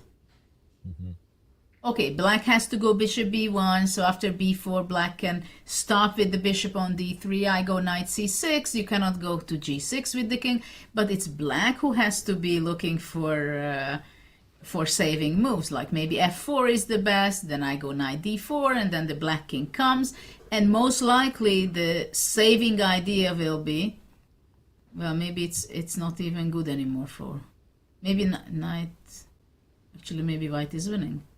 Because bishop e4, knight b3 and knight c5. Yeah, just in time to promote the pawn. So it's easy to lose it with blacks. I would definitely feel that it's a huge inaccuracy what black was doing. Because of course in many cases black will give up the bishop and the 3 pawns, somehow it will exchange the pawns. But black has to be very accurate. Yeah, to say the least. Agree. This is a bit odd, because Goryachkina had a lot of time when she went for the queen exchange, and she could have pretty much made a draw. Queen c2, it looks like black is never ever losing. So yeah, maybe frustration, because she hasn't won a single game this tournament, despite being one of the top seeds, despite having a track record of World Championship matches. Yeah, it's... I think after knight e5, bishop d5 is the best move. What do you think? Aha, that's clever. And knight c4 is not possible because of a4. And yeah, this at least helps black get rid of some pawns. So knight e5, I agree it's the best test. Bishop d5. Yeah, king g3, black just happily plays g5. Yeah. Okay. Well, yeah, if black goes g5 and f4, of course black also has no risk. Yeah. But still, I would go queen c2 instead. I would love to play h5 here for white and fix. David, I respect all your moves with the h pawn, but 2 moves from h3? That needs to be discussed. It's hypothetical. I did once play a classical game, my first ever British Championship. I was 9 years old, and my opponent played king e3 to e5. And I was like, wait, what? And I didn't realize, and I didn't claim it, and then I ended up losing by 1 tempo, but my opponent gained. So these things happen, Juliet, even in classical chess. Even with an arbiter watching, the arbiter was like, well, you didn't claim it. I was like, what? Well, I had the story myself, you know. I was not claiming, and I lost the game. Yeah. Check it out in the documentary. These naughty world champions. Yeah, I was watching it actually with some friends, that documentary, and they weren't aware of the story, and they were just mind blown. It was yeah. Yeah, because it was so long time ago. It's crazy. It's like 3 decades more. You have too much sportsmanship, Judith. Too much sportsmanship. No, but of course, chess is also a lot different. Like in tennis, when it's out, of course, there was a different story also in tennis decades ago, right? It was an argument, and people were discussing, was it out, was it not out, and then the arbiter called it, and then that's how you were going with it, right? And then since we have technology, everything became different regarding fair play and touch move and all these things. So in some ways, it's much easier to figure out and find out during the game and after the game what has really happened. VAR, yeah, cameras are everywhere. Big Brother's always watching, but yeah, it's good and bad. It means we can stick to the rules a bit more often, but it also leads to more delays, maybe more taking some of the soul out of things in other sports. But okay, this looks like a draw, Judith, assuming that Black is slightly careful now. Yes. The other game, maybe slightly more dramatic. Let's jump over. Absolutely, let's go there. Yeah, straight to Bibisara. It looks like she's lost some control, but still winning. King H2 apparently the only move, though, to keep the advantage. And you asked me in the break, Judith, whether you thought Bibisara might not get the win, whether she might get nervous. And what do you think now? Do you think she's still got it enough under control? Well, the fact that she's thinking while she has only 10 minutes left, it shows some insecurity because there's no any other move, right? You cannot go King G1 because Rook D1 you're losing. F3, I mean, really? Are you really going to go F3? I mean, it means that she's insecure in some ways, you know?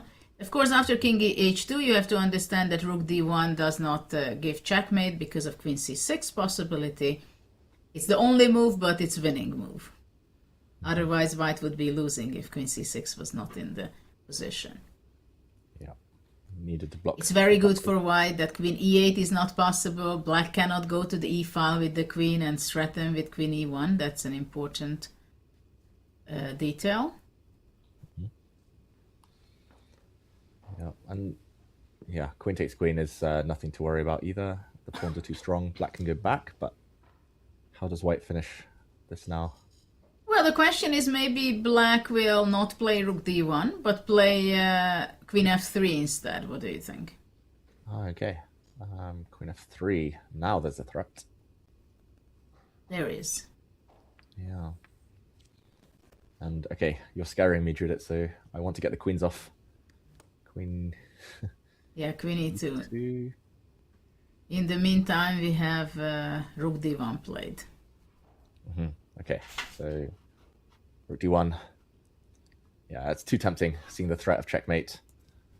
So at the same time, it does force Bibisara to make a strong, quick move. Zuzhina might want to use a bit more of her time to try and cause more problems here. She's still got 24 minutes on the clock, unless mentally she feels that this is beyond salvation now. Now it becomes more difficult for Black. The bar just shot right up. Almost dead loss now without resistance. The pawns are just rolling. I'm really surprised she played Rook D1 there, like just making it easy for Bibisara. Yes. Yes, it was an active move, but Queen on C6 is just defending everything on the diagonal towards back to H1 and supporting the passed pawn. Once the A7 is played, the next queen is coming. Yeah. Even if Black's queen got to F1 or E1, White can just ignore it, right? There's no checkmate threat. White just promotes.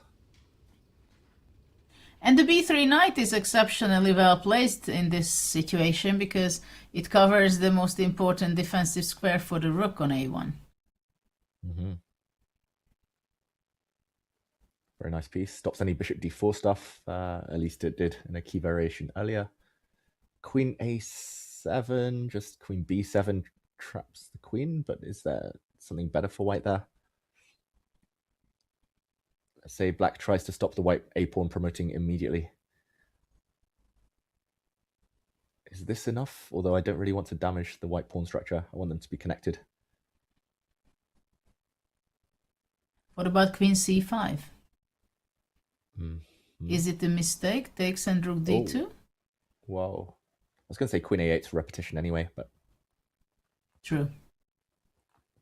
Rook d2. Maybe white just makes a queen. Although, yeah, complicated. No need to be. Well, this is another story. This queen. The rook c2, a8, rook f2, and c2, right? But Yeah. it seems like it should be also win for white. Maybe the white knight can hold the gate somehow. Oh, yeah, maybe knight b3 is slightly more accurate. Rook d2, queen c6. Looks fine. Okay, so queen a7. Does that beautiful knight finally move? No, knight c5, there's black rook gets to d2. Rook d2, yeah, that's... I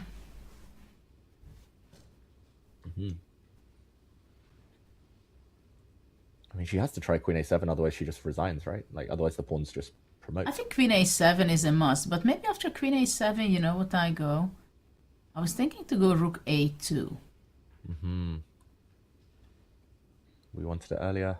Better late than never. Looks good. And if queen Very human, e7... Queen e7, just a7. Just a7 and queen.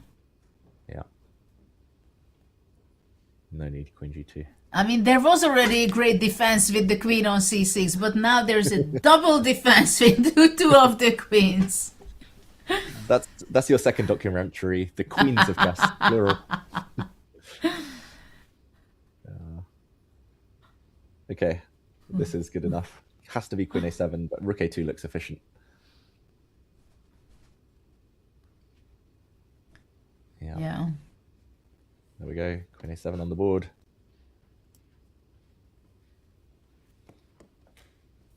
Yeah, no need to be flashy here for Bibisara. She'll try and find the cleanest way without any counterplay with her 10 minutes. She doesn't want a nasty surprise, so rook a2 looks very sensible.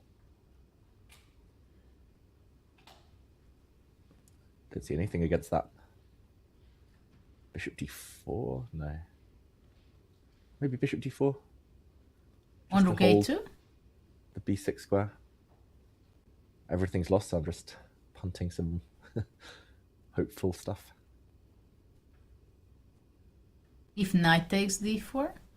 Yeah, I wanted to take with a queen, and then after And a7... a7 is a mistake to rook d2? No. I was hoping, but apparently not. Probably a8 and queen f2, queen g2. Ah. After all, two queens is good to have. Even if it doesn't happen very often, we can do something with it. Yeah, helps having the extra damsel in the corner. Okay, so rook a2 looks like it might be the cleanest way. Game over. But Bibisara is very careful, and of course it would be very unpleasant and annoying not to win this game. Actually, king g2 is also not bad. Just protect. Yeah. Protect everything. Though after that, maybe rook b1 would be the defensive idea. King g2, rook b1. But then maybe queen b7? I think queen b7 and queen is trapped. Takes, bishop e5, rook c3. Nice. The bishop can't go away from b8.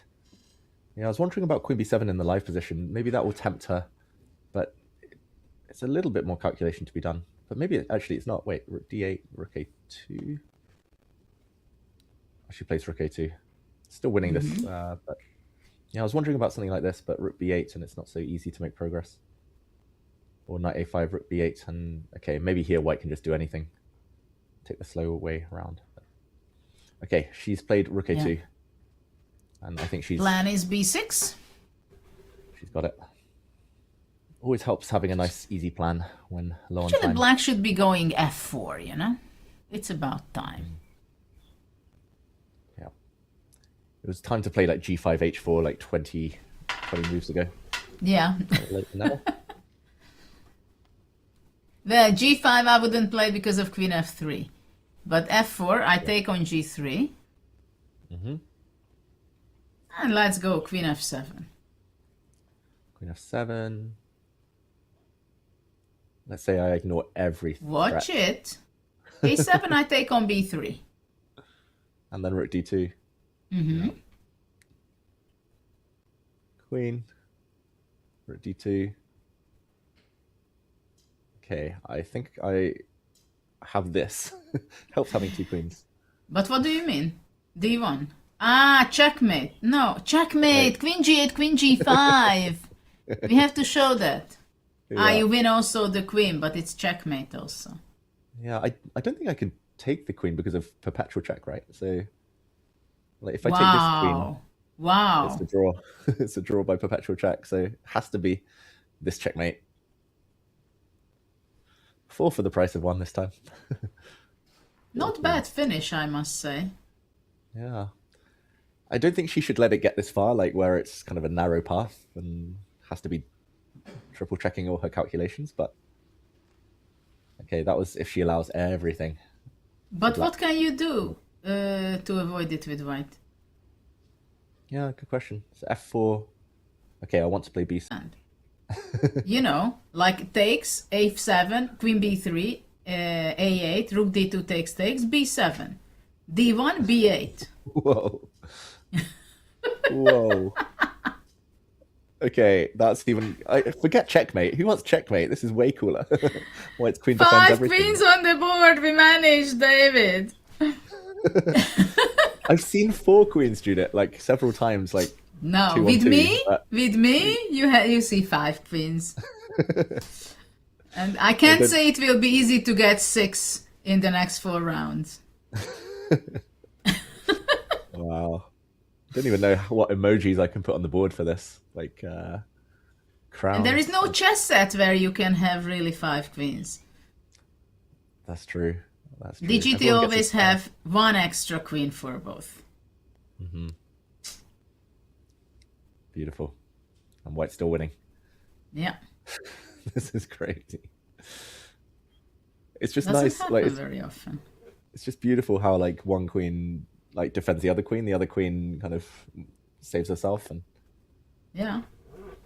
wait, it continues. Like, I'm sad to get 2 queens off the board, but I'm assuming black. Yeah, okay, white just dodges the. King And H2, then the Queen other queen. G2, saving.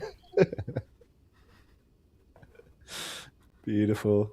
Okay, I want this to happen, Judith. Like, no resignation, no messing around. Just No, David, you get it with me to have 5 queens on the board. I mean, I It's never happening. had it in my games. Ah, look at that, F4. it's happening. I think, Judith, the only time I ever had 5 queens was when I was really, really, really young, and I didn't really know how to checkmate. And then it's like you learn how to promote. Yes, You and learn, you like, start promoting every pawn, right? Exactly. And then stalemating your opponent. That's the. Exactly. That's like the under 8s championship. And okay, I think we might get this. Like as you say, like B6. Okay, taking on G3, I don't see any downside to it for black. Like, might as well. Queen F7. Does white have anything else to avoid this? As you said earlier, like, feels weird to try and avoid it now. Like, A7 is the first thing we look at. Yeah. Well, it will be funny for sure. But anyway, she's not going to make the 5 queens. She will play Queen D5, what you showed, which is class. Mm-hmm. You have to go Queen D5 and give checkmate with the bishop down. That style. This one. So 4 Yeah. queens. I think we'd still be, we'll still Yeah. be accepting of 4 queens. No, that's real stylish. Queen D5. That's the best. Mm-hmm. Just, if there's a queen exchange, defending D1, and if not, then... Okay, This is the cool ending. Yeah. Oof. Okay. I'm I'm excited somehow now suddenly about this game. It's looked over for so long, but just there's an artist in every chess player, right, Judith? Like winning is not enough. We want to we want to create something new every time we sit down at the board. Well, I think Bibisara would be very happy if her opponent would just resign at this point. I wouldn't. I would really much looking forward to have that ending. What we've seen. I agree. That would be very cool. No stalemate ideas for black. No, but I have an idea. I take f takes g, G, and I go queen e7. Queen e7, and if I push? Bishop e5. Ooh, you're mating me. Mating me. I have my own tricks. I'll just show this. Now 3 queens is too much for white. You saw the bar? I saw the In bar. a fraction of a second, it doesn't exist. It's a race to the bottom. We have to show the checkmates. We have to show the checkmates. But in that variation, we go back to queen e. Okay, so queen e7. Let's say something like this. Bishop e5. What's the easiest way for white to prevent this? Is it just king to g2? Bishop g3. I take bishop g3. This is for sure. I don't know if it's good or bad. I'm taking on g3. This you can seal. Probably white ignores that and makes a queen. Aww. Yeah. There's no squares you can check me on even apart from h2 with the black queen. Not going to get there, I guess. But you know, even after queen h4, you could go wrong. Probably if you would go give it check with the queen on the a8 to the 7s, king h6.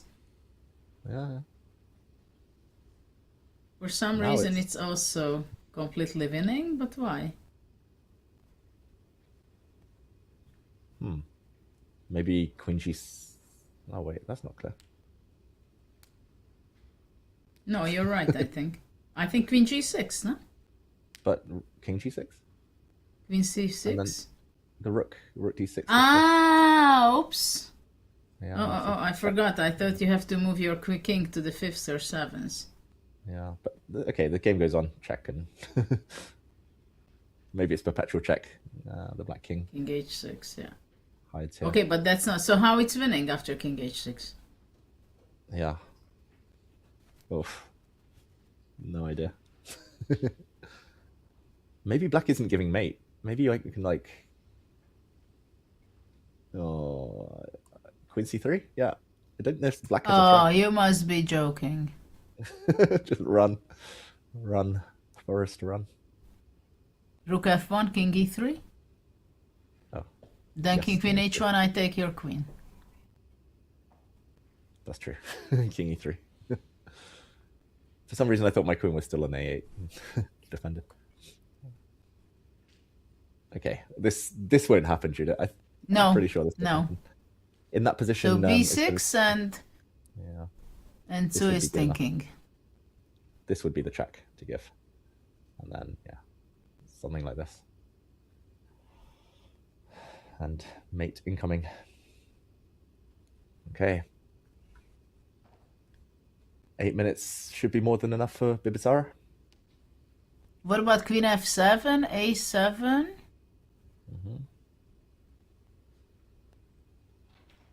One move is missing for black.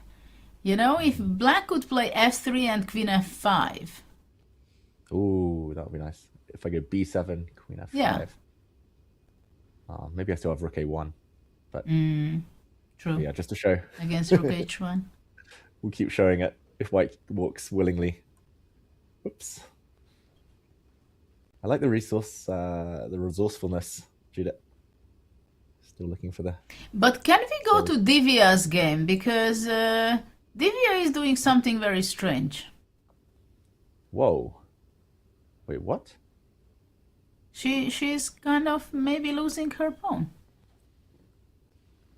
And not just that, like, it's fine to lose that pawn as long as the A pawns are off the board, right? Yes. Because then white can hold the king side. But if you lose b6 and the black king's near the a3 pawn going hunting, then... Oh dear. Okay, how does black pick it off? Not king c6 because of knight b4. Bishop. How does black get that pawn though? Well, let's say I go bishop e4, you go knight b2, right? Forced. And on bishop c2, knight c4, king c6. Well, what's black's next move if white plays Bishop like king? b3. Yeah, then I wanted to go like b7. And take knight d6. Yeah, knight d6. Maybe black still has time for g5, but oh, sorry, in this position. Maybe she should go g5 in the actual position. G5 makes sense. I don't like the fact, well, firstly, her time drew it. She's down at 1 minute for white, so this could easily spiral. But I don't like the fact she's trying to hold things with tactics. Like knight forks are great and everything, but it feels like she's trying to survive. Should we backtrack and figure out where this went a bit wrong for white, maybe? I don't know if it went badly. Okay. Yeah, because she could have made a draw. Like knight d2 was played in the position we left it. Very surprising to go knight d2 when you can go knight e5, same journey.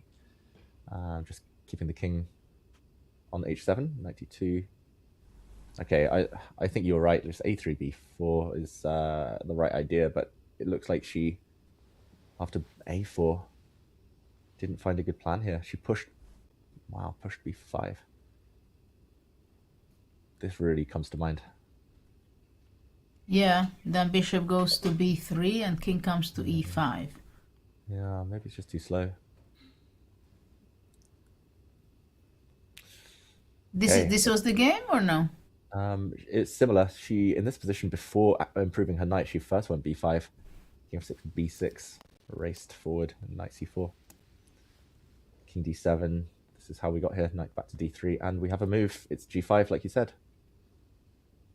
Divvy on the But defensive. actually, I thought I can go bishop e4, and after knight b2, go bishop c6. So here, trying to come round. But what's black's next move? King g3 or h4? King c5. But king c5, I can take on a4. Ah, sorry. No. This is a misunderstanding.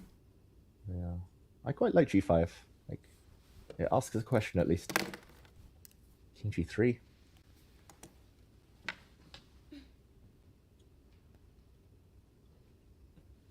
Maybe we can have a close-up. What do you think? Yep. Of the players, because we are going very close to the.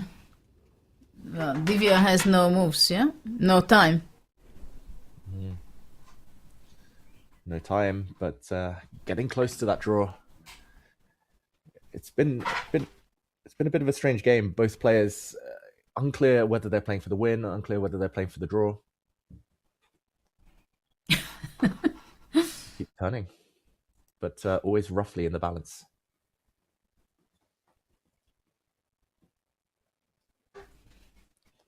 Yeah. Okay, king to g3. This is where I can see John sweating, getting nervous, thinking this might suddenly be decisive. But not yet, even though it's 1 minute to 14.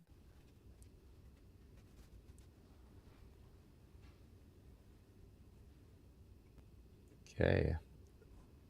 Judith, queen to e7 was played in the other game, so unlikely to be 5 queens, unfortunately. Could still be 4, but unlikely to be 5. But 3 most likely. 5. 5 would have been unique. 3 queens. Yeah, that's is like a rare thing. 3 queens is like, that's, yeah, you know, everyday thing. Okay, king g3. What comes to mind for black here? Like f4 check. The king will go back to f2.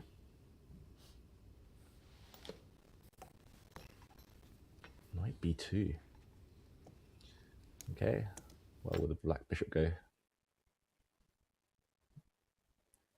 We've discussed something Bishop similar c6. No, bishop c2.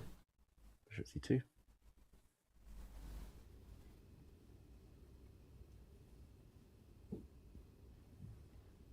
And how does Divya draw here?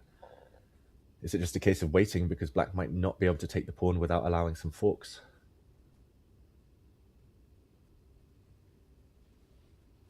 You mean you want to go knight c4 first and after that moving the king, right? Yeah, or vice versa. Bishop b3 might be a threat.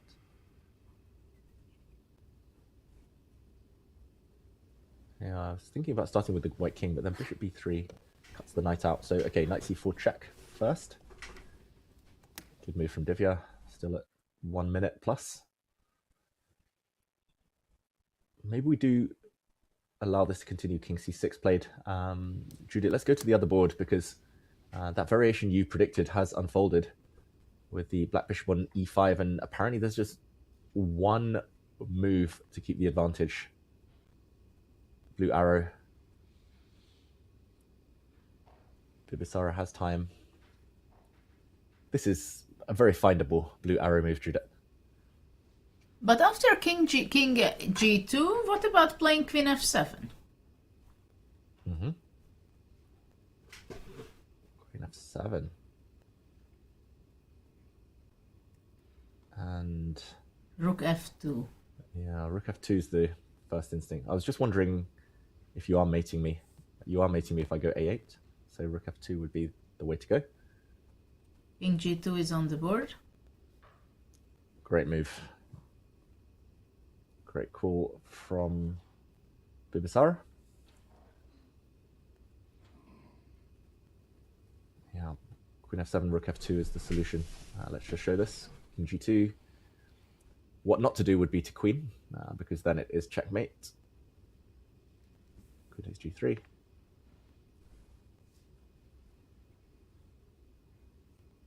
Yeah, that's just zero counterplay, right? Queen f7, rook f2, and game over. She tries rook d3. Mm-hmm. Not a bad try, I must say.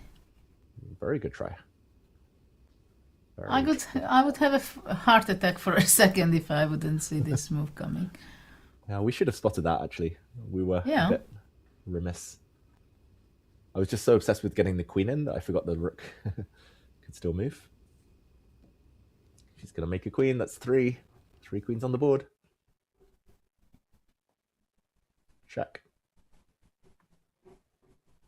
Okay, which squares are safe, Judith? F1 looks, yeah. Light squares. But you know, queen f7 check, rook f2, I take on b3. Mm-hmm. Can white coordinate? Queen b7, bishop g7 back. Mm-hmm. It's not funny. I mean, if I played with the white pieces, I would just okay. Let's finish this. I won already 5 times. She has to win a 6th time or a 7th time. Yeah.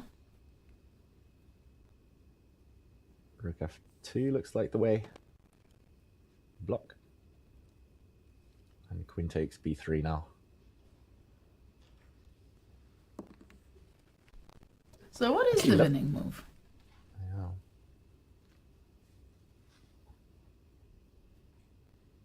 What is the way forward? You know what? Queen b7, bishop g7, queen g7. Yeah, it must be that, right? But maybe that's the win. Check. Yeah, let's show this. I'm not sure it matters which. Oh wait. Queen c6 to d7. Bishop g7, queen g7, and queen f8, rook f7. Yeah, queen f8. Yeah, better to go with this queen. I was looking at the other queen as well. I think that might have been winning too, but this is game over. And there we go. Handshake. Bibisara gets the win, gets the tournament back on track, moves to 50%, taking down one of the joint leaders. And Zhu Junair now will be behind Vachier-Lagrave heading into tomorrow. Great game, Judith. That was very entertaining at the end there with all of the tactics. Very instructive stuff. But in the meantime, drama on the other board because it's a mistake from Divya. Small mistake, apparently. Question mark given. G3, a very natural move, though. trying to get more pawns off the board. Hard to fault that. Why is that not great? I think her plan here is to just get rid of the whole king side, then eventually give her knight up for the a pawn, or yeah, even just get the king over to the a1 square and give up her knight for the king side pawn. But what happens on f takes g3, king g3, bishop b3? Let's put it on the board. Good question. Very good question. Maybe h5 could be played before I play this. Okay, to try and stop white swapping. I think that might be key. Because in the other line after bishop b3, here, oh sorry, knight e5, king takes b6. Maybe and this king white, g4 or h4 simply, yes. Yeah, white starts swapping. Black is maybe a bit slow. The white knight should be able to give itself up eventually for the a4 pawn. Okay, big moment. F takes g3, the only way to play for a win. I think that's also the most natural to start. But it might be a win. Yeah, the bars, the longer the computer thinks, the more it thinks it's totally winning. This could be a game-ending blunder from Divya. That is harsh. It feels like such a natural move. Actually, it's just a race, Judith. Like, after fg3, king takes g3, h5, like, the only way white ever draws this now is by racing over with the knight. But in the meantime, black's going to take on b6 and just run with the king round, and maybe it's just a case of being too slow. Black will... Well, let's see. Knight e5, king b6. Knight f3. Yeah. King c5. Knight takes pawn, Not king c4. to play h4 first? No, because white to push the king, yeah? Yeah, I kind of want to keep the pawn on a square. I can protect it from the white king. And then the a pawn will cost white the knight. And the h pawn is the one black wants to keep because it promotes on a light square. So just to protect. Pawn takes. G3 played. And h5 would be it's the only winning move, Judith. Otherwise the draw is back in sight for Divya. She can swap pawns. At the same time, if she plays h5, there is a great chance that she's going to go all the way and win the game. No, it's bishop to b3. She misses the opportunity.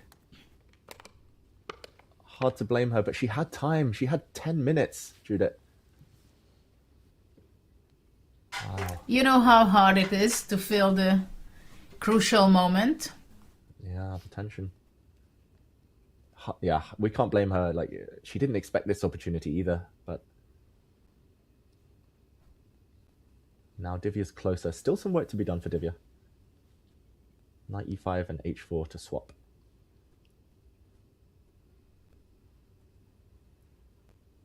But why is that going to be a draw? Yeah, I think it might be a case of the white king running round when the black king does. So knight, yeah, difficult decision. Let's show a line here, h4. Let's say black, does black take on h4 or no? No, but here I think you can take and king g4, no? G4, yeah. And yeah, the knight will go around. Oh, not that square. Never too late to blunder in chess. Yeah. Okay. So white still has to be a bit careful. How does white go around? Need to hit knight f3 check. Take on g5, knight e4. With the knight. Yeah. Oh, wow. Bishop d5. Maybe. Bishop d5. Look at that. Dominate the knight. And probably it's a case of like, wait, here. Can black... Can black take the pawn? I think so. And king b2. Yeah. Knights are terrible at the a and h pawns. Okay. Still plenty of pitfalls. What's your prediction, Judith? Who's going to win the game here? Prediction? Me or John? Is it going to be 2 decisive results or 3? Divya does look nervous. Well, you have good chances, I'm afraid. I can see John For sweating. Divya, I mean. Oh, knight to b2. That's such a passive square. Now h5. Surely she sees h5 now. Yeah. Stopping any exchanges on the king side.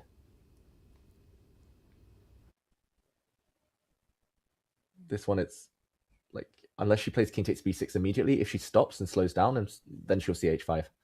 Yeah, but there is also, yeah. I think it's way more findable here than in the previous position. The previous position, it's so natural to hit the knight and then take the pawn, but now the knight's gone passive. But it's strange that she went this way. Yeah. I mean, the previous mistake, g3, I think it is very much possible that it happens. But now after knight b2, h5, what do you do? Maybe she wants to go. No. We see and it. h5 is there. Divya will be falling to a defeat. I think as well she needed to find h5, because if she'd taken on b6, white would have played h4, and it would have been impossible for black to keep all the pawns on the board. It would have been an immediate draw. She's forced her opponent to find it, but king f3. Okay. She thinks she can go king b6, king e4, and go to f5. Mm-hmm. That's her plan. It's a good try. Okay, what else can black try other than king takes b6? Pawn's gone. Divya's asking for a new pen, it looks like, or is it a new score sheet? It's a new score sheet. They're about to reach move 60. So king e4.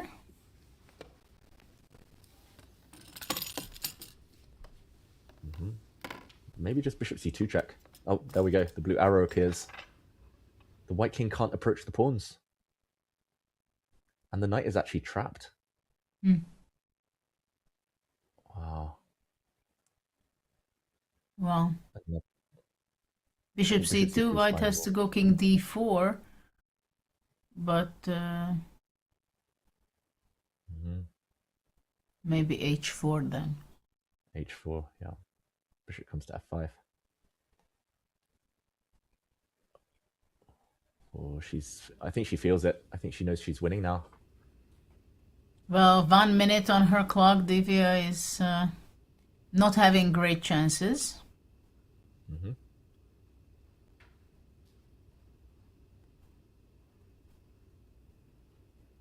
But I believe bishop c2 is the only move. Yeah, otherwise king f5.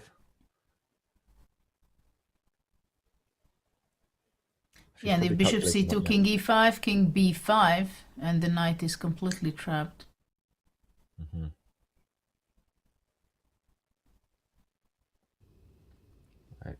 Yeah, I guess she wanted to put her knight in a passive square because she wants this knight takes a4 idea all the time. Yes.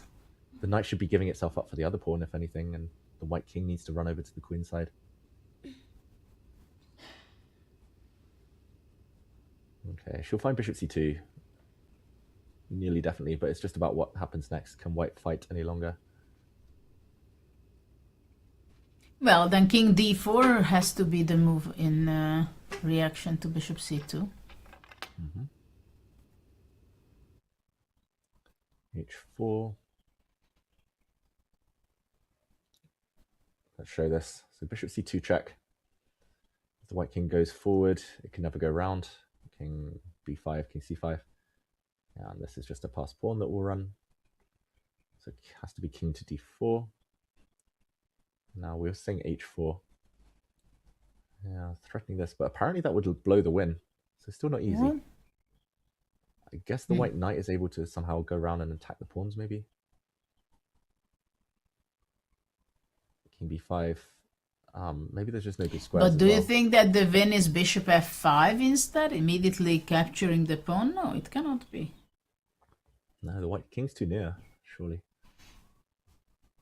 Like, yeah, this comes with check, and then white can play maybe h4 and then start running back. Maybe.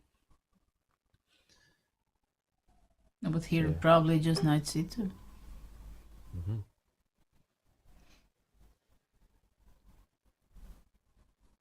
What if black defends the pawn, but then knight c4? Not so easy. Still winning, but don't really see what next. Now bishop f5 isn't possible. Well, maybe g4. Ah, simply g4. Takes and... Ah, but... Okay, h3 is possible. Knight e3, just g3. Or, well, maybe the white king just comes around and takes it. Oh, this is nice. Wait. Oh, actually, I can't even win the knight. I thought that maybe black could win the knight. So how is it winning?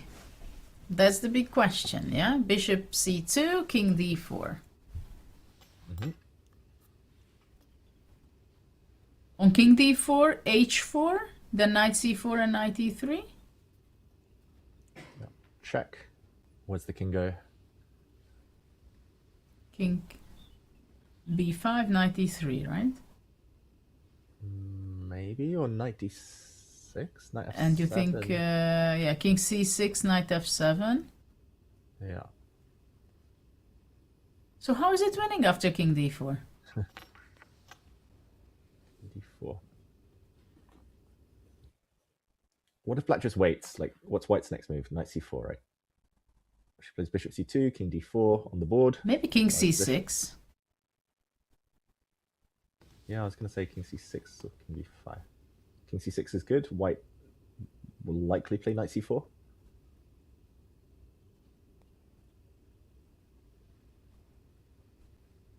And now bishop f5? And now bishop f5.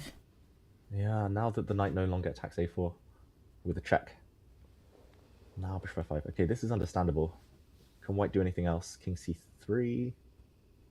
But on king c3, I think, isn't it g4 and h4? Ah, no, because takes and knight d3. Yeah. The knight gets round just in time. Not so bad against h-pawns, we were saying, right? Just in time to stop pawn. But a few moves ago, instead of g4, maybe just bishop b3. Exactly. And then either the king will come, or king d4.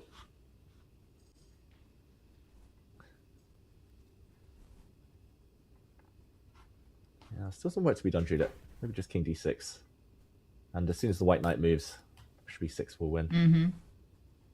Win this pawn. But king c6 is not an easy move. But maybe not only king c6, maybe king c7. Basically, just making a move, it's important. King c7, we can... So just go out from the check, right? Yeah, get out of this check, especially, but also knight c4 check. So king moves. And but it's not so easy. I'm curious. I'm going to put this move on the board. King a7's winning as well. Any king move. King a6? King a6, winning. She plays king c7. Wow. Has to be a king move. Powerful move. Great call. I guess she didn't want to be checked. That's why not king c6, but... Now bishop f5 is scary. Smart decision. And after king e5? Maybe now she'll play king c6. Why not? Yeah. White just doesn't have moves, right? Knight c4, then just king c5. Knight e3 won't be a fortress forever. King f6? Yeah, king f6. King d4. Just dominated the knight, right? Yeah, well, it's a very painful situation for Divya because it was not necessary at all. Yeah, tough start to this second half, losing yesterday as well. Yeah, she's playing very insecurely.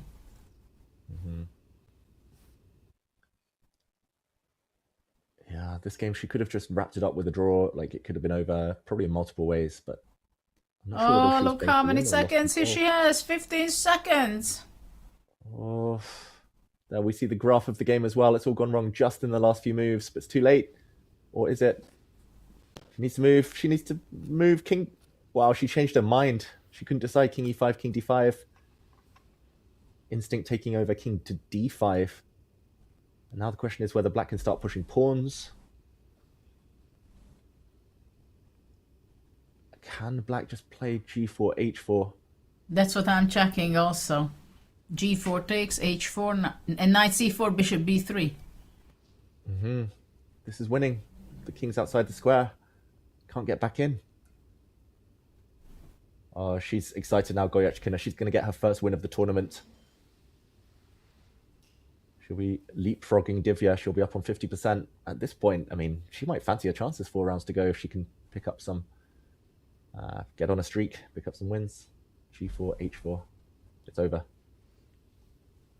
On Divya, oh, she's so emotive at the board.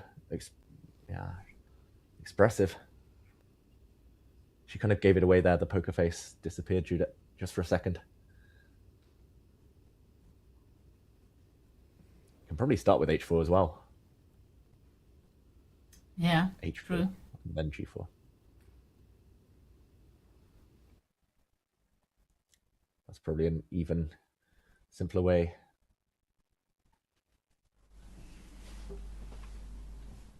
Goryachkina counting. Yeah, king d5 made it a bit simpler for Goryachkina to win.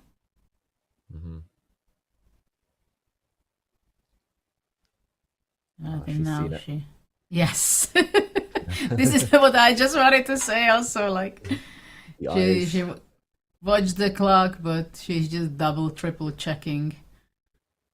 Yeah. But she feels it that, okay, I got that. She has 2 minutes. She can easily invest 1 minute 50 here, get the increment, and as long as she finds the key move, that's it. G4 on the board. Divya knows. Nothing to be done. Oh. And resignation from Divya Deshmukh. Goryachkina gets her first win of the tournament, moves up to 50%, and that was the last game of round 10 here at the Candidates. Judith, that was a bit of a roller coaster towards the end, but very instructive. The dominance of a bishop over knight with pawns on both sides of the board. Absolutely. It was, well, it was a shocking ending, this game, I must say. John? You guys have done so well to not mention that David is feeling awfully smug right about now. Until about 10 minutes ago, I thought, okay, 2 decisive results, looking good. But well played, David. You and the majority of chat got things right with 3 decisive results today. The way we got that last one, though, wow. It took several times of asking, but we do get the full conversion there. Judith, talk us through this screen, because it really has been a bit of a roller coaster. Well, absolutely. Bibisara won a very crucial game, not from her end, but to ruin to Giner's tournament a bit. Of course, for the moment, she can come back, and there's going to be still a big fight.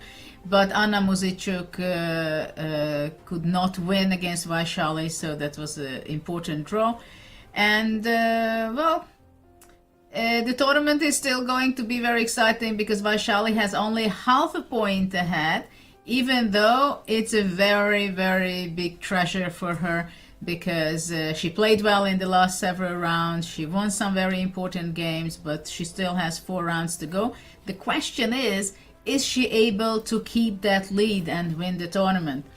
And she was very close in Toronto, so she can win many games in a row, right? This we experienced. We've seen her doing that.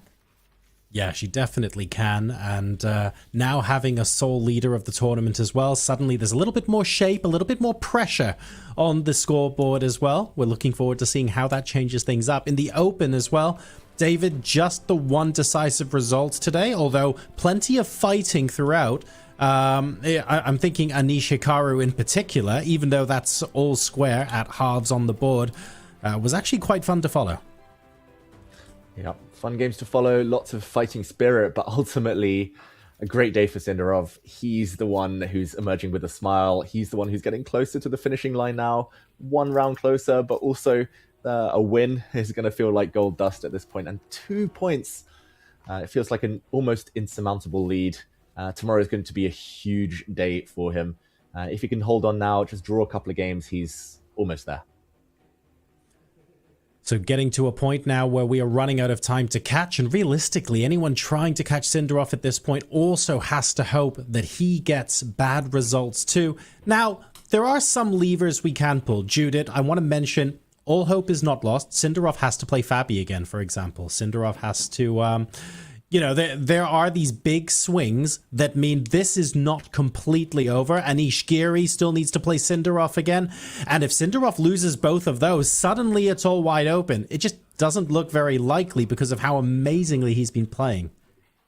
Well, of course, I mean, it's a tournament, it's a competition. We still hope there is going to be some excitement because there's huge drama has to happen, especially from Sindarov's end. At the same time, we can also hope that if there is no drama, maybe we can see some excellent chess by Sindarov and maybe he can even get more pluses in the tournament. He's young, he's talented, he has his energy, and he wants to show it that he is not by chance qualifying to this tournament.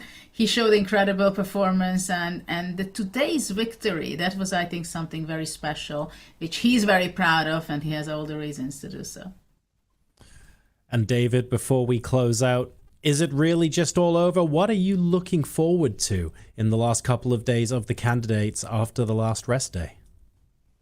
Ooh, I'm looking forward to seeing whether Sindarov can keep it up, simply. I'm looking forward to whether anyone can play the role of spoiler, whether they can suddenly unleash something magical that, well, it looks like something magical is needed to stop him at this point.